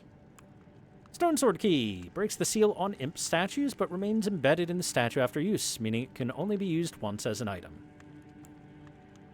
Missionary's Cookbook for scrap stone, grace mimics, and gold pickled fowlfoot recipes. A Parrying Dagger. Designed to parry, turns foes' attacks against them. For masters of combat who anticipate every enemy strike and counter accordingly. Great Arrows. Giant arrows for great bows. Ballista Bolts. Even bigger arrows for ballista. Horse Crest Wooden Shield. A tall, medium-sized wooden shield, light for its size and easy to handle. The circular horsehead design evokes a swift gallop. And a Sacrificial Twig. So as you can see, he's picked up some good stuff. He's picked up some solid stuff. You know, the Stone Sword Key and the Margit Shackle are both extremely nice to see. Let's ask him about the bandits. Yeah, I had those bandits make a clean break. Now they're all suppliers, and good ones at that. I mean, they don't understand a word I'm saying, but it hardly matters. We have a natural connection. They're all foot soldiers, survivors of a defeated army, worked to the bone by their high and mighty lord, only to be thrown out with the rubbish. It's the same old story everywhere I go. To hell with it all. Hey, Patches, what's that chest over there? Wondering what's inside the treasure chest. Well, it's nothing too special. Just something I'm saving as thanks for a very valuable customer. But then again, it would fetch some spectacular coin. And besides, this valuable customer could be a long time coming. Huh? Everything is give and take. Give and take. Well, here, I'll give you some of this. And then I'll take that Margit Shackle. Cheers for that. Forgot something on your shopping list? No trouble to me. Cheers for that. I'm a valuable customer. What's in it? Ensnared in a transporter trap. Oh no! Well. I should have known, you scheming little thief. Oh, The Patches. gods demand vengeance. Vengeance! Oh, Patches, you're such a card.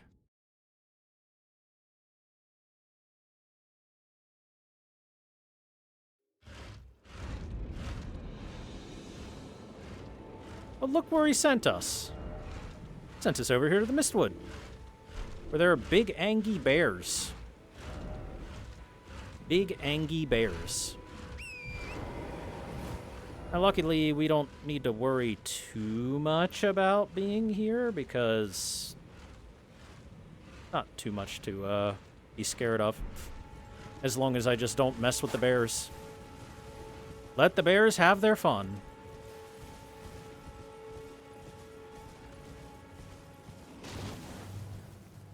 Those bears got more than giant growth. Those things are... They're like 5 times the size of a normal bear.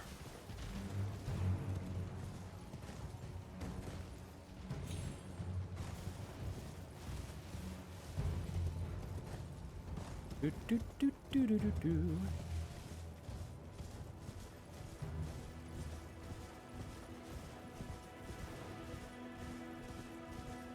This will give us a good opportunity to come right over here to the Third Church of America.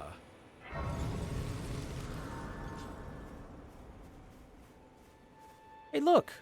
Another one of these, like, collection altars, with a crimson crystal tear and a flask of wondrous physic. The crimson crystal tear gives us a healing for half our max HP. And the flask of wondrous physic itself, a relic of the physic chemists, priests of the Erd Tree, harnesses the power of crystal tears, which only form after the passage of many moons. Various special effects are bestowed upon the drinker, dependent on the specific mixture of crystal tears. Rest at a site of grace to replenish. Basins are placed at the feet of minor erd trees throughout the lands between in order to collect their crystallized tears. So, the weird thing is, I gotta wonder a little bit about the timeline for this. Because it says that these are... I'll pull it up again. It says that they are a relic of the physic chemists. However, when we read that golden seed description earlier, at the very, very beginning, it said that golden seeds of the Erd tree only flew out after the shattering took place. So, I gotta ask, how many years has it been since the shattering if an entire study of physic chemists could have risen and fallen throughout that time? Unless, of course, these minor Erd trees already existed, in which case, where the heck did the minor Erd trees come from? If the thought is that they would only sprout from those golden seeds. So maybe, my thought is that the minor Erd trees were a thing that already existed, and they're separate from the Erd tree, but they're called minor Erd trees because they're also super trees. But they're not quite the Erd tree, you know? And when the golden seeds spread out from the Erd tree after the shattering, those have the potential to become a new, for realsies, Erd tree. Because again, minor Erd tree? This big. Kind of big. Actual Erd tree? I mean, yeah, there's their minor Erd tree. Actual Erd tree? That big. Kind of much bigger. Oh, yeah. Let's have a sit down.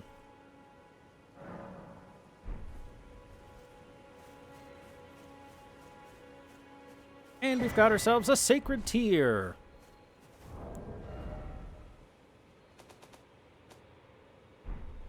Oh, whoops, I was crafting.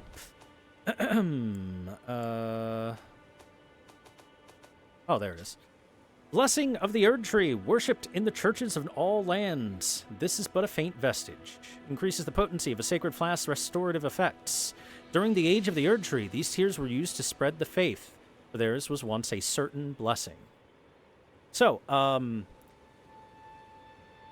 as we're seeing, anything related to the Erd Tree can power up the strength of our sacred flasks, because our flasks are borrowing power from the Erd Tree and storing it for later use. The Erd Tree, with its, seems to have, you know, natural restorative properties, and by combining parts of the Erd Tree, like this blessing, the sacred tear, or the golden seeds, we're able to empower them even further. Makes perfect sense. And as this is a Church of America, why, this is a statue of America. So we get to see exactly how America looks. She seems to have braided long hair. Arms spread wide. I'm not sure why her arms are spread in that particular position. And she's always got this background of what looks like kind of swirling tree roots, I would personally say. Which is specifically because Erd Tree. Makes perfect sense there, you know?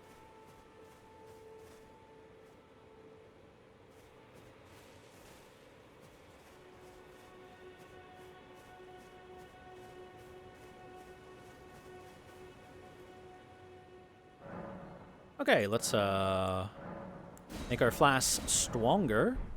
+1. Now, I need to go have a word with Patches. We need to go set some ground rules with that man.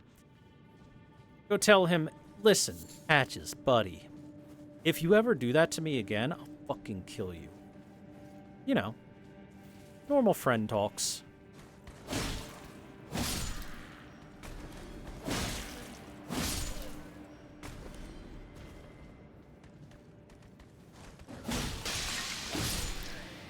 You little son of a bitch.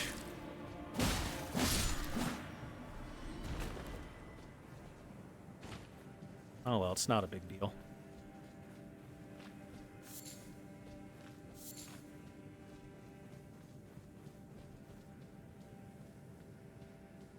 Hey, Patches, buddy! What's up?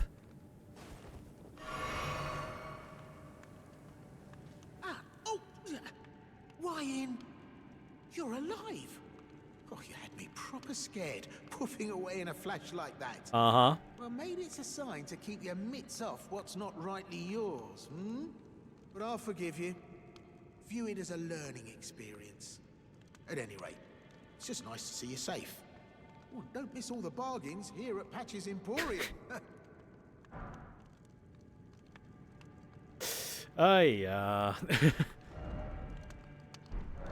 Well, I'm glad to see you're okay. Cheers for that. Let this be a lesson to you. Forgot something on your shoulder. No, no trouble to me. What are you playing? That bloody well hurts. What's wrong with you? It's me. Patches! Patches! Enough now. Stop! Hard of hearing, are we? Fine. Have it your way. You'll get what's coming. Don't go thinking I'm a soft touch. No, I'm sorry, Patches. I give up.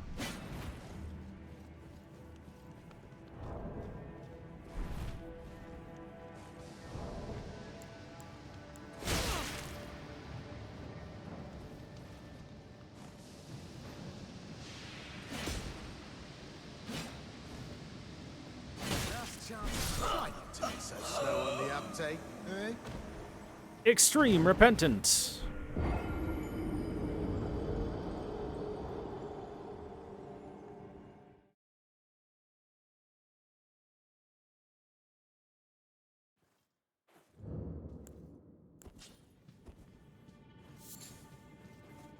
Geez, all I did was pop him in the chin once or twice.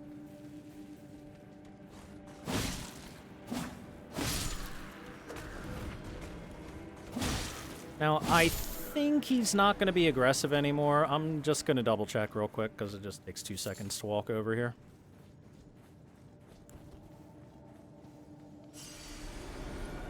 Well, looks like you've seen the error of your ways. Water under the bridge. Am I wrong? We'll call it a momentary lapse of judgment. All's well, as you know. So, what can I do you for today? Stingy little beggar. Try to find it in your heart next time, eh? He's a little ruder now, but he did forgive us for punching him.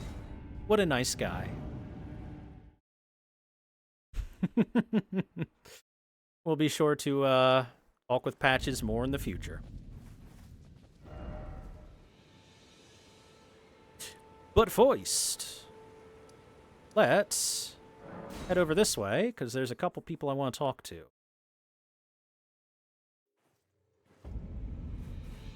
Also, real quick, Melina wanted to talk. Wait, not here? I think she wanted to talk at the Third Church of America, though. I just wanted to go have words with Patches first. There we go. Spoken echoes linger here. Words of Queen Marika, who vanished long ago. If you wish, I will share them with you. Yes, please. Very well.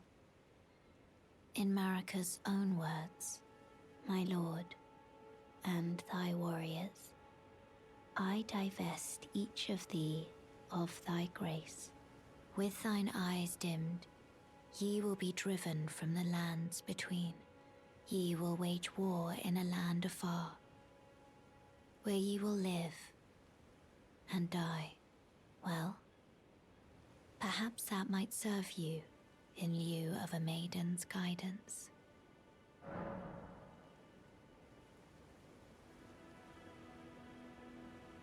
So, this gives us a little bit more backstory. That Marika, at some point in time, exiled a lord and his people, stripped them of their grace, and told them that they would live outside of the lands between and die. Wait a second. A lord who led the long march bore an axe, and his loyal warriors honored him by wielding axe. Things are coming together.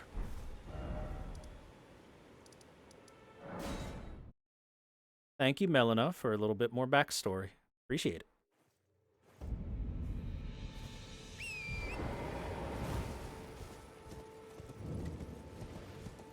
Alright, I got some stuff to do in Stormvale.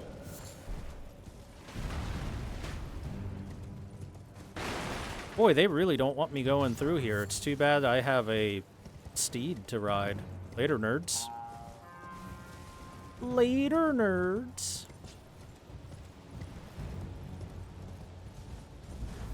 Hey, look. A golden seed.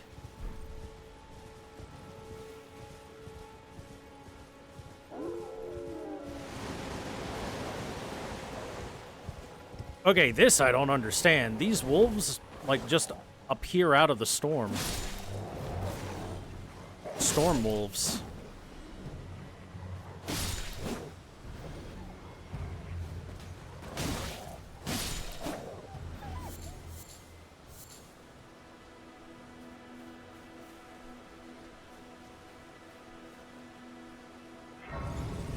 And I mean literally from the storm. Just out of nowhere. Hey, look, somebody to talk to. And a stone sword key. Hello, milady. How are you? Everyone's been grafted. Everyone who came with me. They crossed the sea for me. They fought for me. Only to have their arms taken. Their legs taken, even their heads taken. Taken and stuck to the spider. Did you know, if you're grafted by the spider, you become a chrysalid? It's quite a lark when you think about it. Sitting sideways. So, grafted. If you didn't know what grafting is, you got an idea of what grafting is now. Godric the Grafted is one of the great rune bearers that we have been tasked with defeating here at Stormvale Castle. And, as our heartbroken maiden here just told us, grafting is the art of taking the limbs off of another creature and putting them onto your own body and using them. You're all on your own, are you? And heading to Stormvale Castle? Enticed by the one in the white mask, I suppose. Oh, you've come to be one with the spider? Well, that makes us two peas in a pod. But I don't have your courage. It's scary, you know, having your arms cut off. Or legs. Or your head. I want to be like everyone else, but I'm just too scared. I'm nothing but a craven. Ma'am, it's normal to not want your arms cut off, or your legs, or your head. Oh, I know. Can you take this little one along with you? Spirit jellyfish. The poor thing deserves someone braver than myself. And the spirits look rather fondly upon you. It'll be glad of your company, I think, the little one. It was... Oh. Can you pass on a message for me? If you see the little chrysalids in Stormvale Castle, tell them I love them. And that, despite my craven heart, I'm sure I'll be joining their club soon enough. I'm finally getting the hang of this whole pain thing, you know? So a chrysalid is just a chrysalis, by the way. Basically a pupa for a butterfly, you know? It was a pleasure to see you. Oh, tell them I love them. I'm finally getting... And she gave us some new spirit ashes. Ashen remains in which spirits yet dwell, used to summon a spirit jellyfish, a floating spirit that illuminates its surroundings. Prone to tears, the jellyfish girl searches for her distant home. Will bravely spew poison at foes on her summoner's behalf. It seems her name is Aurelia. We now have Aurelia available to us.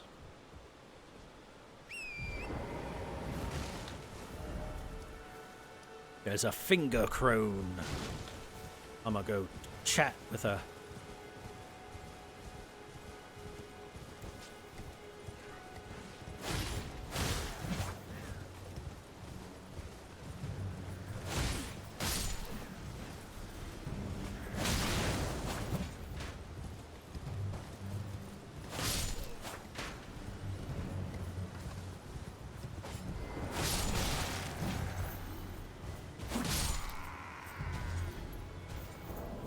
Hold on.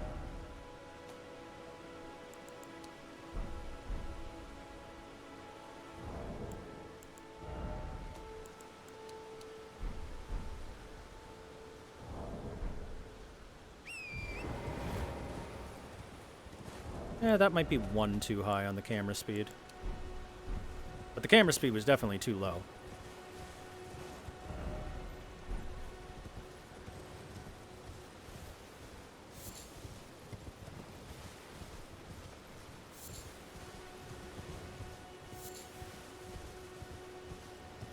I was having a little trouble tracking things.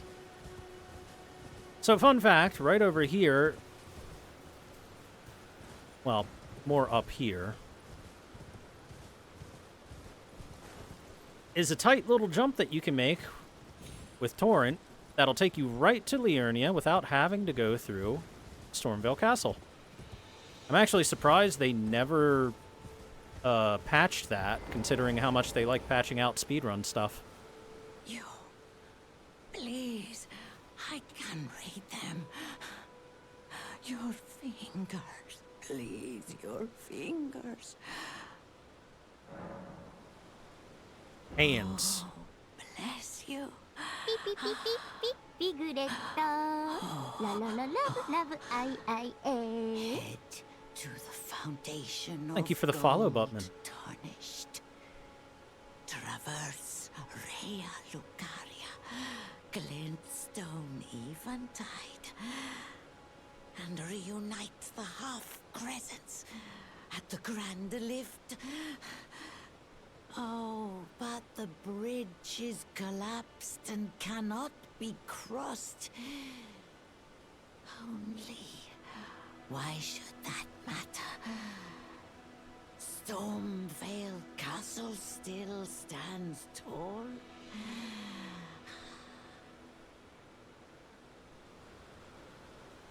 Thanks for that. As someone who's played the game before, I know what everything she said means. If you've never played the game before, on the other hand, that's a whole bunch of nonsense that she just said.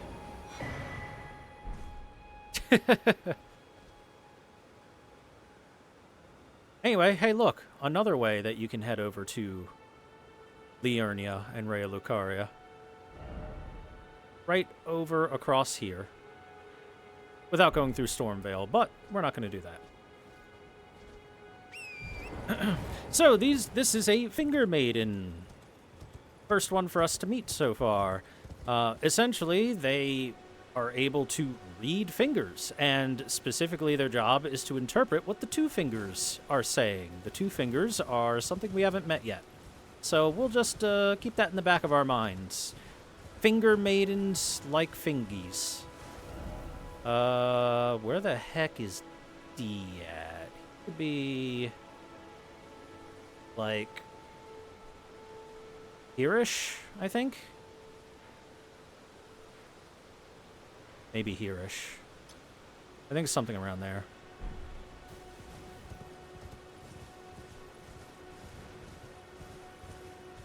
Legally distinct from palm readers.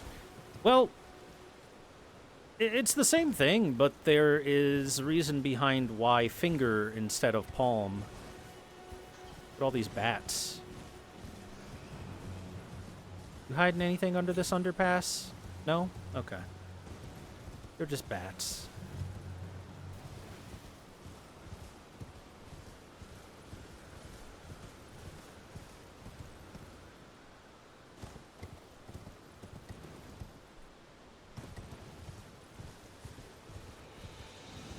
Trolls.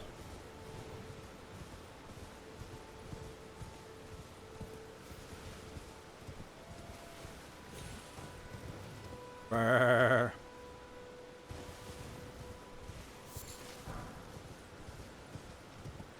Do do do do do do do do do do.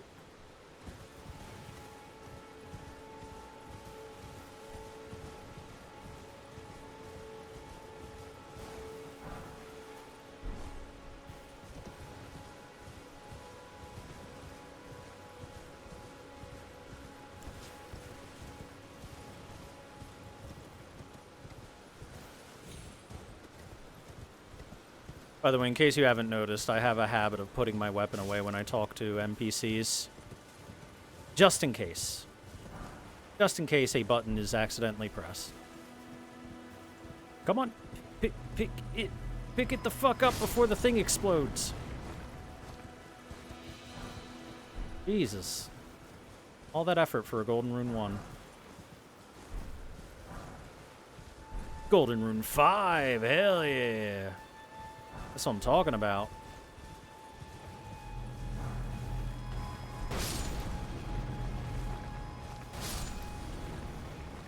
These things exist to just explode.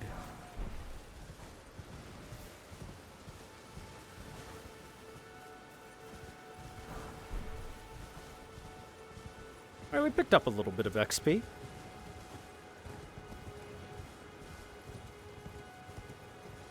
But more importantly...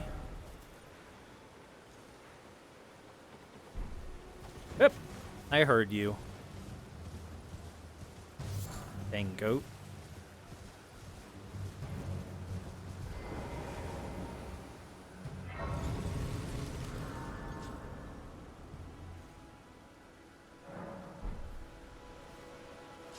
Whoops.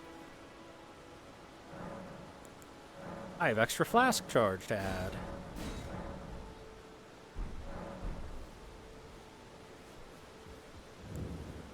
The War Master Shack. Not seen you before. Name's Bernal. Bernal. Tarnished, just like you. Let me ask you something. Are you here in the lands between to take up the fight? Does your faith in the guidance of grace hold firm, despite the collapse of the Golden Order? Boy, that's a good question, man. I don't know. What do you think? I'm not sure. Sure, bro. I'm not sure. Honest to a fault, I see. Such thoughts won't behoove you as a tarnished. But there's nothing wrong with that. Any interest in bearing the torch of my battle arts? All I know is the sword. Picked up a fair few tricks in my time, too. Now's the time to pass them on. To a good tarnished like you. He's got some Ash of Wars. Stamp into upward cut. Kick. Endure. Warcry. Warcry is actually pretty solid. Gives a Warcry to rally the spirit and increase attack power. While active, strong attacks change to charging attacks. Spinning Slash. Favored by dexterous warriors. Slash foes as your body spins. Impaling Thrust. Skill that lets piercing armaments overcome enemy shields.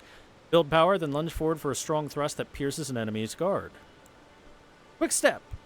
Skill prized by the crafty and fleet of foot. Perform a quick step maneuver that allows for circling around locked-on targets. Stormblade. Lost skill of Storm Veil. Surround armaments with searing storm winds that can be fired forward. Can be fired in rapid succession. Parry. And finally, nothing. There's a myriad of battle arts in these lands that I've yet to discover. Mementos of all the warriors who raised their arms in battle, lost and died. A fine tale, all told of true chivalric romance. That's how I fell in love with the sword and the arts of combat. It grants meaning even to falling in battle, to death itself. Mm-hmm. Not floating your boat, eh? Well, there's no rush. Knowledge of the arts can wait another day. Don't worry, we'll have plenty of opportunity to learn those in the future. In the meantime,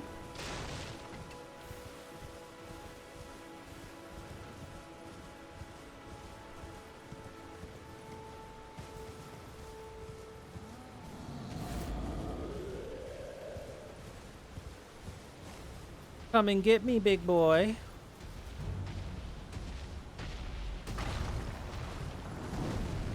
Thanks, friend. Pick it up. 5 smithing stone 1s and a smithing stone 2. Yeah, for those that may have seen those statues before but did not know how to open them, that's how you do it. You get a big boy to step on it.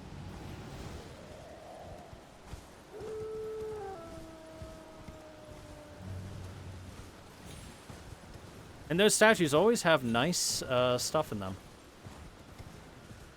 Always. Oh yeah, okay, that's where that was. Got it, got it, got it.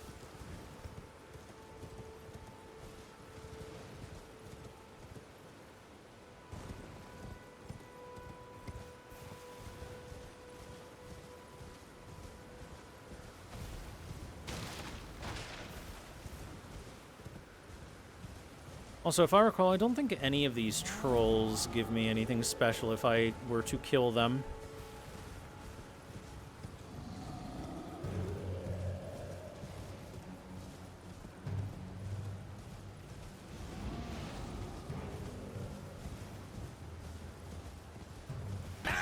Ah! Holy moly! Calm down, Goku! Thank you, DLC Fund, for funding the DLC. That scared the crap out of me. As it do.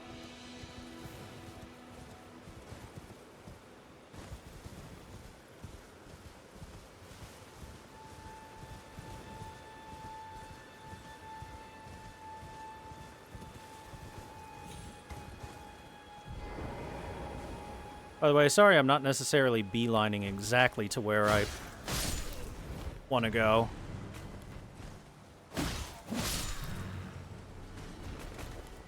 Whoa! Good jump, dude. That was impressive. Shaggy dog is tankier than non-shaggy dog.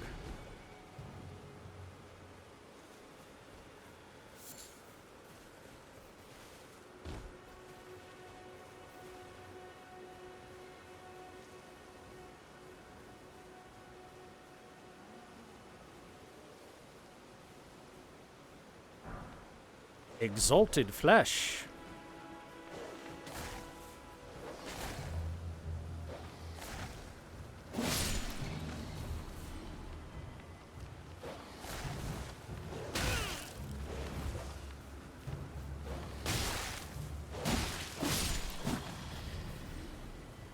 Dags. Do you like dags, chat?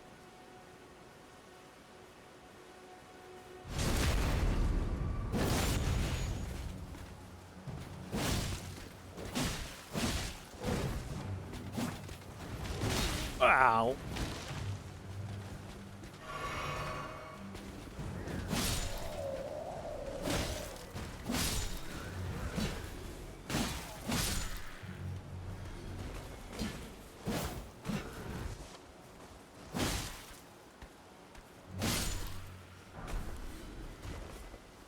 Godric Knight Helm and a Knight's Great Sword. Helm worn by knights loyal to Godric the Grafted, adorned with a plume of withered ashen hair.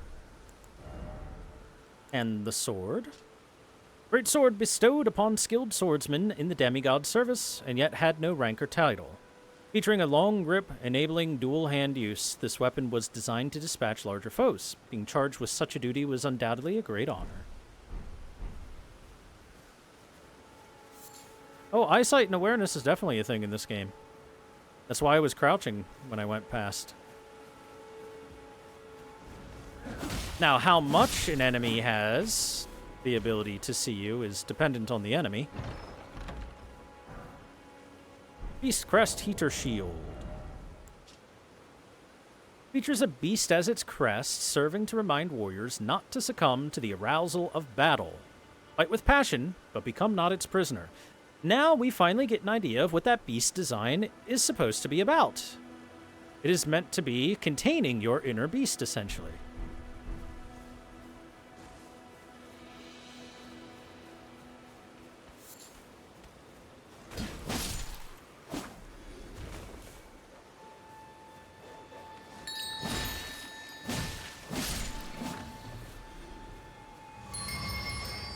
Jingle, jingle, jingle, jingle, jingle, jingle the bells.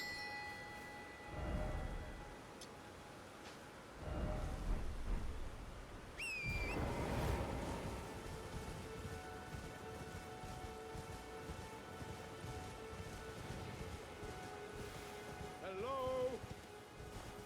Can you hear me? I can. I'm stuck. Hello? Well, I'm not one to leave a person stuck when they're in trouble.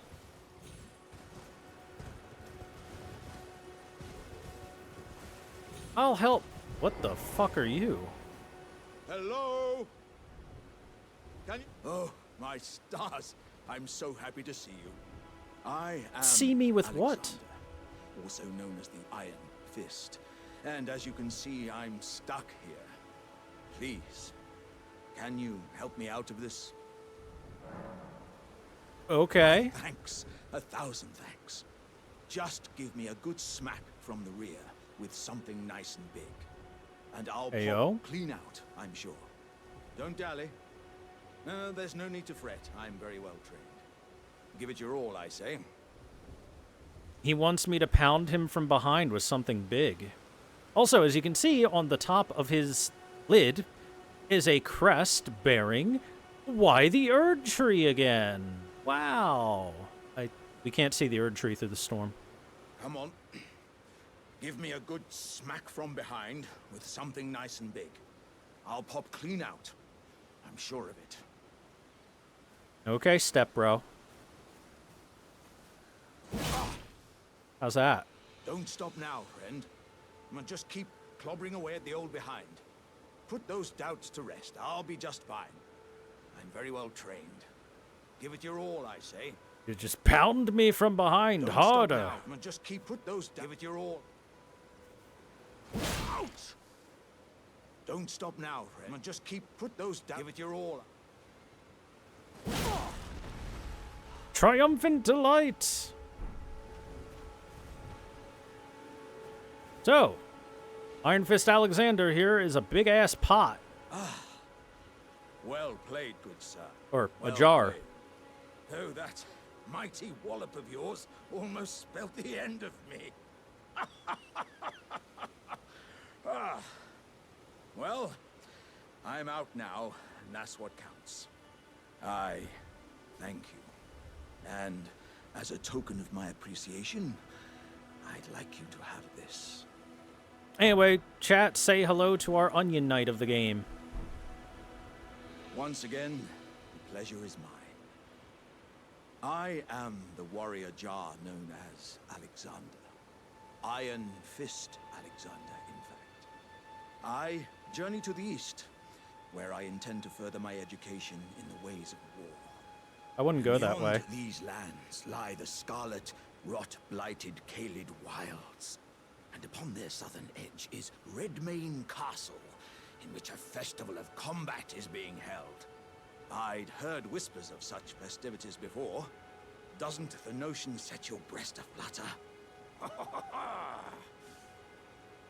I don't know if you want to go there. Caelid's kind of awful.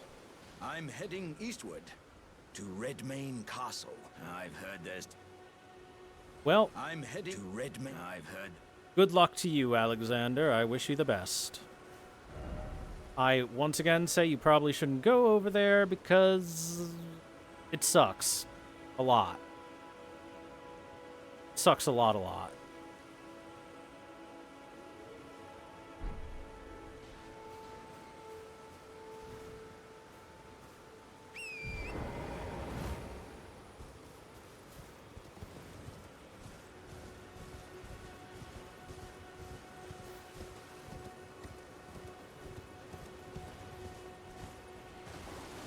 Nobody should ever want to go to Caelid.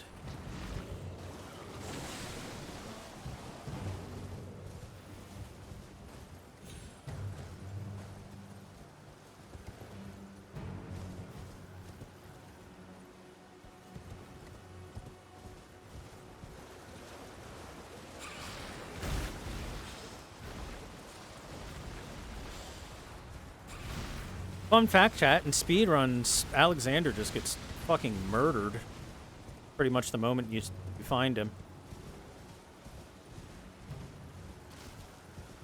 that's why all speedrunners of Elden Ring are going to hell.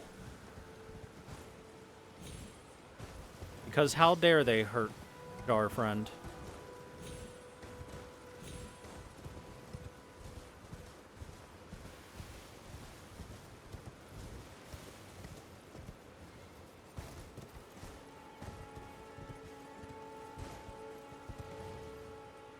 There it is. Behold! Guide and gatekeeper for those returning to the roots. This is a statue that is meant specifically for those returning to the roots, aka those who are dead. This guides you straight to a mausoleum, a crypt. You can find these statues throughout the lands between, and they will always, always, always direct you instantly to the nearest crypt or mausoleum.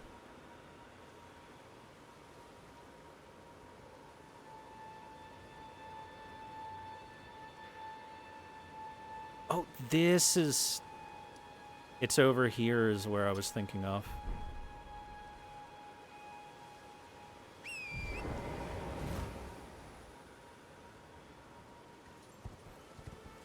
It's not too far of a fall. We should be fine.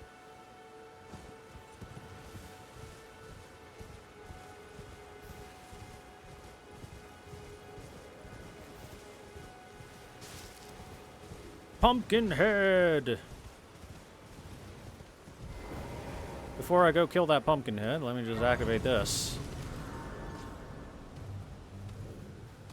Hi there.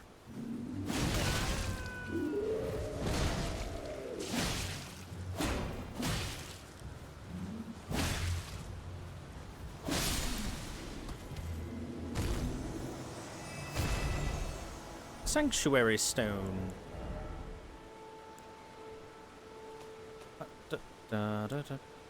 A rare piece of stone fragment found near places where ruins have fallen from the sky.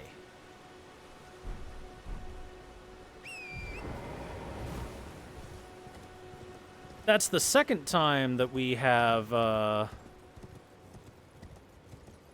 gotten some info about ruins falling from the sky. So apparently there's some sort of sky ruins in the world, huh? Crazy. He's playing!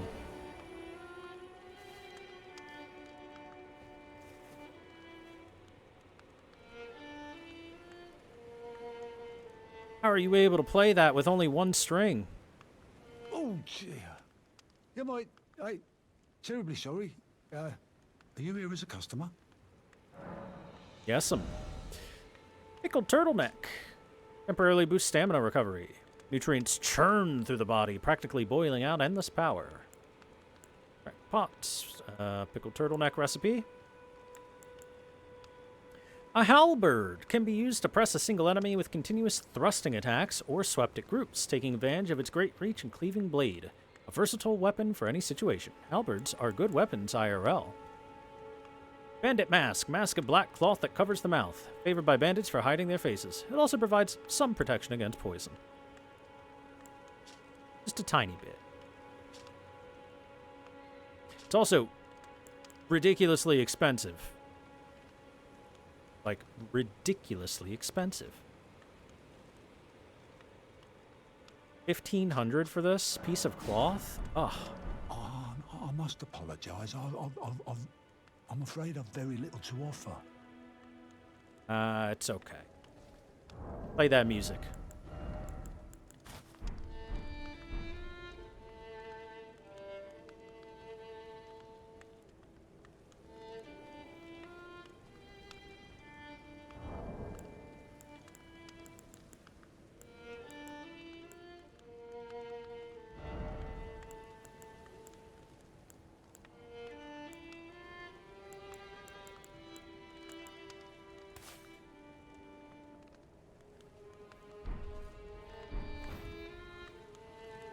Mm-hmm.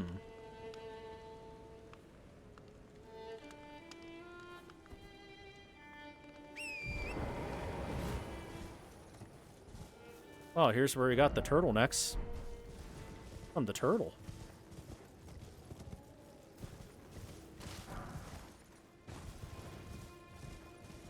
Ah, here he is. There's no mistake, is there? Death has left its mark once again. Ah, a tarnished, are you? I'm known as D. I hunt down those who live in death and weed their death root. Heed my warning. The village here has been touched by death. And worse yet, it is home to a mariner. If you value your life, then go no further. The village here has been touched by death. Turn back while you still can. So, let's take a quick peek at D's armor, which is, like, sick. As you can tell, it is almost like two armors layered on top of each other. One silver and one gold. His weapon is also a mix between silver and gold, and you can see that the silver one is being cradled in the arms of the gold armor. Pretty cool. Very neat armor design. Anyway, he says that there's a mariner up ahead. I love sea shanties. Let's go talk with this mariner.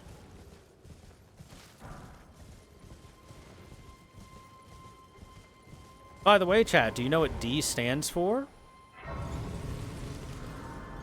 No, it's not D's nuts either. D is actually because it's the first initial of his name.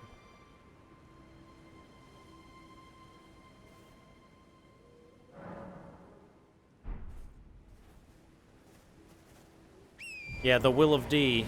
It's just a big One Piece reference. This is what he meant by a mariner.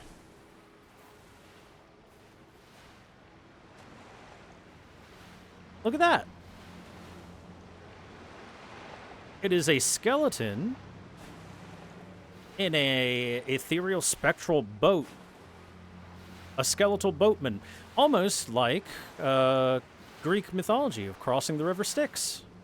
And he has a big-ass horn that he uses.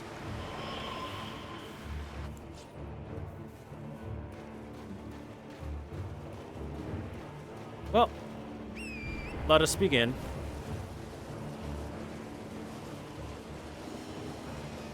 And this is his power.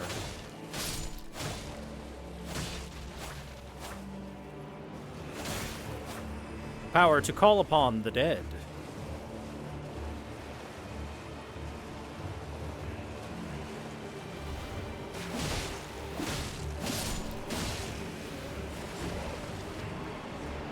He himself doesn't have too much power, but because he can summon all these ads.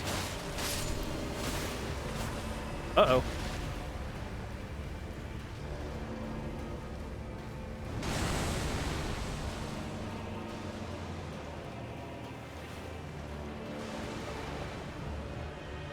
The angry souls of the dead are coming.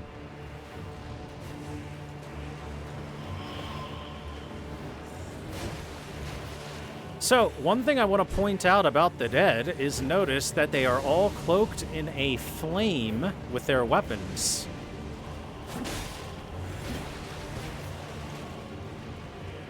Whether it be the scythe, the spear, or the bolt for the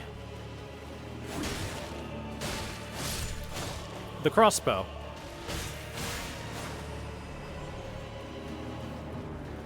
And that is important. It is important that it is not a red fire as well.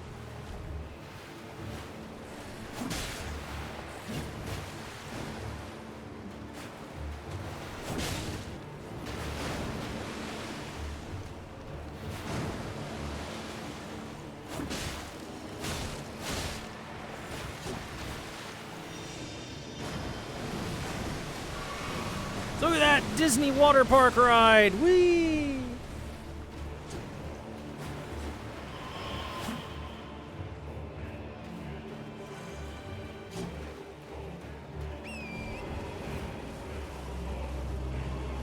toot.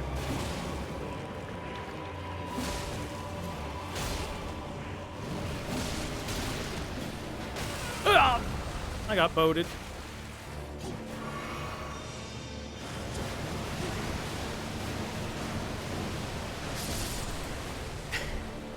Sick. That attack's great. Uh-oh. Gotta back out.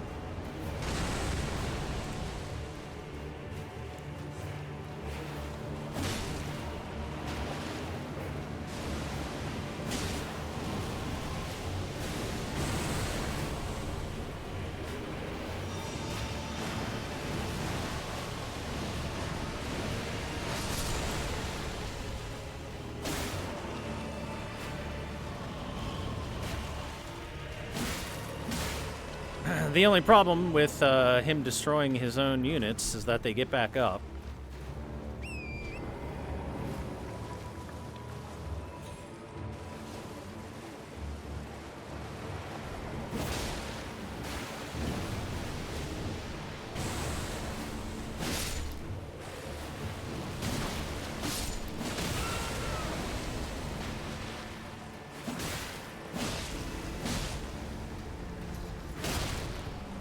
Oh, I knocked him out of it. Good.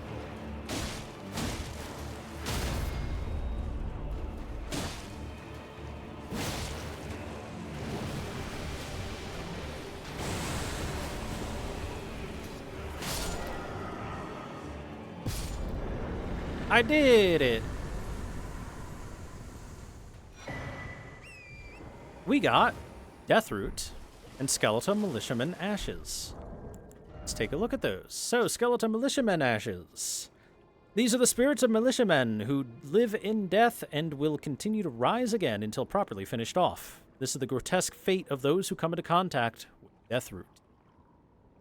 So, these are actually a pretty darn good summon because enemies don't necessarily go out of their way to finish these off, so they'll get back up again and again and again. It's pretty solid.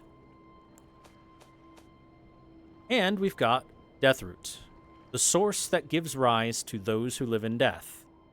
The beast clergyman found at Bestial Sanctum in the distant east collects and devours these roots. On the night of the dire plot, the stolen Rune of Death enabled the first death of a demigod. Later, the Rune of Death spread across the lands between through the underground roots of the great tree sprouting in the form of Deathroot. So, this gives us a little bit of backstory. The reason undead exists is because at some point a Rune of Death was stolen, used to assassinate a demigod, and then found its way into the roots of the Erd Tree, the Great Tree, and is currently, what's the word I'm looking for? Currently poisoning the Erd Tree, I guess, in a way, and sprouting Deathroot, which is causing basically an unholy form of life.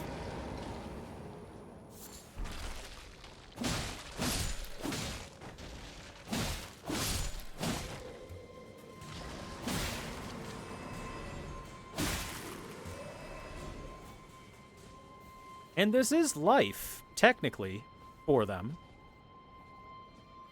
It's just a very different life, and they're not necessarily friendly to others.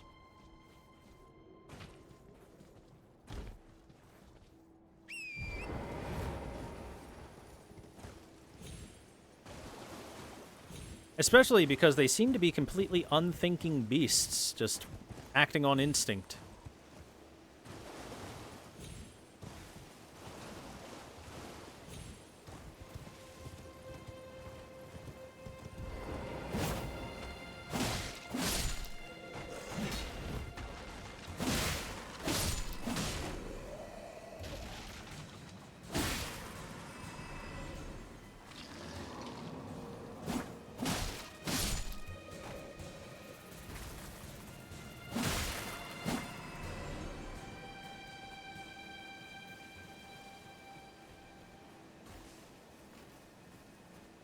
I wonder who convinced Miyazaki to not require holy weapons to keep the dead dead. Make sure that the undead stay dead.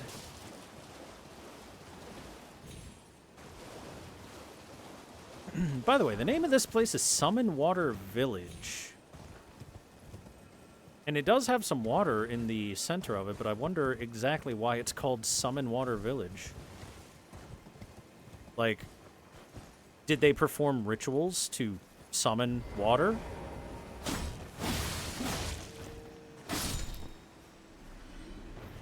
Sorry, turtle. I have a stone sword key. Hey, let's open this.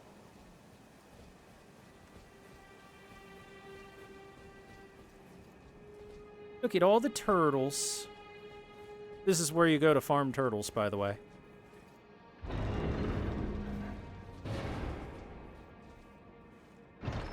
You ever want a bunch of turtlenecks? And we got the green turtle talisman. Time to equip that shit. A talisman in the shape of a green turtle. Raises stamina recovery speed. Turtles are known as a nutritious ingredient, symbolic of inexhaustible power. However, those who hold turtles to be wise creatures consider the practice of eating their meat to be barbarous. Therefore, they created this talisman. And when it says restores stamina faster, it does it a lot faster. It's very good.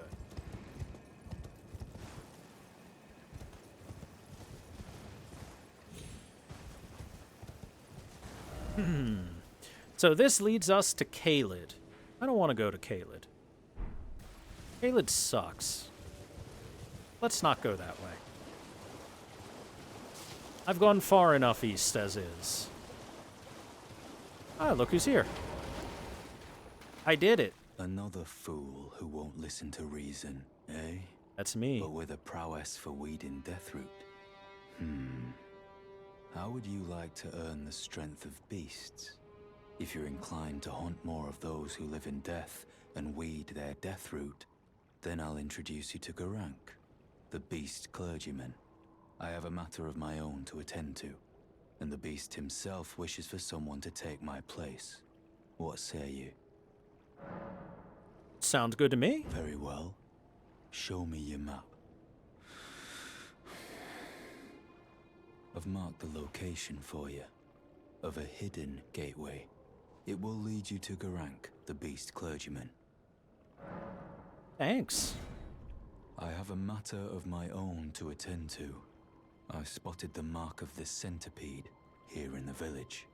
An ill-omened symbol that should not be. Someone or something threatens the sanctity of the Golden Order and must be eradicated. What is the map indicates where the gateway is hidden. It will lead you to Garank, the beast clergyman. The mark of the centipede, you say? What is it? The map indicates it will lead you to... So this is the sending gate right down here. A sending gate will literally just teleport you to another part of the world. It would teleport us here-ish to the northeast of Caelid. Actually, even further than the map allows us to currently move our indicator piece.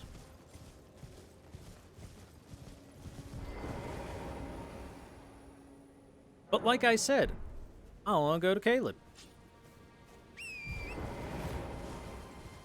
Caelid's stinky. Wait, hold on.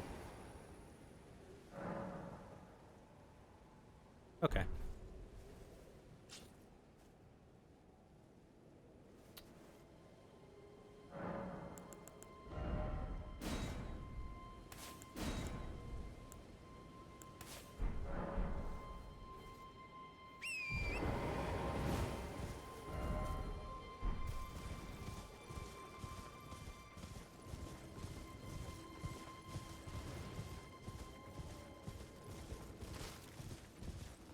So remember, the mark of the centipede for the future, chat. We'll be encountering said mark eventually.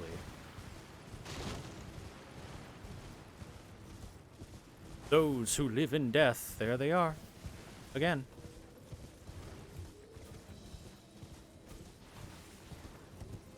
Pumpkinhead.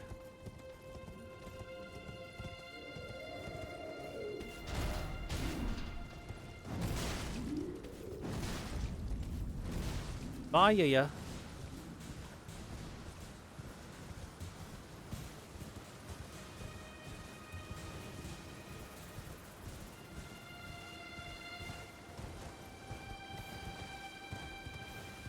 Alright, so let us follow that pathway we were given before, and we find this. Unthinkable. Our hallowed resting place is violated. To refuse the Erd Tree's call to return. To live within death. Sickening.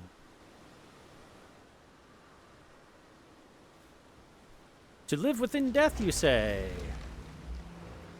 So yes, exactly what we just encountered. The living dead, skeletons, zombies, what have you, is happening here at the Death-Touched Catacombs. These were probably just catacombs at one point in time, but now they're called Death-Touched, for the reasons I just said. Hey, look, an Erd Tree symbol, locked by some contraption. Root resin.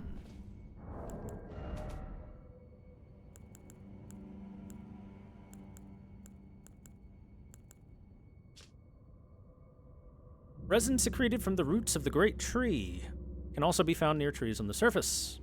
The roots of the great tree were once linked to those of the Erd Tree, or so they say, and it is for this reason catacombs are built around great tree roots. Now, it says the great tree, and then it says the Erd Tree as if they're two different things, but then there's other descriptions in the game that essentially say that the Erd Tree and the great tree are the same thing. Which makes it a little confusing, if I'm being perfectly honest with you.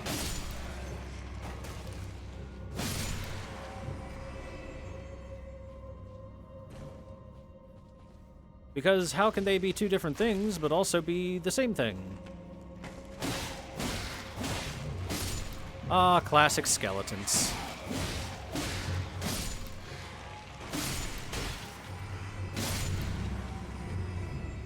Okay, you.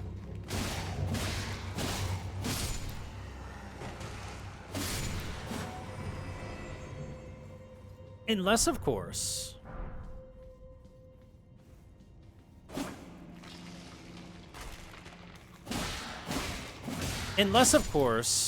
the Erd Tree and the Great Tree are one and the same, but the Erd Tree is like a mutation of the Great Tree. Like a non-golden Great Tree, for example. Scripture, wooden shield, a small wooden shield. It is light and easy to handle, but cannot offer the damage negation of a metal shield. An ancient cipher engraving lines the circumference. Though it isn't much, it boosts holy damage negation.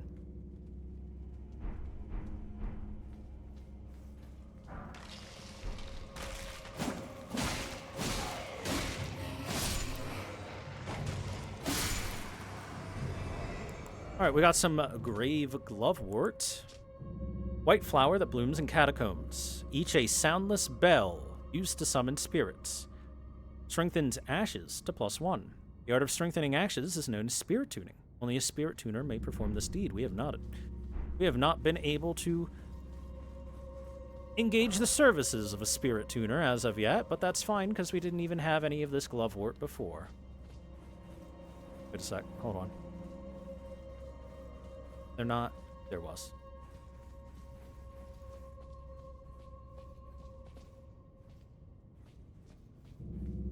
Peekaboo, it's me.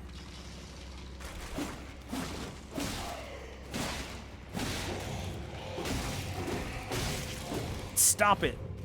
Bad skeleton.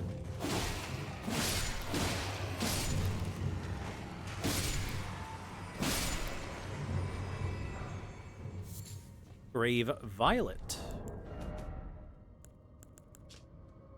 The hue of ghost flame. It is believed to be useful in calling forth spirits.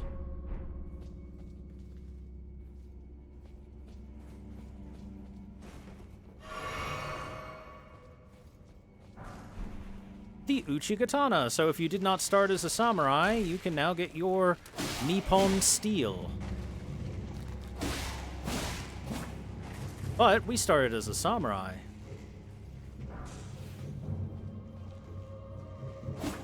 Come on, you, get up. Okay, if you're not gonna get up, then I'm gonna get down.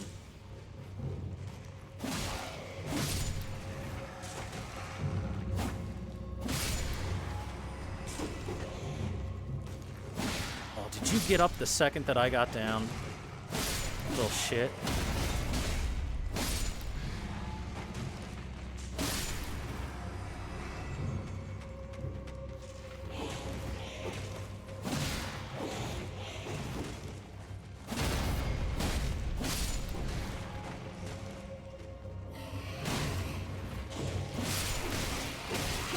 Ow!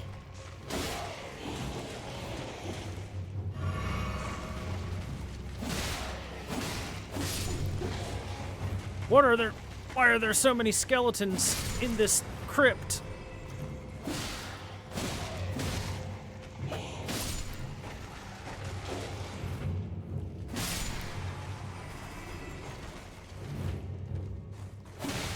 You think you are a bone wheel? Quit it.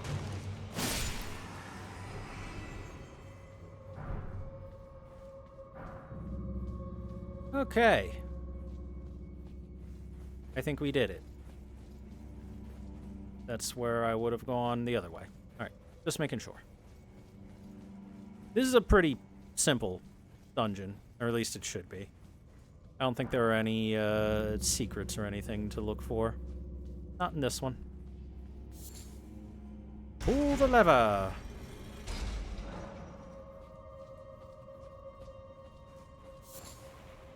Blood rose. Where did they come from? Hey, you.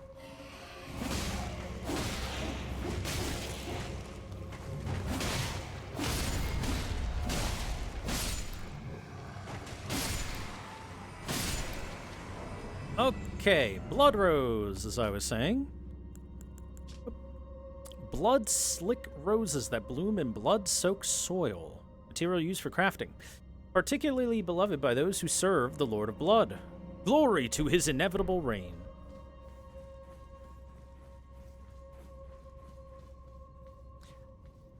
Raining blood from a lacerated sky.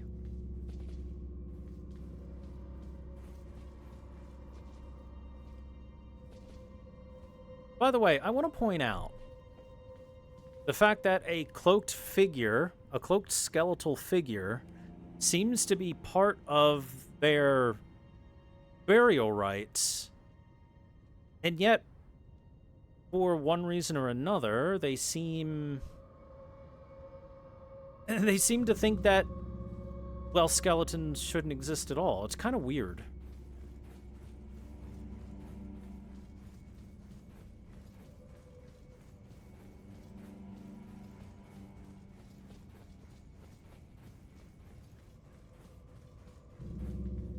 Anyway, this is how these dungeons work. You go around, you find the lever, you pull the lever, it opens the door, you go fight the boss. Let's go fight the boss. And the boss is a Black Knife Assassin.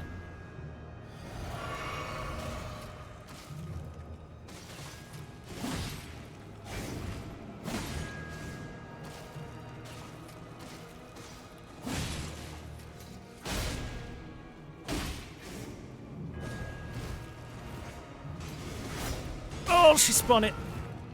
Good spin.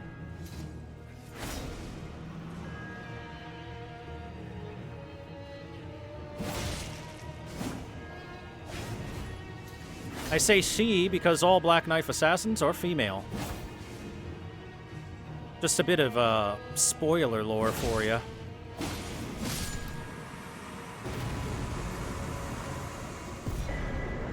And we got the Assassin's Crimson Dagger medallion.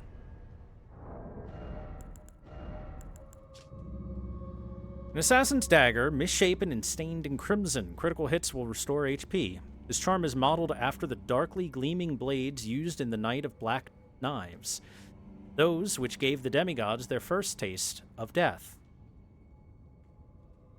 So, hey, this is, I believe, the second time that the game has given us an item that is mentioned this Night of Black Knives, where a demigod was killed.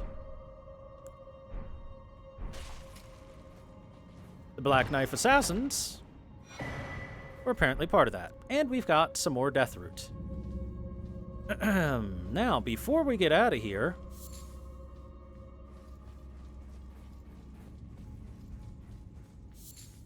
Here we go. Let's take a look at this. So this... I'd say are the burial rites that they would do in the lands between. And because these are the roots of the great tree, these are clearly corpses, or at least at one point they were, and they are being basically fed into the tree as fertilizer in order to return them to the tree. As the ghost outside said, that returning to the tree is the common way for the dead to, I guess, face their maker. To refuse the Erd Tree's call to return. There you go. See what I mean?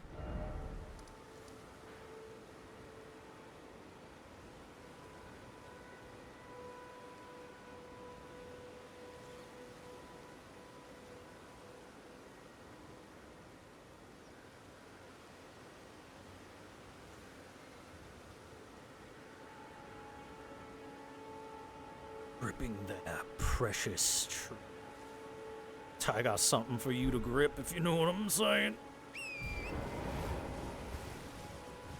I think I've just about completed most of the basic Limgrave shit.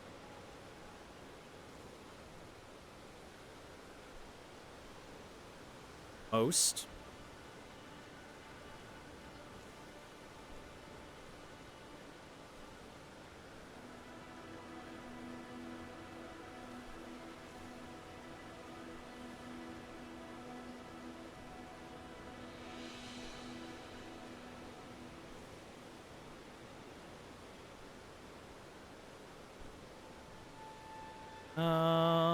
I'm double checking. I got some notes. There is Fort Hate. And a couple other dungeons still to do before I head into Stormvale Castle.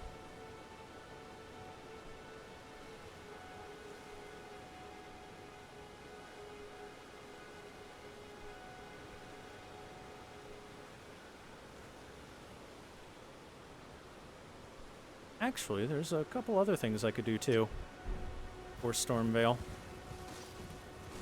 Ah, shoot. Mean to put that there. That would have bugged me if I kept that there.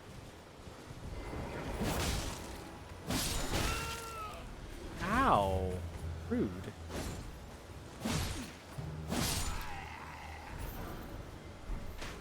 Some foot soldier gauntlets. Bye. What's this? A golden rune. Golden rune 3, I should say.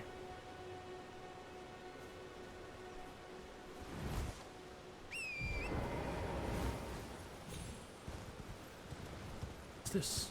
This. There's magic in the air.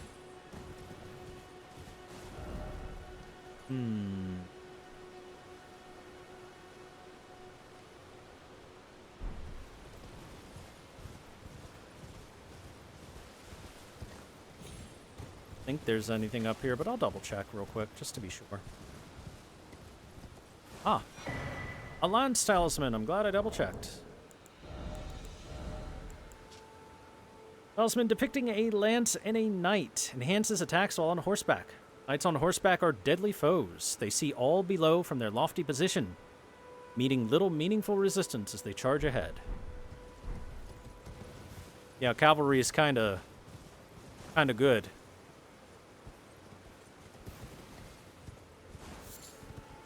Herba.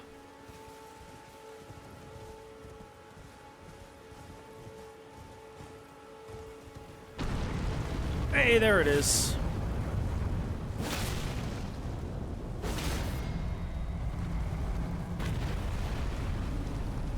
Howdy, big boy.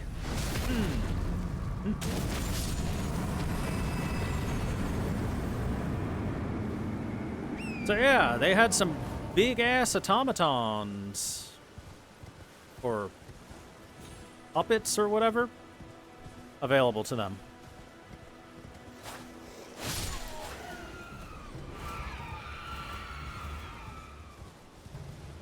Which shows that either they've got quite the level of technology or quite the level of magic to make that stuff happen in the first place.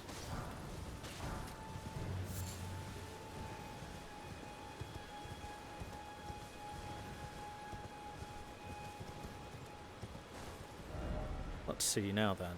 Is it down there, I think? There should be another dungeon in the area.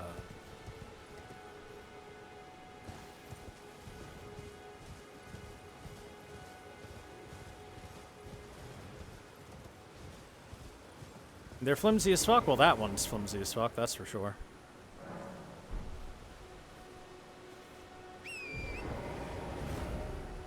Oh, it might be down below, huh?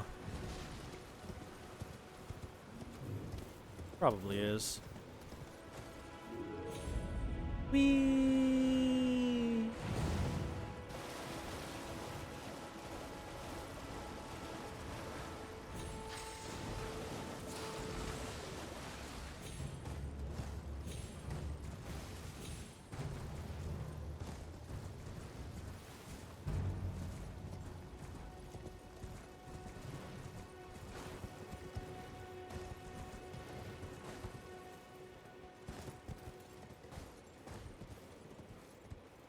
Aha! There you are.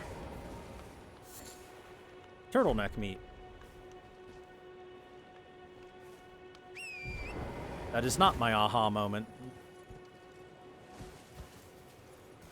I was looking for something worth slightly more than some turtleneck meat. Aha!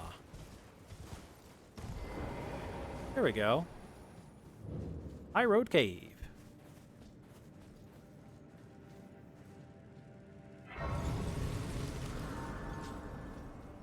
Beep, beep, beep, beep, beep, Biguretta. La la la, love, love, I. Thank you for the follow, Rocco Zifredi. Appreciate it.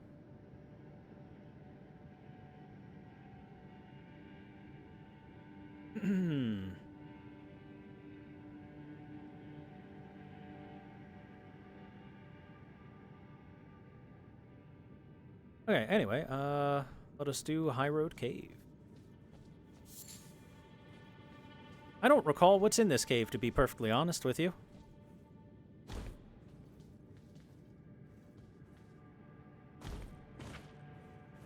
Tiny bit of a drop to start us.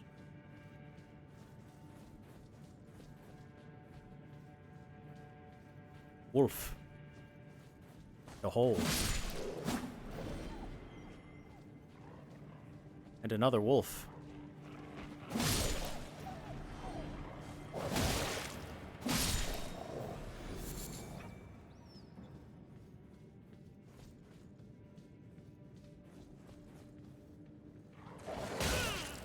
Oh, good hidden wolf. Good hidden wolf, that got me. Ooh, big wolf.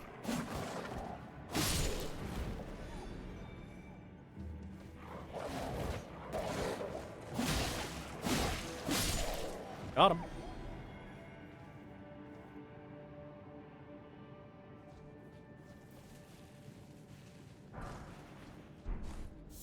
Golden Rune 1. And some moss. Nothing big here. Time to drop down that hole.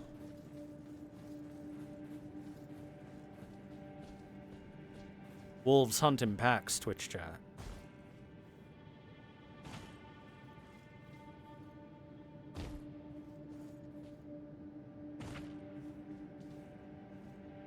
Sure is nice of these conveniently placed platforms for us to exist, right?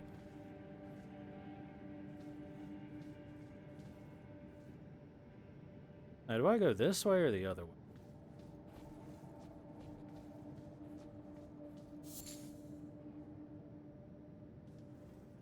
Yeah.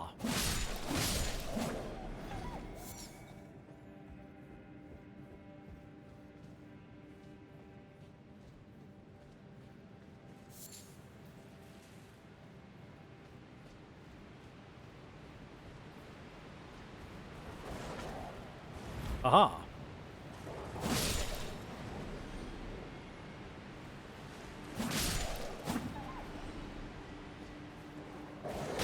Oh! Damn. That was quite the ambush.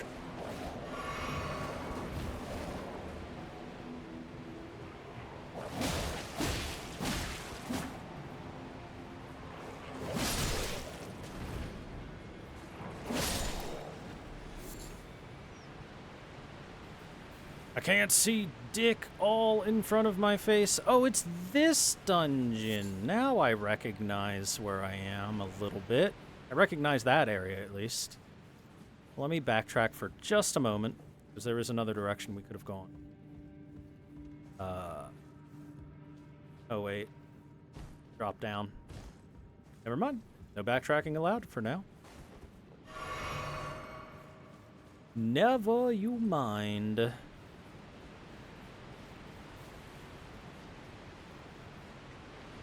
Right, I remember this bat-infested area, which means that we've got a golem at the end.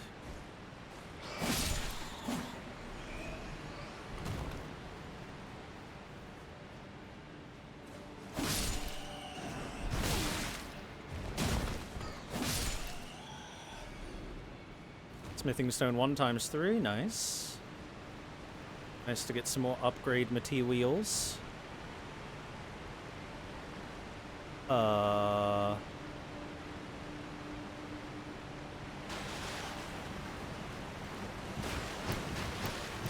Let me fight you a little bit farther away from the wall there.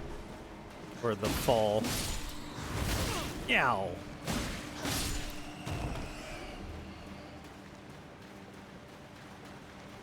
It's so freaking dark, it's got horror game vibes going on right now.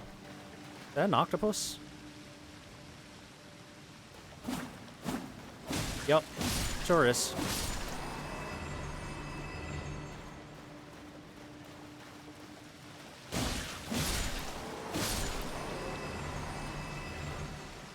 Golden Rune 4, ooh.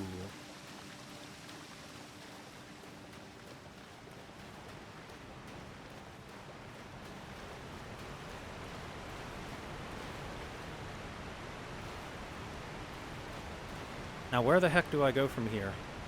So that I don't die.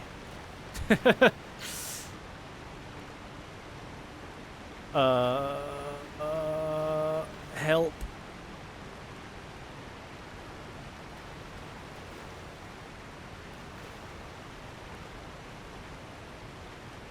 I'm not sure where to go from here. I feel like I'm about to fall.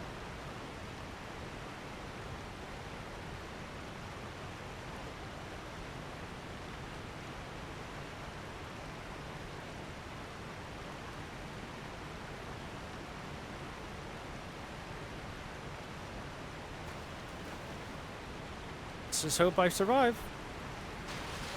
Oh, thank goodness. Kind of impossible to see this ground with the waterfall going on and all that.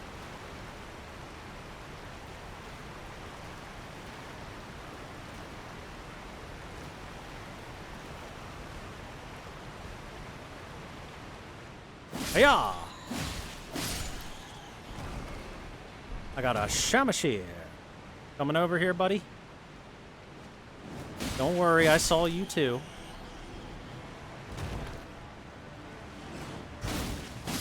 Uh-huh. Any more? I think that was it. Good. I wasn't able to get that item yet. Oh, wait. Uh-ha-ha. I have eyeballs.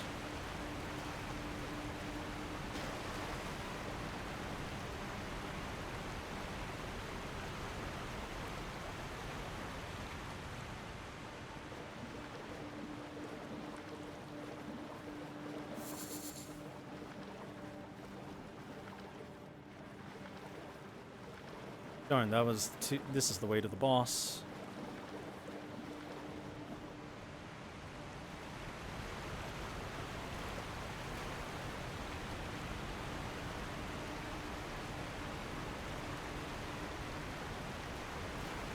Pretty good batting average. Ah ha ha ha ha ha. Alright, let's just kick the boss's butt.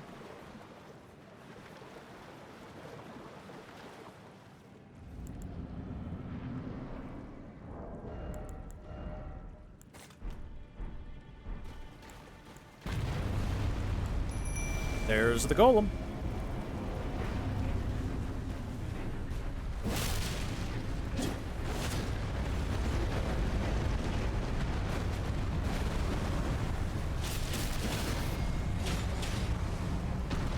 Down already. Charged R2s are really good for knocking enemies down.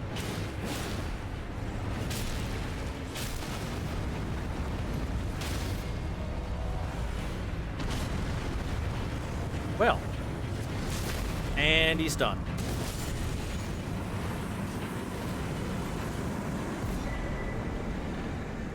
And we get the Blue Dancer charm. Blue Dancer charm is a little important. This is, like, the Blue Dancer charm is the entire reason why I wanted to come here.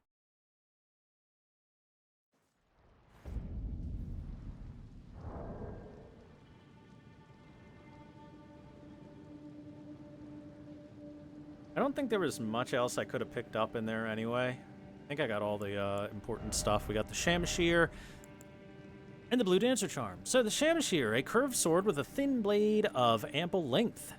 Light of weight despite its larger size, its slicing attacks come in rapid succession. A devastatingly powerful weapon in the hands of a skilled swordsman. It has the spinning slash skill. In fact, I think we might even equip it for a little bit, just for fun. I mean, we could also use the Bloodhound Fang, curved greatsword with a gently undulating blade wielded by Bloodhound Knights.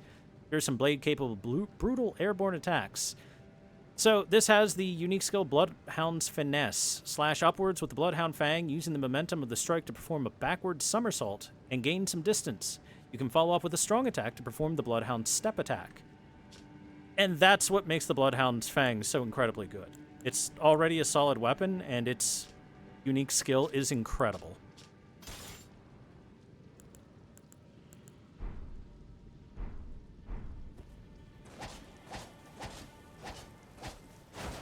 Shamashir's got a nice 6-attack combo there. Here's the R2. You can spin if you wish to. But let's take a peek. The Blue Dancer charm. A cloth doll depicting a dancer garbed in blue, an ancient heirloom of some sort. Raises attack power with lower equipment load. The dancer in blue represents a fairy who in legend bestowed a flowing sword upon a blind swordsman. Blade in hand, the swordsman sealed away an ancient god, a god that was rot itself. Rot is capitalized. That's important, chat.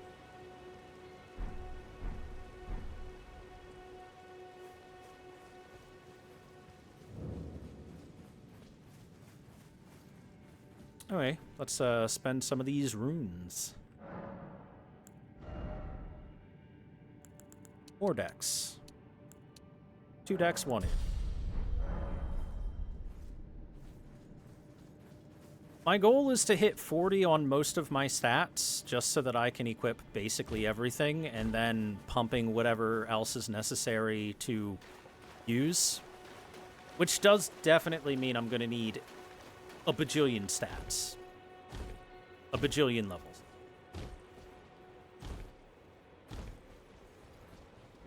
But that's fine.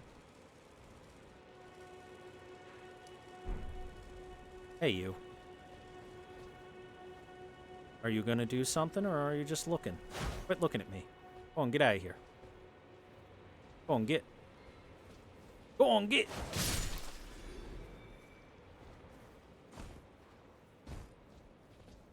Okay,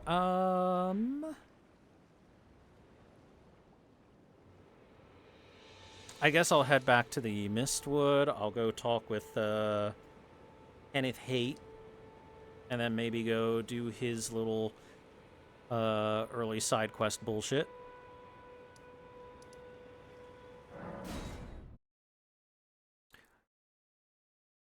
We'll go talk to Selin real quick, just to see if she has anything new to say now that I'm not so stupid. Now that I'm not literally drooling on myself, like, I want to learn magic. There you are, my apprentice. Shall we commence the lesson?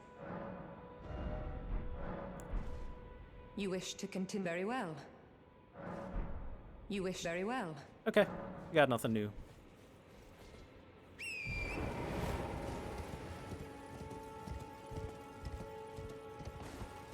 Can you make teach magic good for me? She's like, I guess.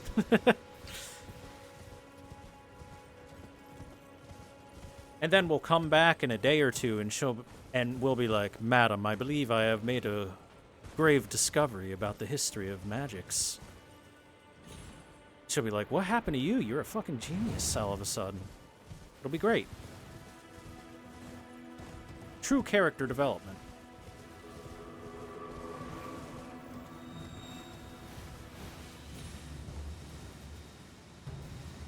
By the way, anytime you see those big flowers, they usually have a solid drop and are kind of worth killing for.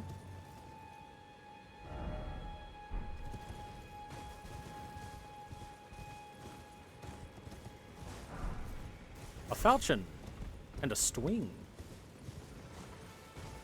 A giant-ass bear. I will continue to avoid the giant-ass bears.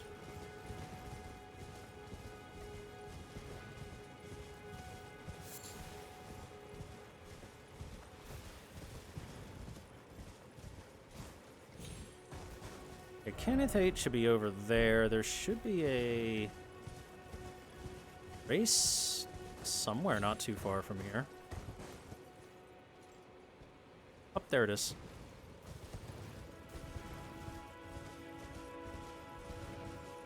By the way, guys, I hope you don't mind. It does take a little bit to get to some of the juicy lore bits. But that's because Elden Ring is a very, very large game.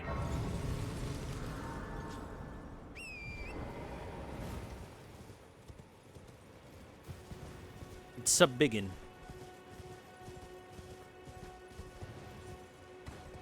Hello? Is anybody there?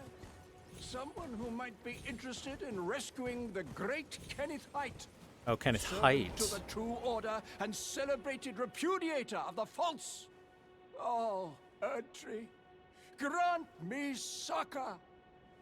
Grant me suck. Ah, you've come to lend me your aid, have you? Well, that's very kind, but no. No, the help is very much appreciated, even from a tarnished. Despite appearances, nobility is no prerequisite to serving the true order. You might have heard of me, Kenneth Haight. Next in line is the rightful ruler of Limgrave, young Tarnished. I would have a boon of you. I want you to take back my fort. It lies to the south, beyond the Mistwood. A knight commander from Stormvale took it. A fool! And plumb mad to boot. Simply obsessed with blood. Blood, you say? What are you waiting for? A kiss goodbye? Yes. My fort lies to the south, beyond the Mistwood. Take it back for me. Oh, I see. You wish to know the reward. Fret not. The great Kenneth Haight is known for his considerable largesse. The celebrations will be lavish indeed upon the dawn of my fort's retrieval.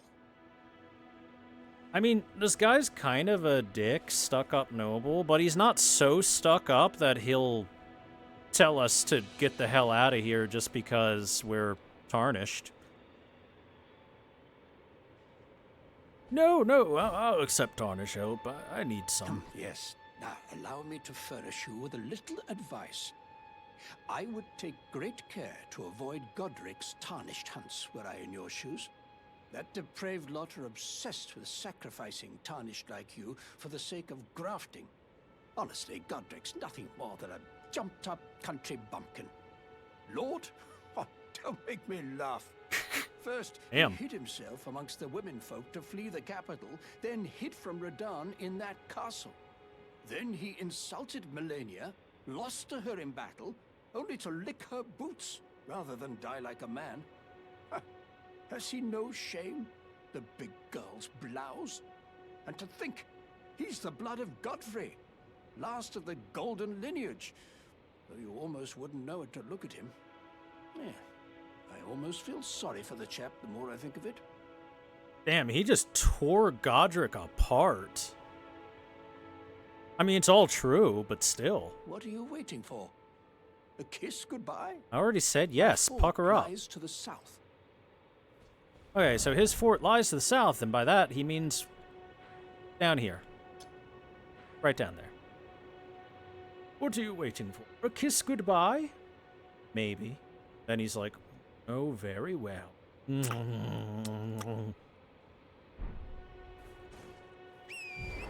Alright, let's go.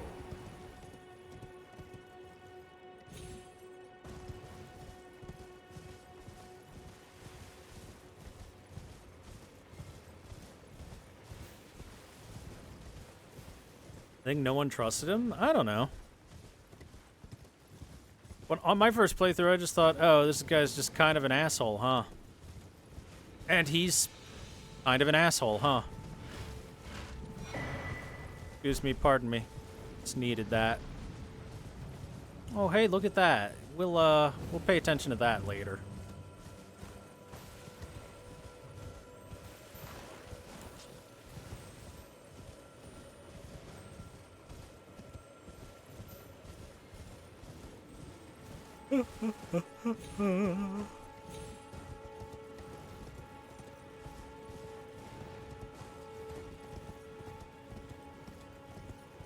Into the diss track business. It's easy to write a diss track when the material just lends itself to you on its own.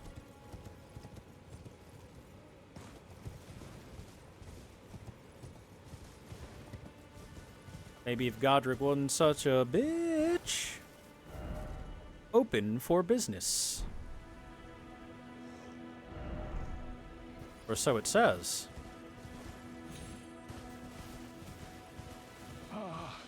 Welcome, dear customer.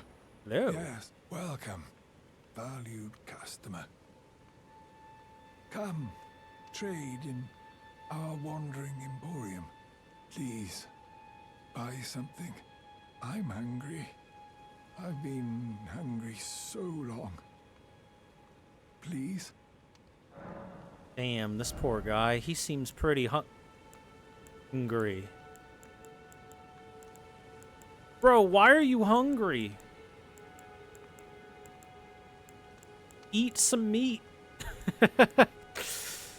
Sliver of meat, beast liver, lump of flesh. Filled with rich juices. Meat suitable for a rustic feast. Dude, just eat some of that. Beast lore palt. Oh, an exotic flesh cookbook. Really useful. Arrows, St. Trina's arrows. Arrow carved to resemble a withered water lily. Afflicts targets with a powerful sleep effect.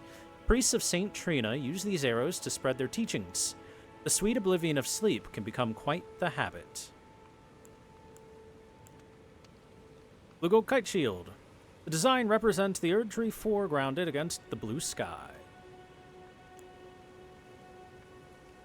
The design riveted to the center represents both sword and tree. Lot of tree.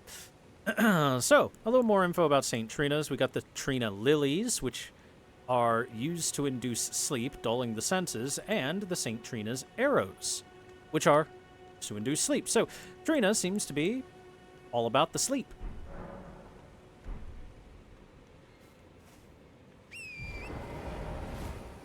I'm hungry. It's been so long since I've eaten, he says, sitting there with like a fucking a literal meal in his lap.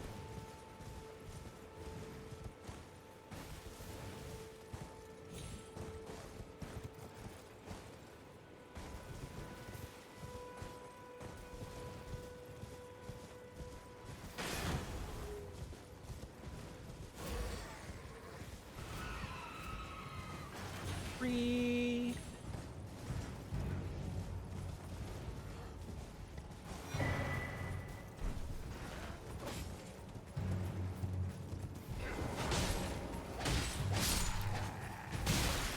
Ow.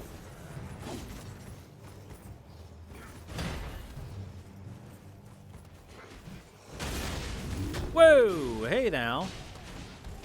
Hey now. Big guy.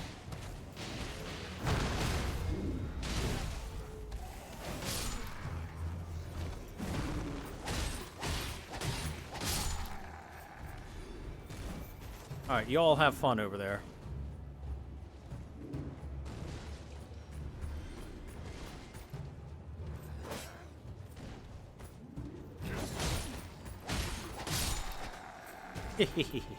It leapt on. Tree and Beast Surcoat! Hey! We were hoping to see this eventually. Armor worn by soldiers loyal to Godric the Grafted. The surcoat depicts the distant Erd Tree and the Beast Regent, an emblem of the Golden Lineage. Both are symbols of glory now past. Oh! Rat! So, the Beast Regent.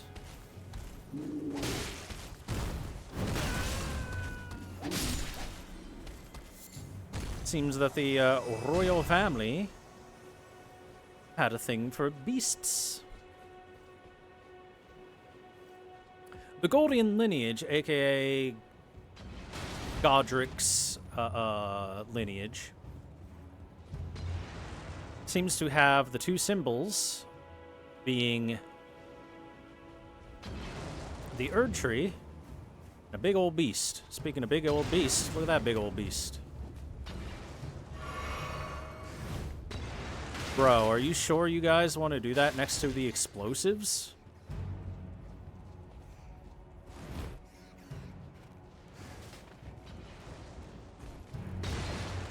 Sir.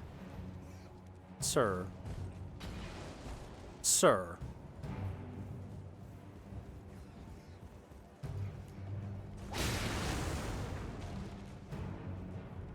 Sir! My God. Uh-oh.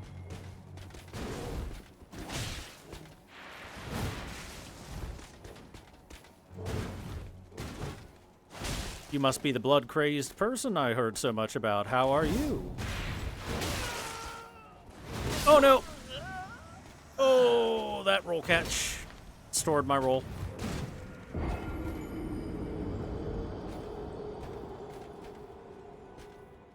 Rip.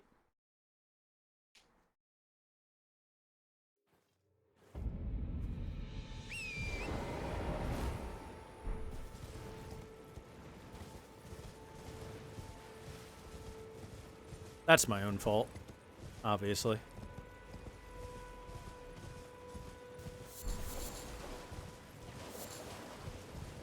Gold-tinged excrement. Golden poo-poo. Alright, fine.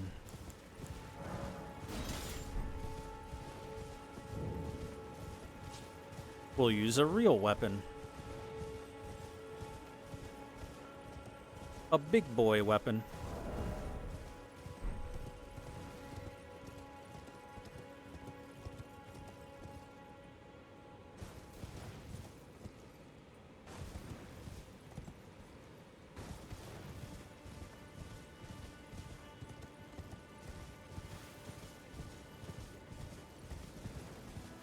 He's pretty strong for the area he's in.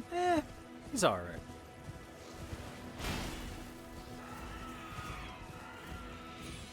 I can beat him.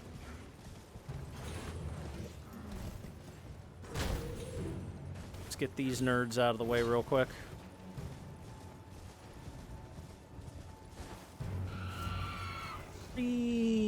Scurry.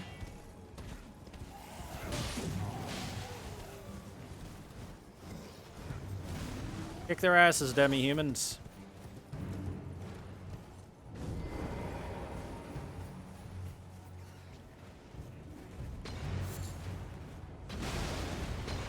Hey, a blood rose.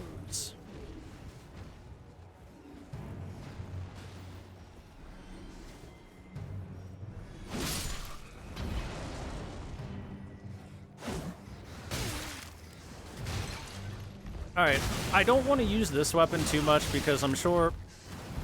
I literally can't move.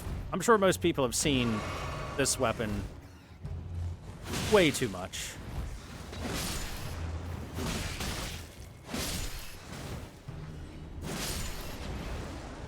Bloodhound Fang is like one of the most overused weapons out there. And for good reason. It's extremely good. Extremely good.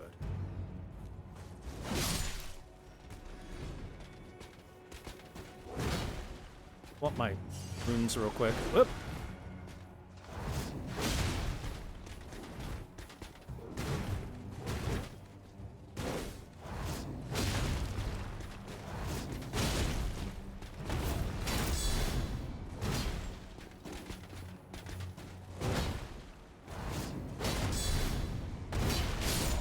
Look at that.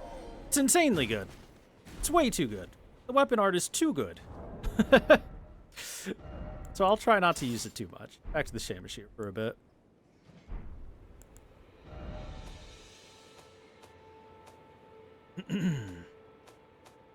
And we got Bloody Slash Art of War. Blood Oath skill granted by the Lord of Blood. From a low stance, coat the blade in your own blood to unleash a rending blood slash in a wide arc. Usable on swords except for colossal weapons.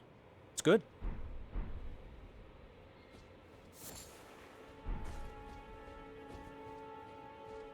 The Lord of Blood. This Lord of Blood guy seems pretty darn popular, huh?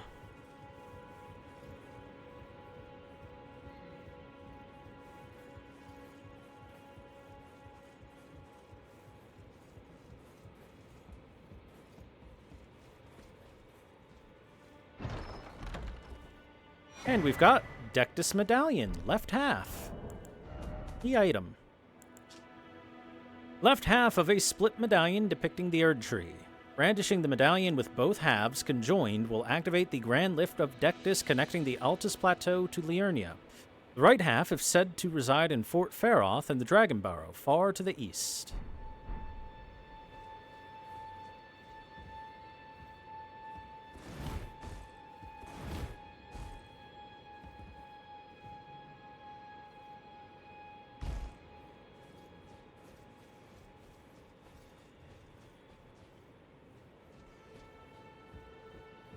Nah, bro, it's just a technique, trust me.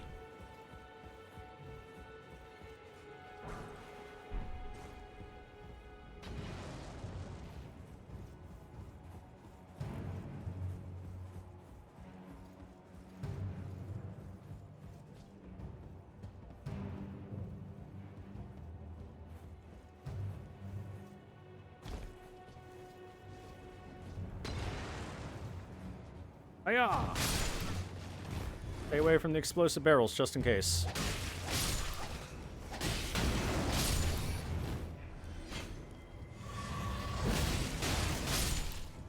Get spinned.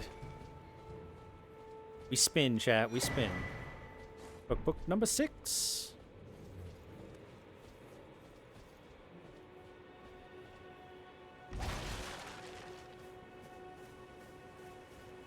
I believe I picked up the Listaman item, but I'll double check just in case. Oh, nope. Just some bolts. Nothing major. But hey, look at this horrifying thing. Good thing that this horrifying thing didn't get up and attack us, huh? Gross.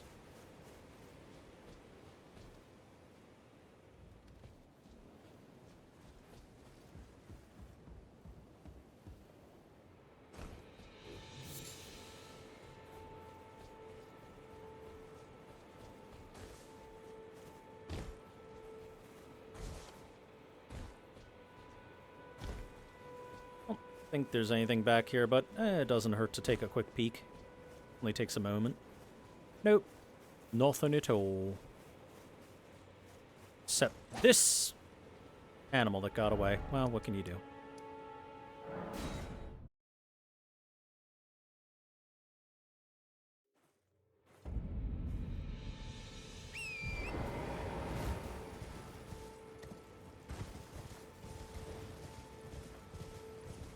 Wearing a diaper? Well, if you're pooping your pants, you should wear a diaper too. Make fun of his diaper.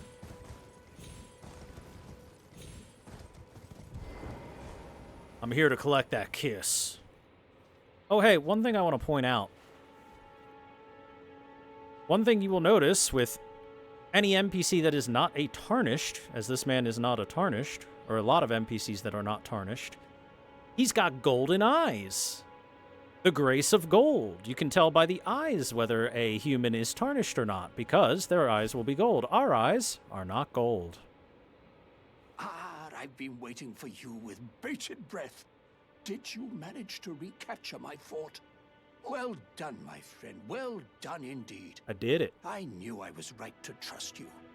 Now, here's your reward, as promised. Go ahead. It's all yours. An Erd steel dagger. Let's take a peek. An Erd steel dagger with a grass crest engraved upon its blade, carried by the Erd tree royalty for self-defense in times of peace. Though forged to a high standard, the weapon is difficult to wield. Attack power also scales with faith. So he basically gave us a royal dagger. He gave us something that's actually should be, in normal times, quite valuable. Problem is, these ain't normal times, and that's not all that valuable at the moment. Right then.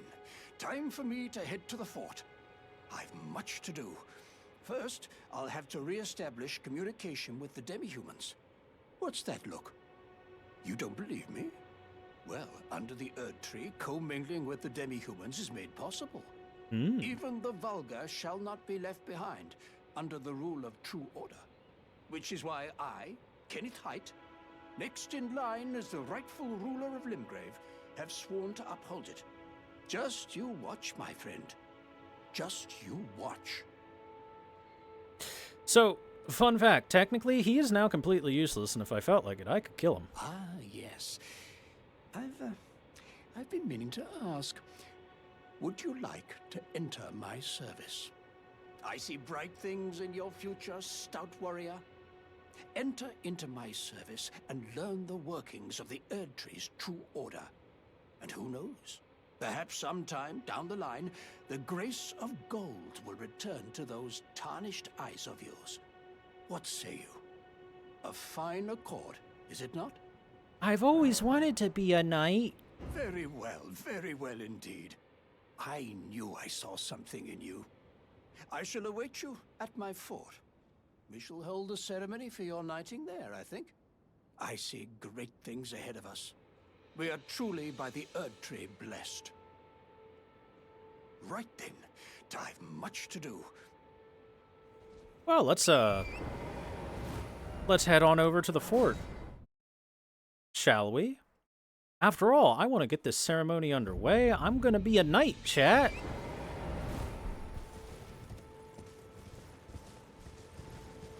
Finally, chat can be proud of me.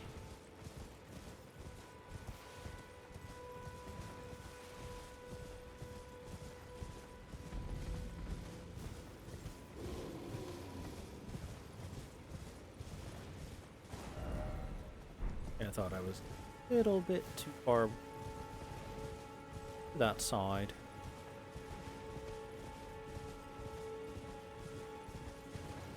I see great things in your future, Twitch chat. Great things.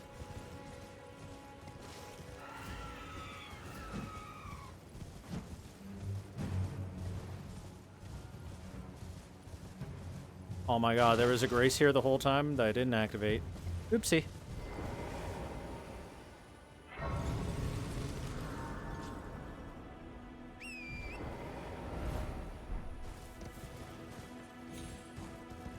Teehee.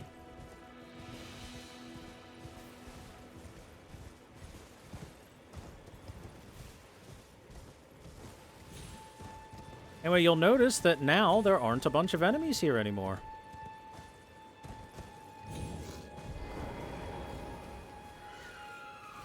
Except for these demi-humans. He did say he was going to establish communication with them. Don't do it, demi-human Anakin. I have the high ground.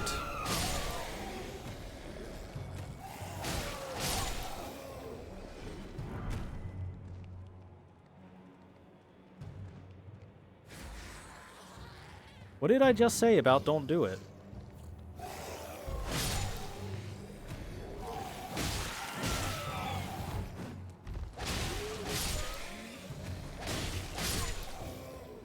Well, they made their decision. What's up, Ken? Ah, you, is it? I suppose you must have seen it by now, yes. The sorry state of my fort. Yeah, it's kind of busted. It is a foul fate for a land to be without a ruler. One must be found with haste, and not that awful Godric, but a true and stalwart lord of the proper lineage to take the reins of Limgrave. Now, who could that be? I'm sorry to have lifted your hopes, but I haven't the authority to raise you to knighthood as things stand. The great Kenneth Height issues his sincerest apology. But now, I must begin my search post-haste for a true and stalwart lord of the proper lineage to take the reins of Limgrave. I mean, honestly, to this guy's credit, he isn't the worst person that you could possibly meet. I must begin my search post-haste for a true and stalwart lord. He's a bit stuck up and full of himself, but aside from that, he's pretty much on the up and up. He even apologized to us for not being able to make us a true knight.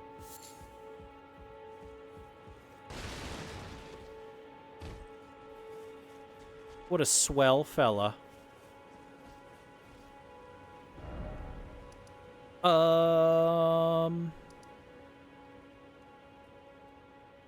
Boy, we've canvassed most of Limgrave at this point.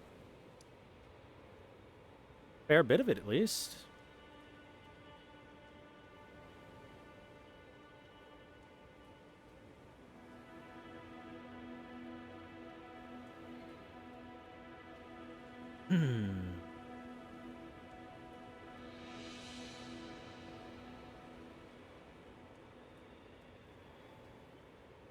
Oh, I never went to the Murkwater catacombs. That's one place I could go to. I could also go to the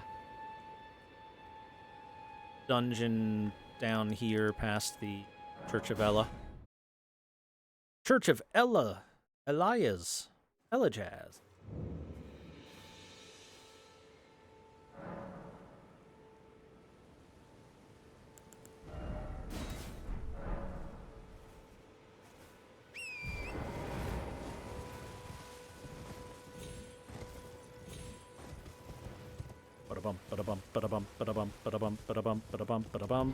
Hey, look! It's another guide. To point us in the direction of a crypt. Point us in this direction. That's because there's a crypt in this direction.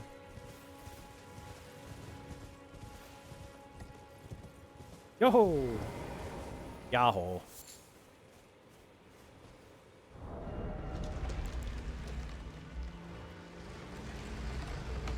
Can I two-hand this? Oh. Didn't think so. Need that proper arcane stat, or else it's a no-go. Oh, I got the falchion.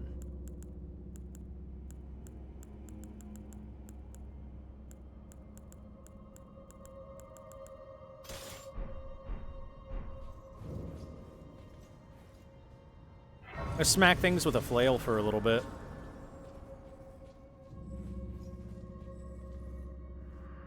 proper death means returning to the Erd Tree. Have patience until the time comes and the roots call to you.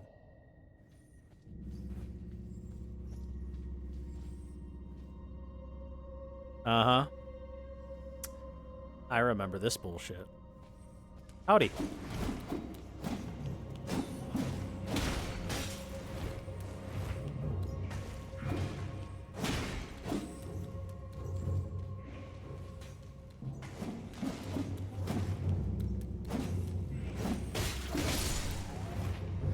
Okay, maybe we retry that because I took a little bit too much.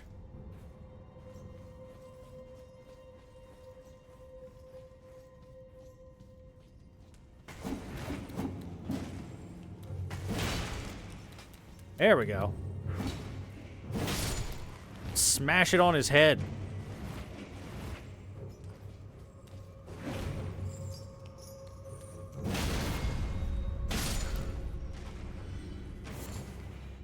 Yeah, these things, when you first see them, don't even look like enemies because they are stone statues. These are... You can actually have ashes of these to start. That's one of your starting item choices.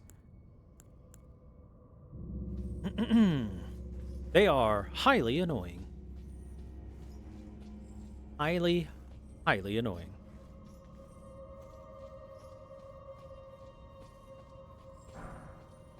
The game also freaking loves to put them in ambush spots, like up there, or on walls, to drop down on you.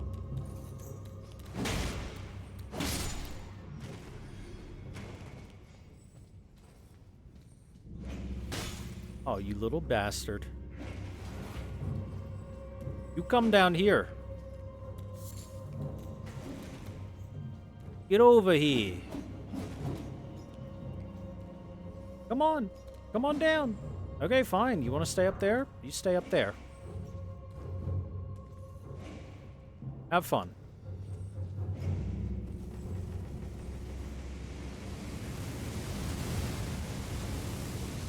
Oh, yeah.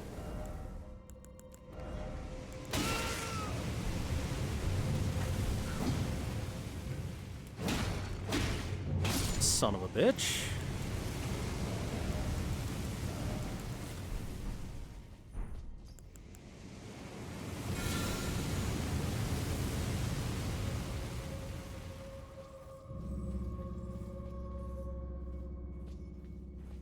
That did it.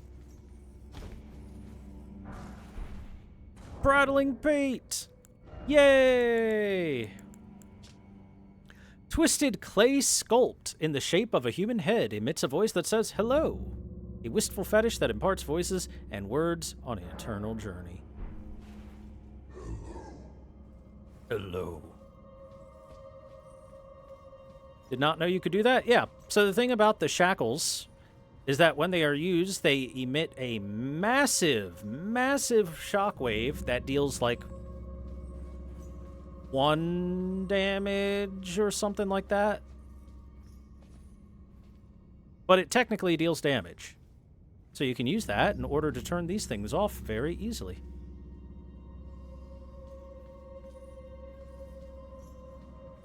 Look at this ambush. You see, you're supposed to look at that one. Or that one. But then the ones on the walls get you.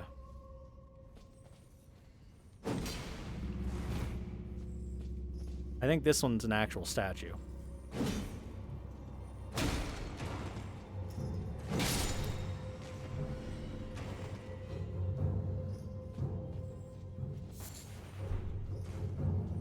It's not even worth grabbing.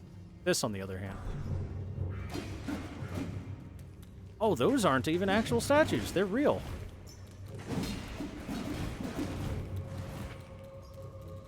Uh-oh. You can't catch me. I'm leaving. Oh, shit. They can catch me.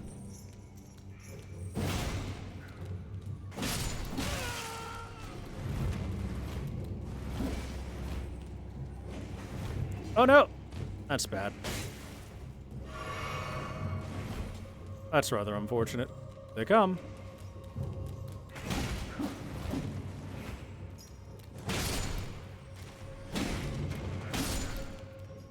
Oof. Well.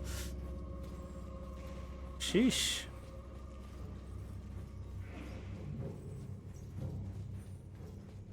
Wonder if they'll find their way back to me or not.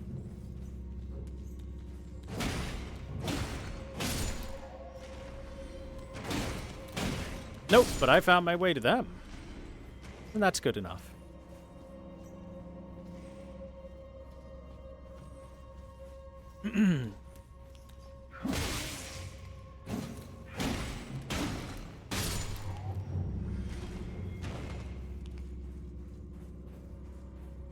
And yes, you can use the shackles to pop hidden walls as well. Which is extremely convenient when you don't feel like rolling into every wall ever.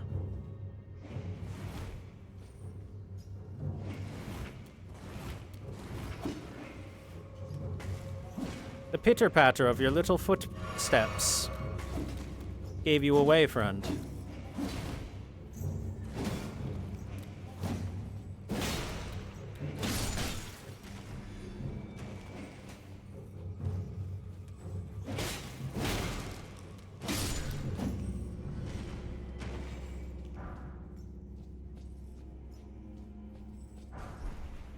Wandering Noble Ashes. Yeah.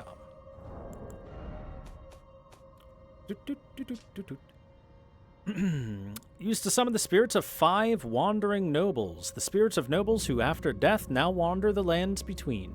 Surely they were in search of something once, but whatever it was has long been forgotten. This ash kind of sucks, honestly. Considering there are no mimics in base Elden Ring, do you think they'll add them in the DLC? Ah. Maybe. Okay, you.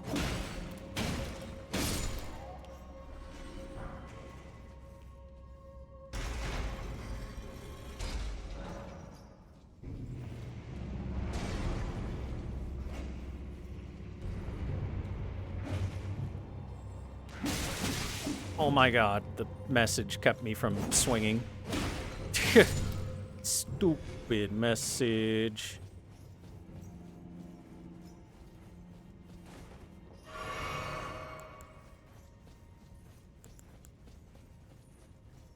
Alright, what are we facing?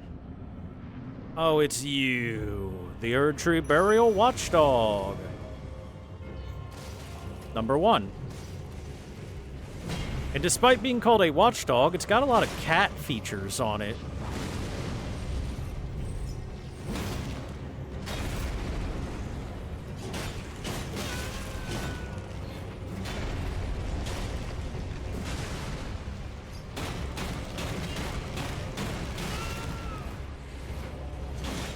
Like its tail is cat-like, its head is cat-like.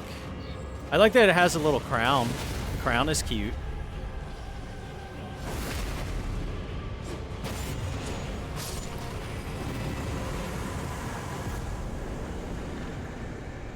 And we got some noble sorcerer ashes from it.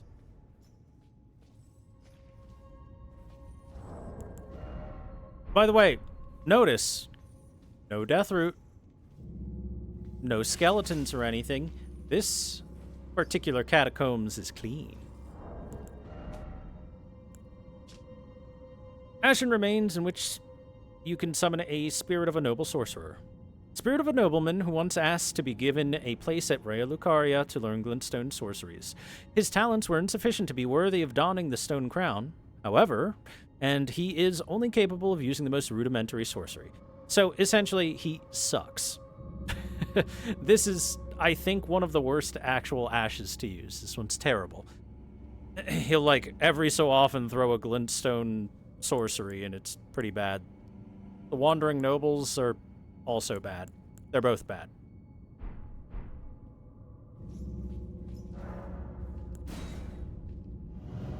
But we got it. That's all that matters.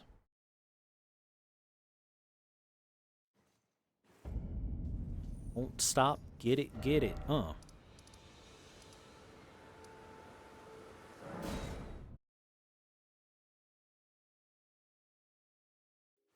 I'll be honest, this flail hasn't been too bad to use. Through that, that dungeon, it was alright. Whee!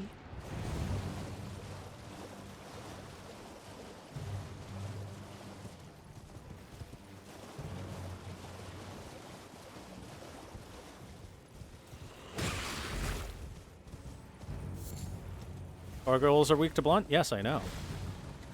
I'm aware of why it felt good.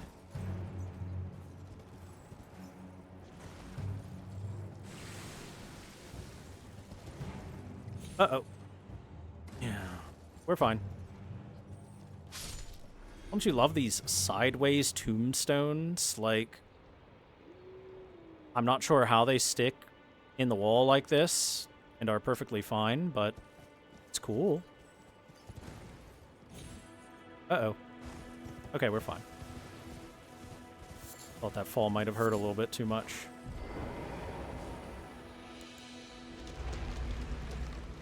By magic of convenience, yes. For gameplay reasons, they stick like that so that you have a fast track downwards. Slimes. Murkwater catacombs. More catacombs. How goes the ER lore run? So far, not the greatest amount of lore, and that's just because of... Oh, great. More of you. That's just because early game and all that.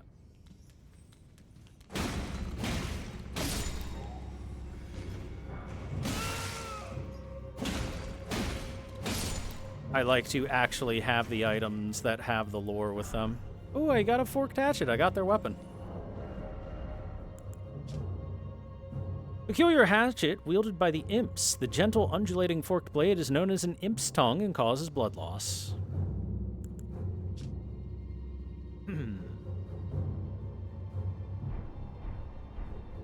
So hey, we can get a slightly better look at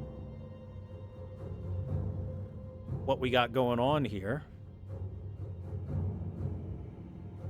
For the watchdogs.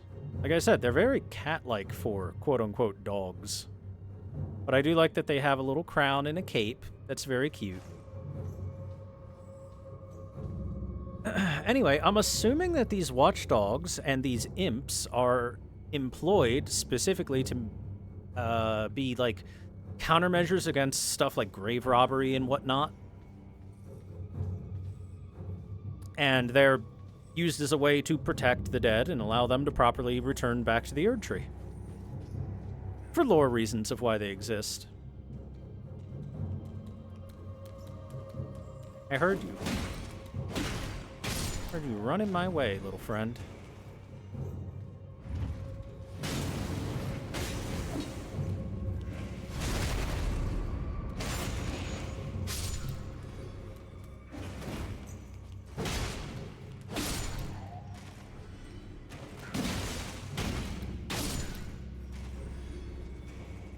Pull the lever.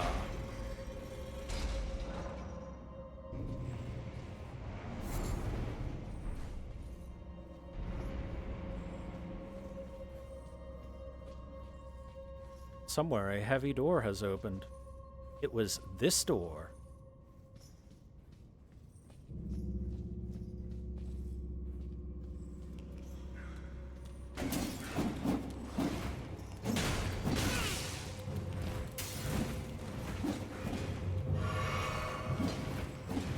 Okay, the third one from behind caught me by surprise.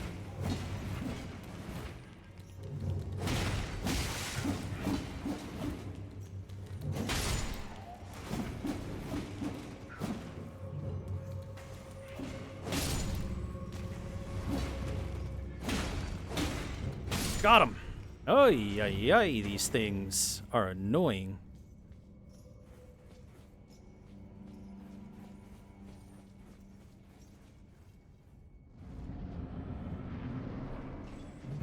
The Grave Warden Duelist. Well, he's a duelist, so we gotta go one-on-one. Wait, hold on, you've got double hammers? You've got double hammers? I'm gonna take double katana.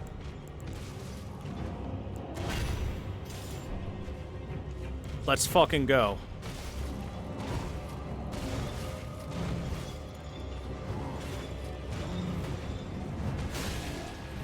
Oh, that was a big wind-up.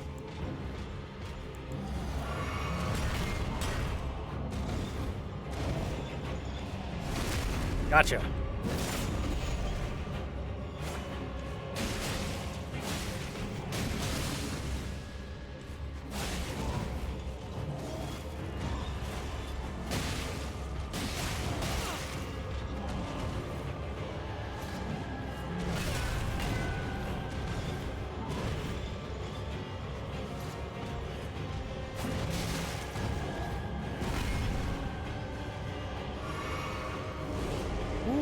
He buffed up.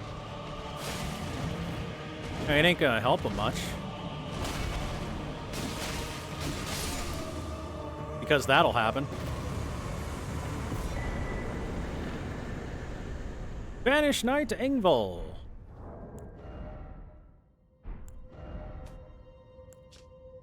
Ashen remains in which spirits yet dwell, used to summon the spirit of Engvall, the Banished Knight, one of the two knights dubbed the Wings of the Storm.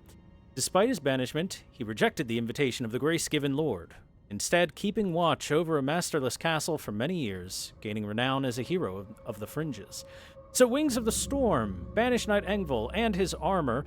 Engvall was a knight of Stormvale, which was not part of the Golden Order until, well, the Golden Order marched in and took over. Also, Engvall is a very strong early game Ashe. Very powerful. Can absolutely carry a lot of fights for you if you want it to.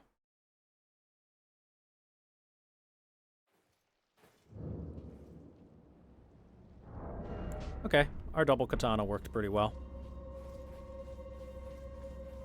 Is there anything I missed? Take a quick double peek. Oh, right, I'd have to deal with these idiots first if I did. Never mind. Bug it. I don't think I missed anything anyway. Bye, yeah.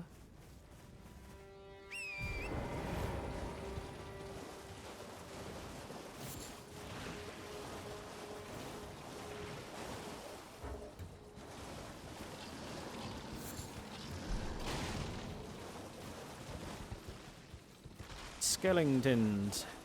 Look at the pretty jellyfish. Yay, jellyfish.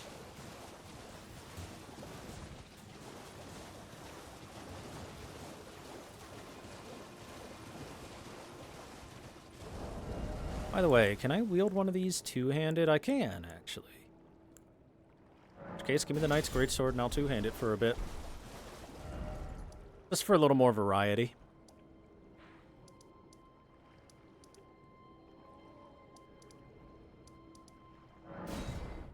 A little more variety.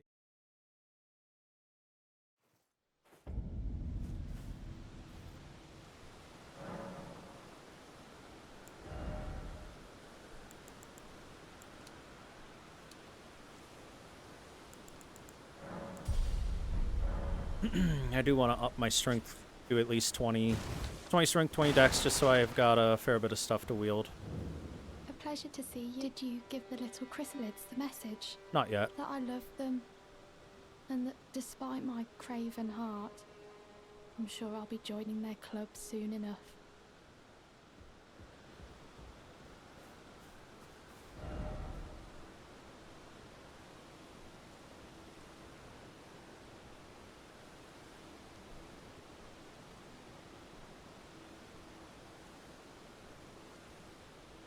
Okay, I think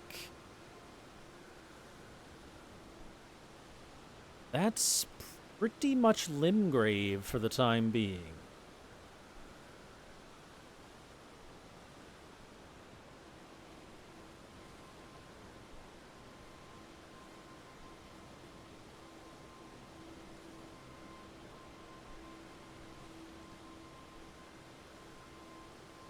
Think?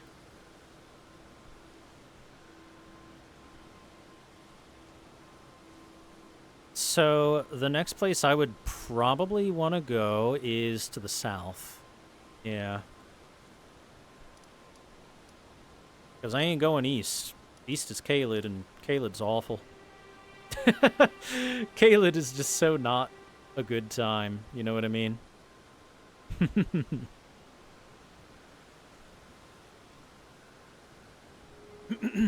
So let's head south. There's quite a lot of stuff that we can do in the south.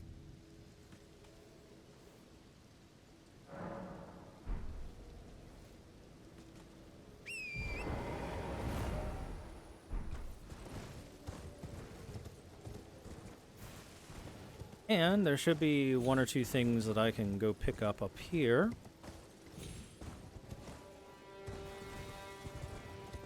Up at the top of this hill. Bitch.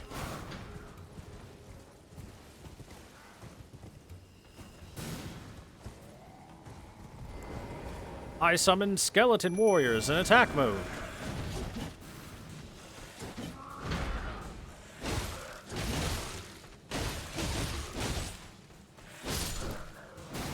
Correct, idiots.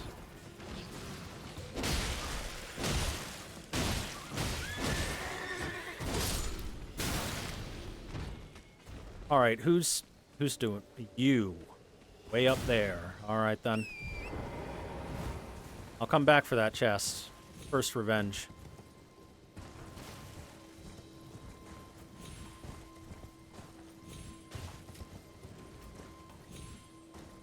Hey there, bud. How you doing?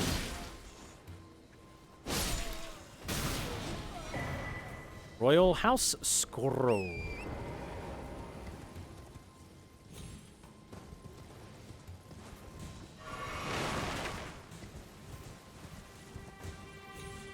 Oh, come on. We can make that jump. Come on, Torrent. There you go. There you go. That's the power of the noble. That would be the noble ashes if you were to use it. As you can see, it doesn't do much other than be slightly annoying at worst.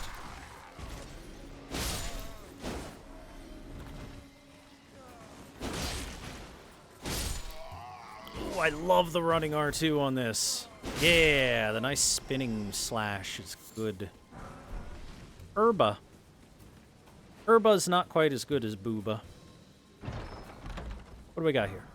The Great Epee. Large rapier featuring a thin, sharp blade, commonly used in life or death duels. Like its smaller counterparts, it is made for thrusting attacks and can be used while guarding with a shield.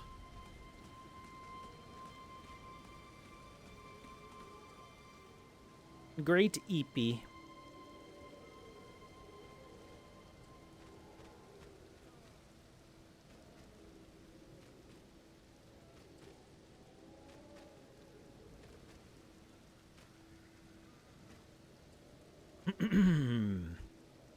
And we also got the sorcery that we picked up. Hold on.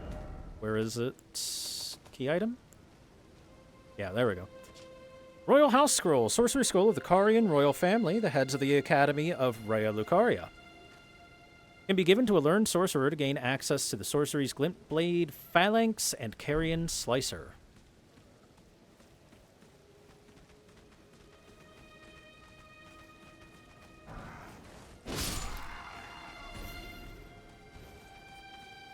Hiya!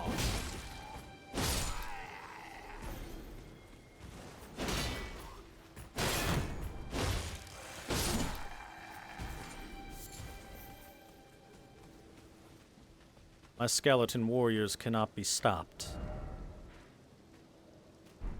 Can't stop, won't stop.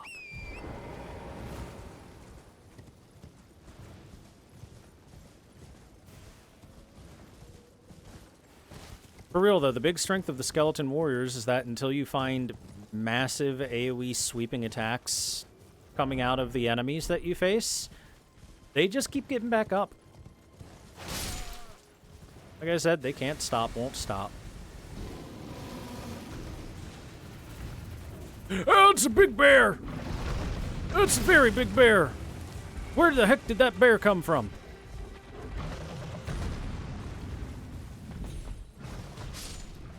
Run away!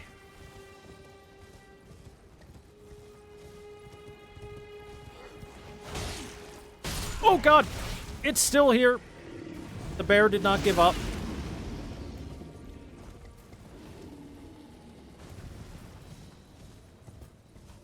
Run from the bear.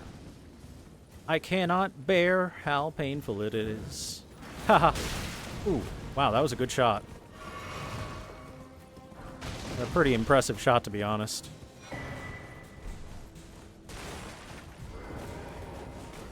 You need your reward for that good shot. There you go, bud.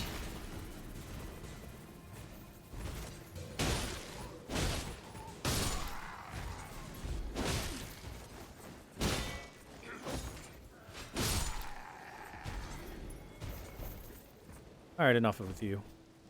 I don't need to deal with you guys anymore.